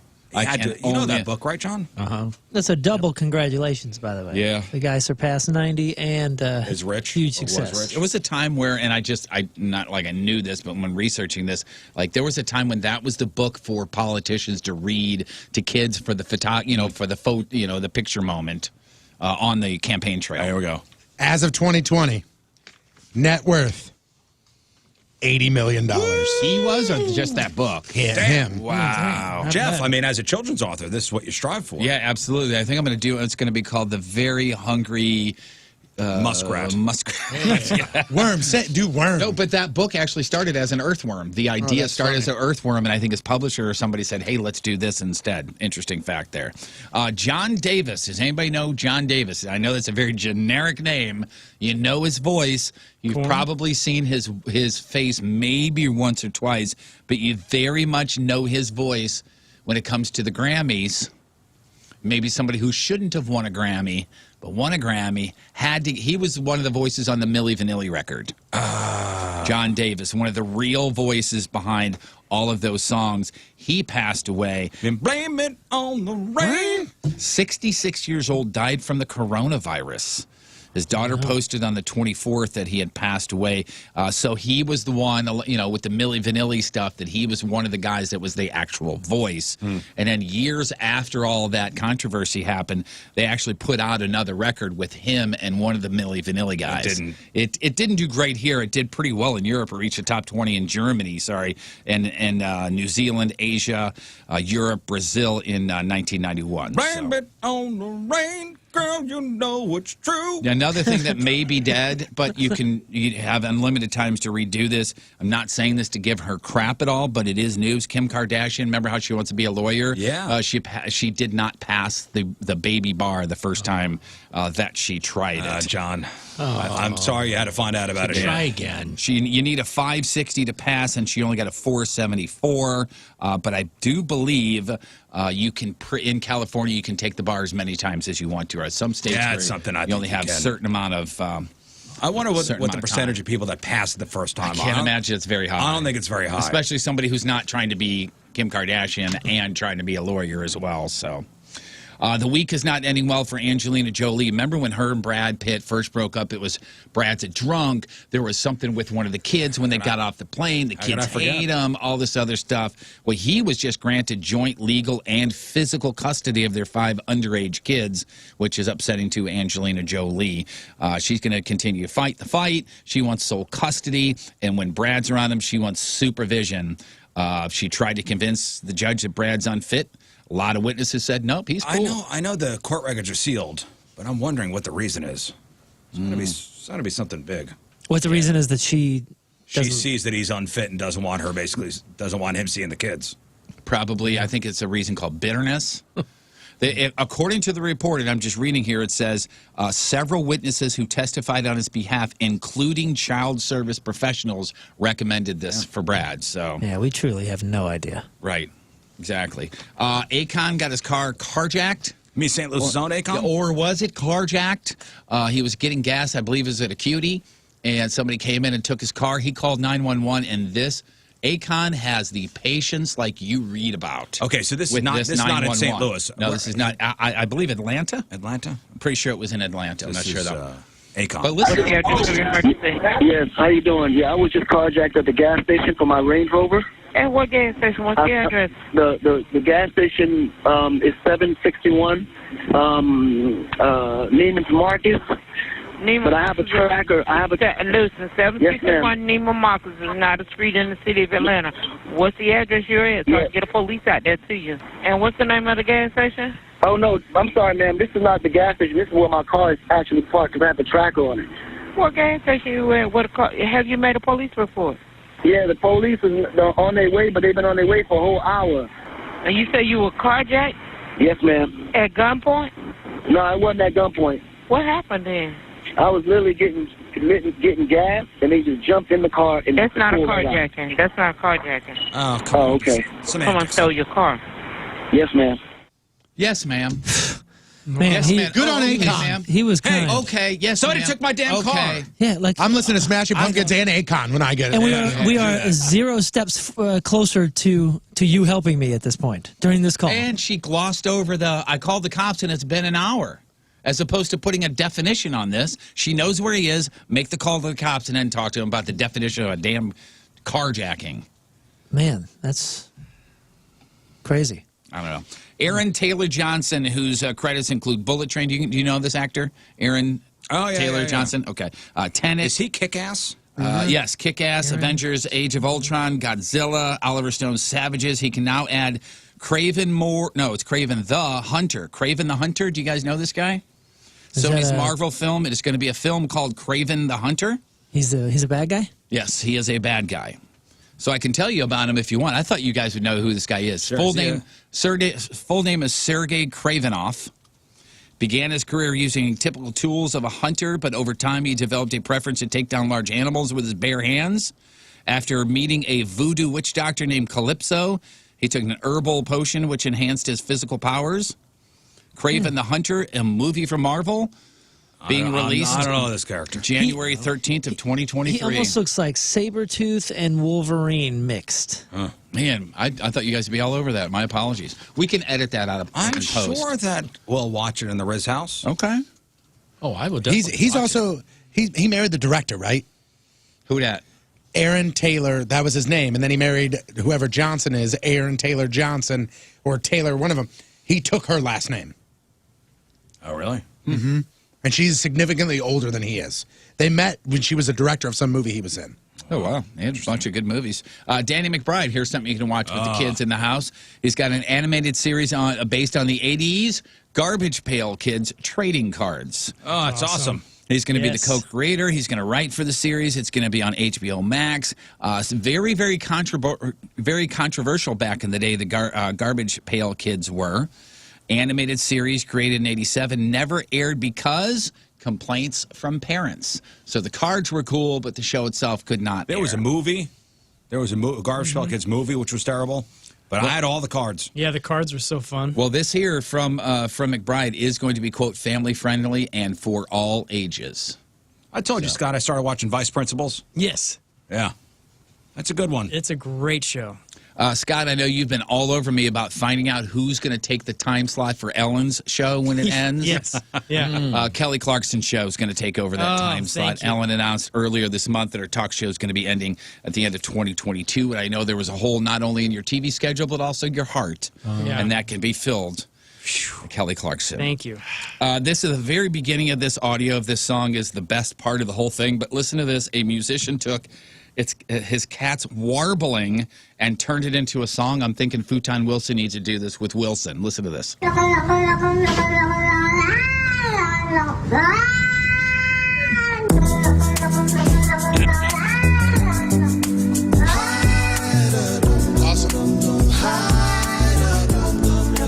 There's about 15 seconds of him talking, but after that it gets better.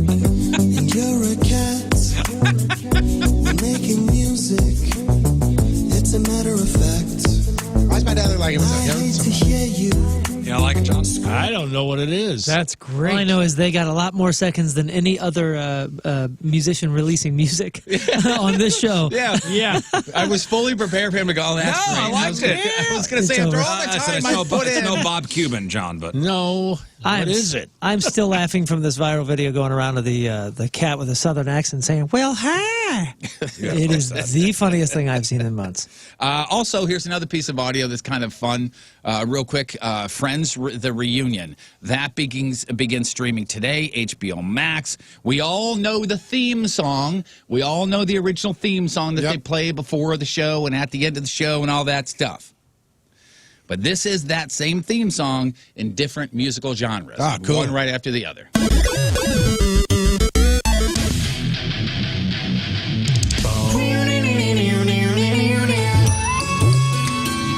Hilarious. And I can't believe he ate my sandwich. It's a bad day. No one told me love was gonna be this way. Your job's a joke, you broke. Your love life's GOA. It's like you're always stuck in second gear. Well, it hasn't been your day, your week, your month, Or even your year, The rain starts to pour. I figured we get to that Scream one, and that's when you would pull it down. John started to get a headache. I got it. I don't know how many people in here were fans of the TV show Friends. Yep. But just a quick list of Friends facts for you. Who did the real theme? The Rembrandts. The Rembrandts. Friends ran for how many seasons? 9. 10. It says here 10. So yeah, 10 seasons from 94 to 04. 236 episodes. Out of those 10 seasons, how many were they in the top 10 for the rating? For 10. The ratings? All of them. All 10. Wow. The lowest they ever were for a year was number 8. What major change did Friends go through in 2012, making it different from how it was originally seen in the 90s? You couldn't see Jennifer Aniston's nipples.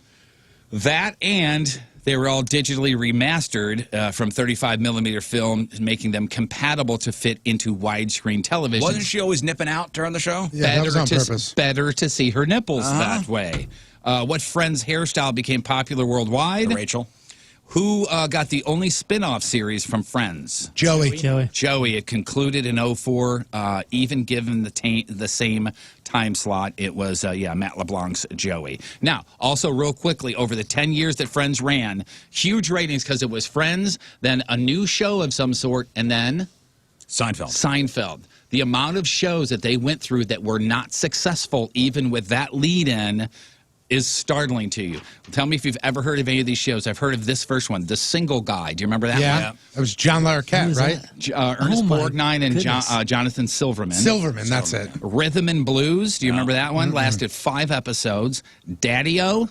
No. Michael Chiklis. That one only had 9 episodes. Hope and Gloria. I remember that. Boston Common with Anthony Clark. Yep. Remember that? Lasted a while, didn't it? Curse/The Weber Show. Don't even remember that one. Union Square, I remember that name.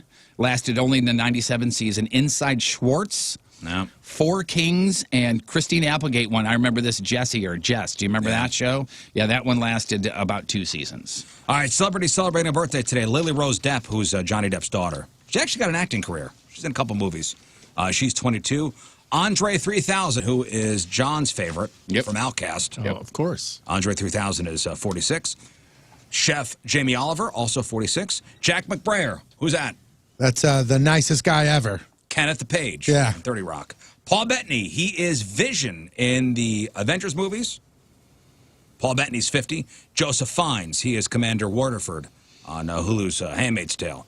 He's 51. Todd Bridges, Different Strokes, Superstar is 56. Adam Carolla is 57. Neil Finn, lead singer of... Come on, Jeff. Neil Finn is of, I saw Crowded House. Crowded House. He's now in Fleetwood Mac. Eric Bischoff. WCW guy. WCW guy is 66. Louis Gossett Jr. is 85. And Henry Kissinger, still alive, and 98. Today's porno birthday, which is being brought to you by Patricia's, where fun and fantasy meet, is Bailey O'Dare. And today's birthday girl has been in 69 fine films, including Confessions of a MILF Nympho. She was in Streetwalkers, Volume 3. Come to Mama, Volume 1. In a movie called Ass Fensive, Breast Sellers, Volume 5, MILF Shakes, and who could forget her role in This Is Your Mom Having Sex in a Porno Movie. Bailey O'Dare is 47 years old. That's your porno birthday, crappy birthdays, and that was your Crap on Celebrities. Hey, remember I told you about the Get a Life song of the day? Yep. Yeah, just be listening. I have a feeling it's going to play soon. Interesting. I wonder what he means by that. I don't know. 9:28. Thursday, another look at your traffic and weather. Here is Patrico. Hey, wake up, stupid! Come on. Coming at you. Your point traffic update brought to you by Ryan Kelly, thehomeloanexpert.com.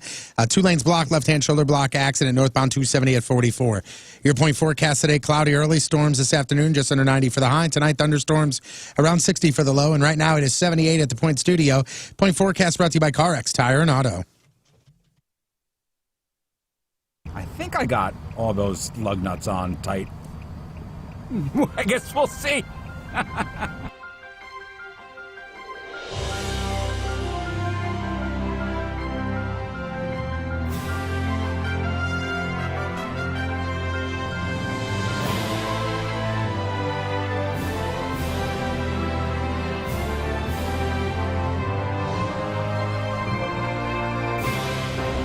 All right, it's Rizz Olympics event number 3. This is the NASCAR tire change.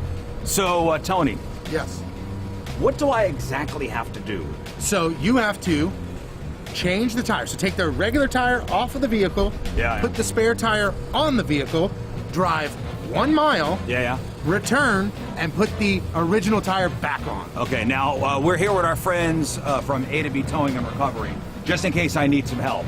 Oh, sure. So any tips on changing a tire? Don't drop the car. I guess that's a pretty important thing. Don't drop the car. Just make sure you're jacking it up at the right I have spot. another family member in the market for a vehicle, and of course I sent him to Travers Automotive and RV Group, mostly because this person is a smart person, and they know that they do not want to buy a car and then drive it off the lot and know that it depreciated a ton. Nope.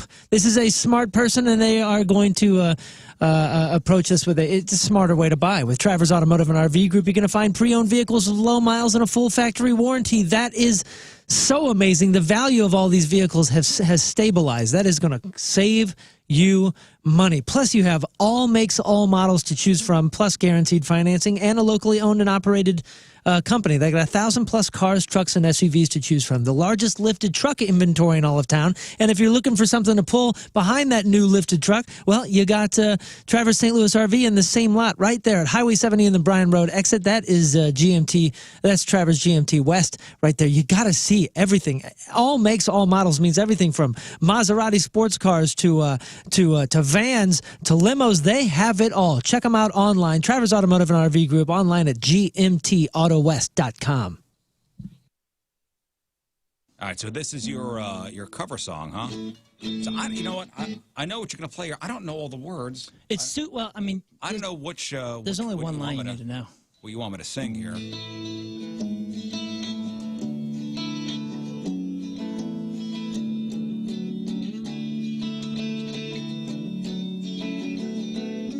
even though the moments pass me by, I still can't turn away.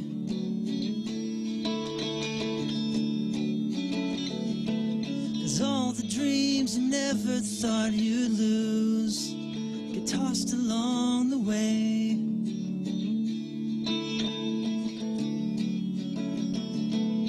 Letters that you never meant to send, lost or thrown away.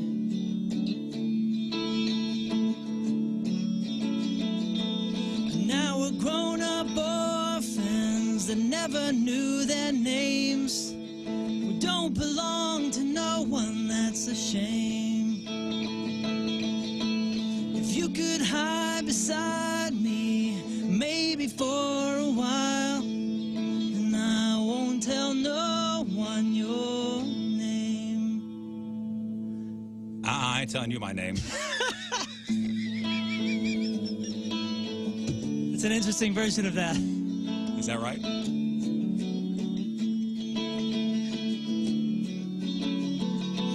Scars, souvenirs you never lose. Past is never far.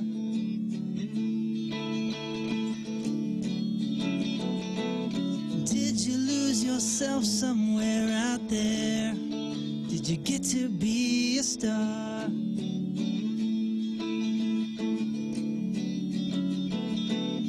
Don't it make you sad to know that life is more than who we are?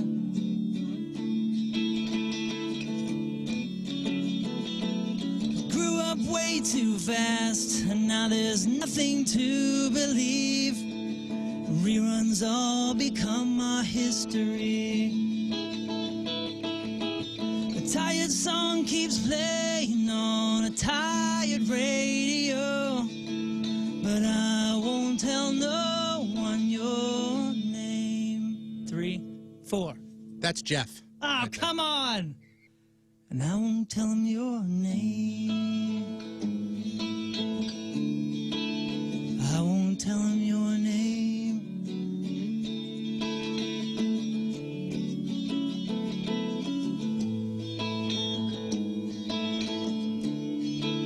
And I won't tell him your name.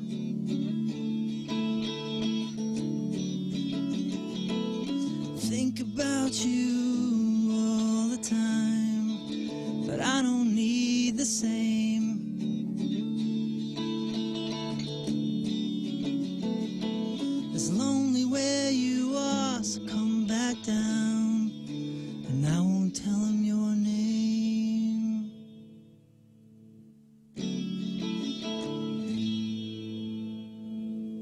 fine. Just tell them your name. I don't even know my name. I always think you guys are going to play along. We did play along. Wonderful. Isn't that great, Scott? What a goofy. Be honest. What a goofy tune. That was beautiful. That was beautiful.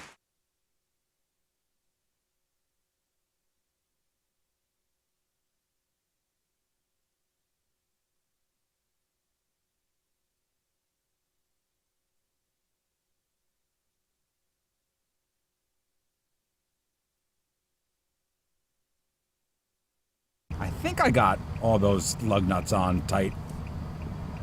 I guess we'll see.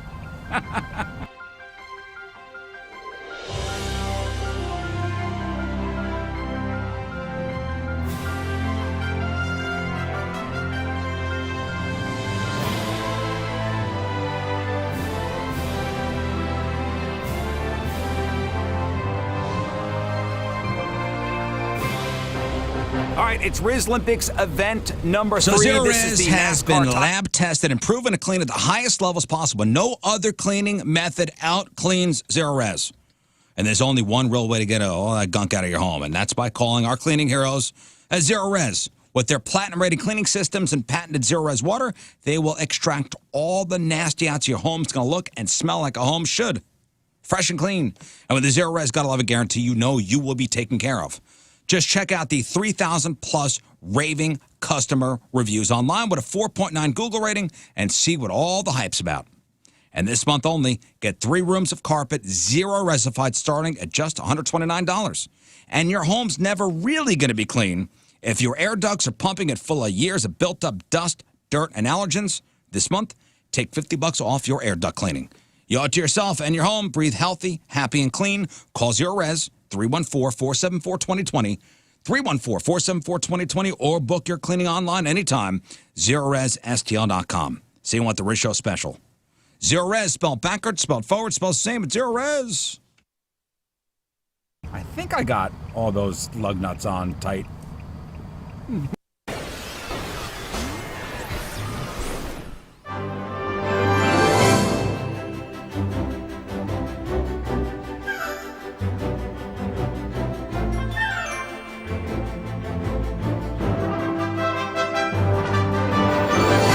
U.S. Open, the Masters, child's play compared to what we went through on that hot afternoon. I was hungry most of the day. I think we played golf. I think we played golf. I was hungry most of the day. Yeah, everybody thinks I'm an amazing golfer, but it really points to more about how bad they were, to be honest with you. Their jaws were on the floor as to how good we were. How good we were driving him. He was, hitting pins out there. I was driving him 463 yards, I think was the distance. And they were like, you guys are the greatest golfers I have ever seen.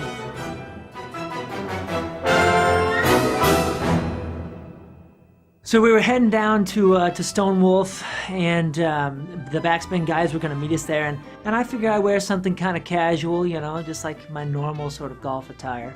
You're honestly the best dressed as far as all of us is concerned. He was probably the worst golfer, but Moon was spot on with his dress. As a matter of fact, it went so well that he actually has a line of golf clothes now for the LPGA Tour.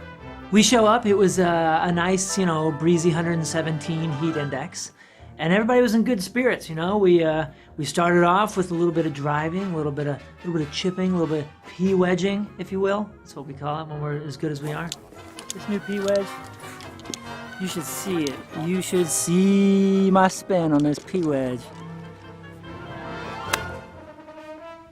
And we loosened up, we picked our carts. I was number 22, and we put our clubs in there. And here we go. Gonna show the pros how to do it.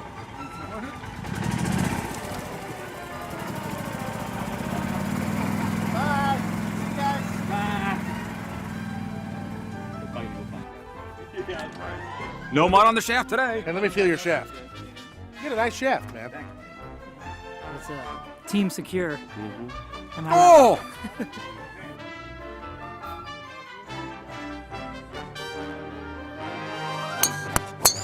Oh, God, there it goes. I told you. Spot out of bounds. I shot really good. Pretty far. Not so accurate, but far. Moon disappeared for about a half hour. And next thing you know, there's 5 pregnant chicks in the clubhouse. There were some records that were going to be broken.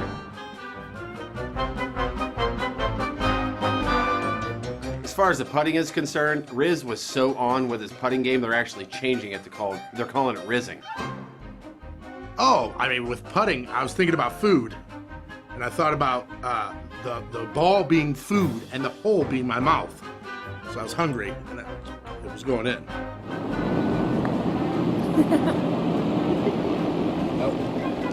I thought you laughed. I'm close. How was your putting?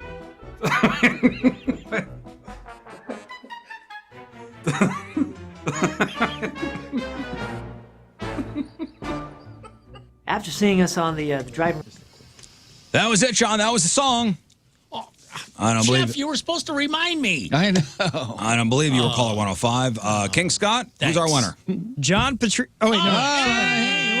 Oh, no, don't tease me. No, it's David Kuncio. Yeah. From the city of trampolines. Oh, from Overland. All Yeah, he's my boy. Congratulations. He is now qualified for the Get a Life grand prize worth over $15,000. And he gets $100 cash and a Weirdo Smart Pillow from Mattress Direct.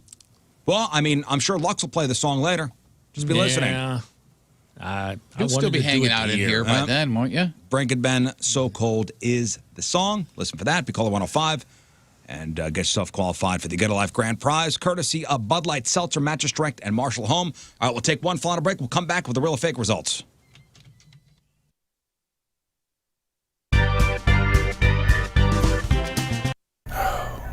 So sleepy. I could just close my eyes and take a nap. I love radio waves. I love surfing the internet. I love touching my smartphone. What kind of sorcery must I do to merge my 3 loves into one? I'll cast a spell on King Scott. So everybody's talking about going on vacations, and we're starting to hear about people making their vacation plans. Maybe you don't want to have to go through the hassle of trying to find what resort you're going to stay at, what hotel you're going to go to. You don't want to do that anymore. You want to buy your own vacation home. So guess what? Now that dream of you owning that vacation home near the beach or on the lake, it's a reality because First Community can make it a reality with their vacation home loan. They're now offering home loans in several states outside of Missouri and Illinois. And if for some reason you don't want to buy that vacation home, you do like renting and everything, you don't want to stress out about saving, save ahead of time with a Vacation Club account. You can make a deposit anytime directly from your paycheck or your account. No monthly maintenance fee, no minimum deposit to open, no penalty fee for that early closeout or partial withdrawals. They've got you covered. So whether you're ready to buy your own vacation home or plan your next trip, First Community can help make your summer vacation dreams a reality. Just go online, find them on their socials, or you could just go online at firstcommunity.com. It's First Community for all your savings and all your loans.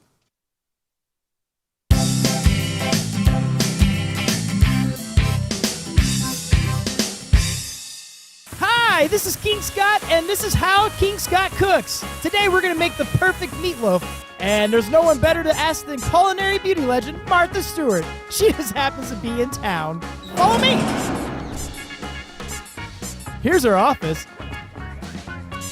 Hello, Martha. Martha, it's me, King Scott. Hello? I guess she's not there. Oh well, better luck next time.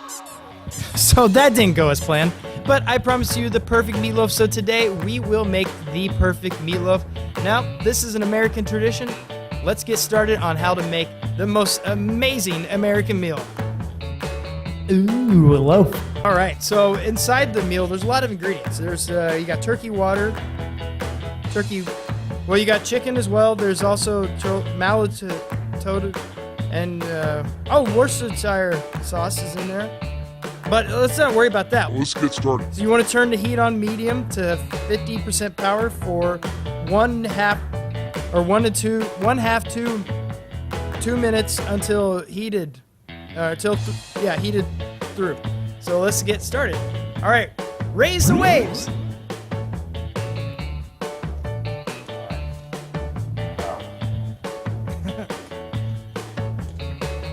Most of the time you would have it already up there, so it's safer. We'll pop her on in for half, 1.5 to 2 minutes. I think if we're going that, we'll just go right in the middle. We'll go 1:35.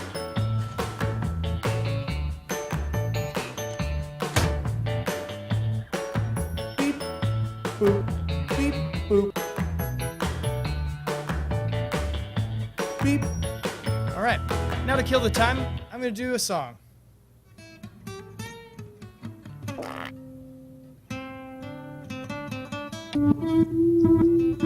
Oh, it's done. Oh my goodness. That seriously smells like. It smells like we're at one of those nice 4 or 5-star buffet kind of restaurants. Oh, that's gonna be good. Now be careful when you open it. It's gonna be super hot, very, very steamy. You can feel that. I just feel it coming off there. I'm almost in a sweat just thinking about it. So you grab the plate. Ooh, that's hot. You grab the. Wow. Wow. Let me tell you something. When you're making a meal for your family next time, they're gonna say, "How the heck did you become a master chef and make the perfect meatloaf?" Is that not the perfect meatloaf? And that's Cooking with King Scott, and I can't appreciate you guys enough for watching. I'm gonna dive into this and chew away on the perfect meatloaf. Till next time, you guys have a great day. And wow,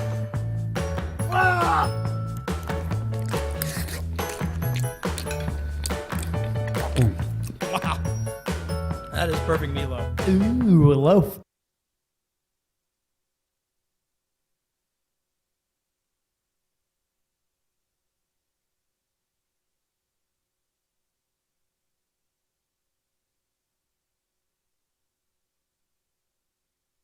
Will you ever do Razor Blade ever live again? Yeah. Yeah? Hell yeah. Hold That's on. Wait, let me see about, hold on. Breathe out. I don't know how to play it. With a razor blade cut me. It's A, right? In the day-by-day collision called the art of growing up, there's an innocence we look for in the stars. To be taken back to younger days where there was no giving up on the people we held closest to our hearts. Yeah, it is you that I remember. Ooh, the housing market is in fuego.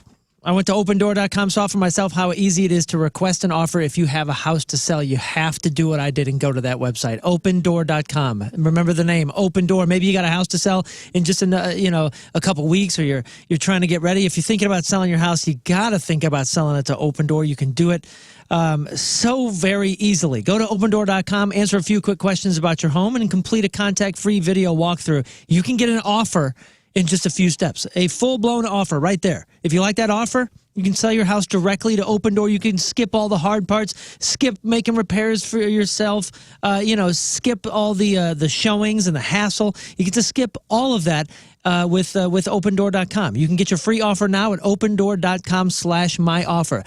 That's opendoor.com/myoffer. Go now. Offer eligibility varies. Open Door is represented by Open Door Brokerage Incorporated, license 020611130 in California, and Open Door Brokerage LLC in its other markets.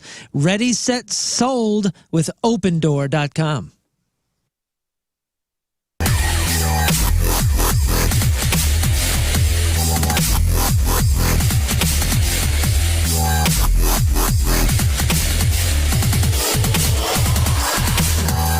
Good morning, everybody.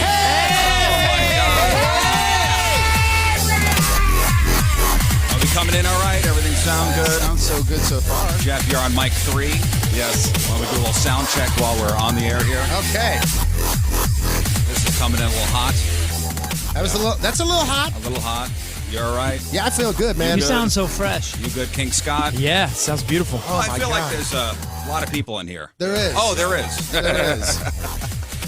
Guys, thanks for coming down. I know a new Metrolink station opens today, so that's why everybody's in That's here. why everybody. A little test run. Yeah. What is it, at the Cortex building today? That's it, man. That's it. All right, that's why everybody's here. Nothing else going on, really. Actually, ladies and gentlemen, today is our first day at City Place in Creveport. Hey, look at us over here. Wow, we are fancy. Here we are. right here. To my left is a window. Yeah. To my left is Tony Patrico. Yeah, hi. And I see Jeff over here and Moon and Energy King up. Scott and Yeah. all the bosses and engineers. Thank you guys so much. This is wonderful. Yeah, you guys have worked crazy hard the past few Honestly, few this weeks, is- months. It's amazing to see it actually here. We're here. I know Jeff tested out the bathroom first thing this morning. Yeah, dude, I am telling you, plush. Plush. The handicrapper is its own room.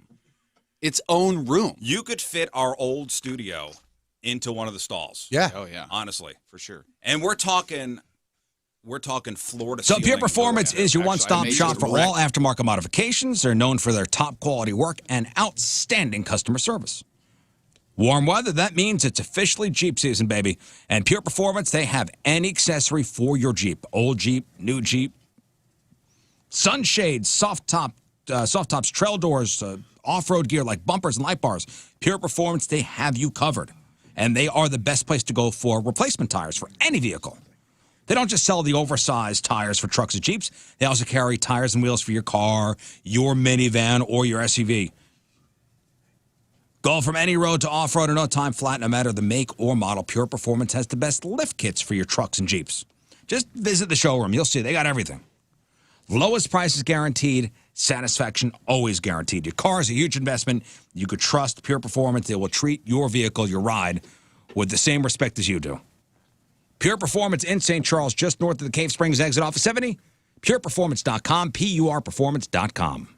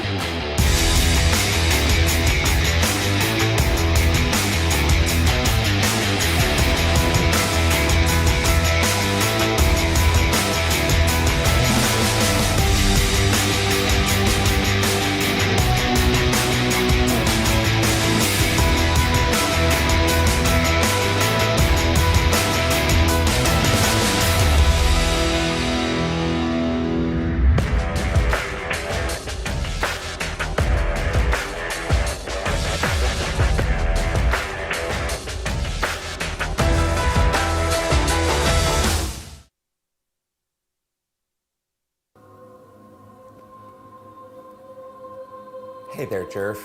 It's me, Jesus. I've been watching you from here. What you've been doing is really creeping me out. Dad wants me to tell you to knock it off. Thanks, man. See you soon. Stop laughing, Moon. Let's get this thing Stop off. I'm just looking Are at you how going long from it are you is. going from bottom to where are you going? What are you doing? Now he's going to shave it into the Hitler, right? No, Yes. Hey. no. I'm gonna get rid of the flavor saver part first. Oh man, look how long that is. That's like 5 inches by itself. Oh, my God. Wow, look at that. Hang on. Just Now- do a nice little swipe down the Oh, bottom. we're going all the way through this guy. Oh, my Oh, God. that was a squirrel. It looks like a red fox. You have a red fox scarf. If you guys want to check this. this out, Beard Cam will be activated and will be on throughout the shaving of Patrico's monstrosity. Oh, this is gonna take a 1057thepoint.com/Rizz. And thank you guys again for answering the Eagle call. It's the Rizz Show. The Rizzuto Show on 105.7 The Point.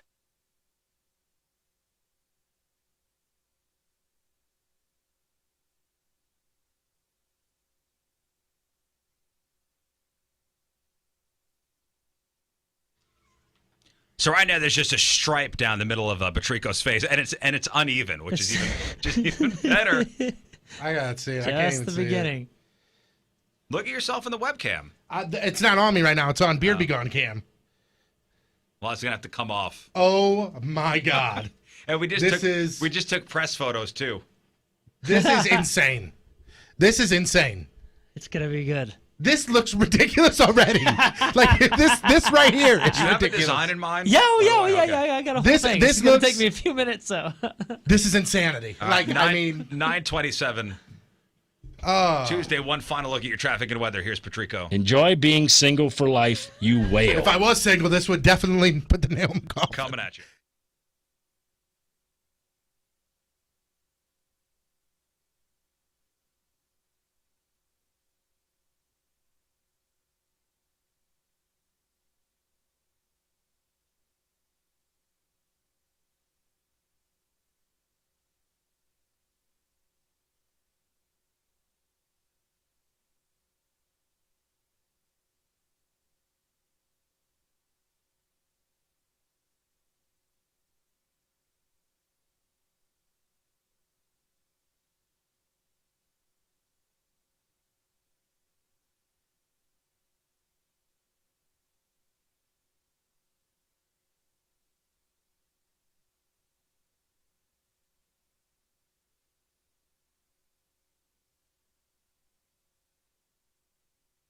Yeah, the shaving and shaping is still going on. Moon, you are an artiste. Thank you. Thank you. It looks ridiculous, which is mission accomplished. Have you guys heard what other small businesses are saying about Spectrum Business Internet and Phone? Tom with Core for Fitness says Spectrum Business gives us the fastest internet service, but also at the best price. Kyle with Anytime Fitness says we love the reliability. Do you need appliances? If you do, all you have to do is stop by Slyman Brothers. There's 5 area locations. You can find them pretty much in any area. So if you're looking for a washer dryer, maybe even a laundry room center, they have those there. Like put everything together. Everything is one. Maybe even a microwave or a dishwasher for your kitchen, stove, oven, freezer. They've got it. How about a deep freeze? Want a deep freeze? They got a deep freeze. Slyman Brothers is known for low prices, expert advice, and free delivery. They sell all the major brands like Whirlpool, and they've got, again, like I said, 5 area locations, family-owned locations. We're going to be treated like family. West County, South City, O'Fallon, Missouri, the Fenton Warehouse. They sell top-quality brands like Whirlpool. They offer the lowest prices on everything, and they guarantee the best price on home and kitchen appliances. They will match or beat competitors' pricing. Again, there's a Slyman in every store, so you are going to be treated like family, and no job is too small or too big for them. 3 generations manning the brick-and-mortar store, so make sure you stop by and say hello. Again, find the location nearest you by going online, SlymanBros.com. It's Slyman Brothers. Try us. You'll like us. All right, before we get to sex, hey, this is Kevin Nealon, and you are listening to the Rizzuto Show. Happy birthday, Rizz! I'd like to welcome to the Point Studio, Mono Tim. Hey, Tim. All right. Everybody good? Yeah, everybody's great. Yeah, all right. How are you? Appreciate it, man. Great. Great. Good. All right, good. Good. John, how are you? I'm just fine. All right. Okay. I think we have It's one a holiday. One final thing to do. Let's get them real or fake results. Just John. Jugs and orbs and darts and boards. Elmer Fuds and bouncing Buddhas. Sweater stretchers, lung protectors. Beach umbrellas. Beach umbrellas. Frost detectors. Scooby snacks and snake Jello eyes molds. dice. And high beam Jello molds and high beam lights. Dad, it's 99 words for boobs, okay? And go. 99 words for boo. All right. Yeah. Wonderful. Study up next time. Study up. Think of that over there, That Tim. was pretty good. That was good. Yeah, I'm not here on Friday. All right. Well, yeah, you're here today. Real or fake sponsored by Patricia's Were Fun and Fantasy Meet. 1057thepoint.com/cans to see the cans in question for week number 1 in our competition. If you missed what the punishment reveal is, go back to Tuesday's podcast and listen. It's the Rizz road trip. All right, it's 1 point for each correct answer, real or fake, unless it's your lock. Your lock will get you 2 points if you're right, 0 points locked out if you're wrong, regardless of your other picks. Unless you lock it on a fake, which does not play into account this week. Your fake lock gets you 3 points if you're right, but negative 1 point if you're wrong. So we're all at 0. Clean slate. Let's begin. For the reveal, 2-1-3. Photo 2, photo 1, photo 3. A description, please. Tony Patrico, photo number 2. Photo number 2, huge, ginormous cans. She's got a towel that she has pulled down. I think her nipples look weird. There's something going on there. That's actually Photoshop, Tony. Okay, gotcha. Perfect. Everybody real here. Nobody locked. No nothing. All right, everybody is real on photo number 2. Mono Tim has the results. Mono Tim. 62% of the listeners say real. The answer is fake. Oh, yikes. No, I'm not all that upset with that. It doesn't play an effect in anything. You know what I'm saying? Yeah. And plus, it gets the fake out there. Pride. I know that there is other fake picks out there. You know, like sometimes we've had a week where they all 3 were fake. Yeah. But this at least gets that fake out there, and you go, okay, maybe the next 2 are. Oh boy. Okay, Yeah. That's all right. That's all right. Hey, we all got it wrong. We all got it wrong, guys. Okay, and now this sucks because I went fake. Yeah, that's what I'm Okay, thinking. there's could be more than one fake. All right, on to photo number 1, please. Jeff Burton, a description, please. Wow. Yes, this is kind of sort of just a straight up booby mugshot. I would suggest that there is a lot of girth going on here. There is some separation. There is either no bra or it's just been pulled down. I do see a ring, by the way, which makes this even more. I mean, What does that have to different. do with it? What? And John, she has looked at the hearts ring? she has heart emojis over the McGuffies. John, what do you think? Pull down a little bit more. Let your dad see. Yeah. Let your dad see them boobs. Is that a cowboy hat? I definitely real. John is saying real. Definitely. I went fake. That's a dangerous word. Tony in this went fake. competition, buddy. Moon went fake. Jeff and King Scott went real. Mono Tim, photo number 1. Real or fake? This one a little closer. 55% of the listeners say real. The answer is fake. Yes. Oh my goodness. Yes. Gosh darn it. Gosh darn it. Gosh. Are you upset with that? Darn it. Wow. Then you got it right. I got it right? I said fake on these? Yeah, you did. Oh, gosh darn it for you guys. I don't even know what you said. Gosh darn it for you guys. What a dope. Yeah. All right. Yeah. I think he should automatically lose Is that because what he you got meant? me picked. Yeah, Hey, man. Go to Tulsa. You know, I went back and Automatic forth on loss. those. Go to Louisville with your loss. I went back All and right. forth on To those. Lossville. Finally, a description of photo number 3. John Patrico, please. We're gonna. Yes. Three fakes. Well, they're very nice. I mean, she's using her hands to cover everything up. Yes. And she has blonde hair. And I just think they're very nice, and I say real. Okay. She's holding them, John. I know, that's what I said. And they're just proportioned so nice. A perfect For photo visual number for, You gotta stop talking. for those. For photo number 3, we've all gone real. Goodies. We've all locked in on real for photo number 3. Mono Tim, photo number 3, real or fake? Majority of listeners say real. The answer is real. Yes. Thank you, Mono Don't be Tim. so sad. Bye, Tim. Well, gosh darn it for you guys. All right, so going into Jerks. week number 2, Tony's got 3 points.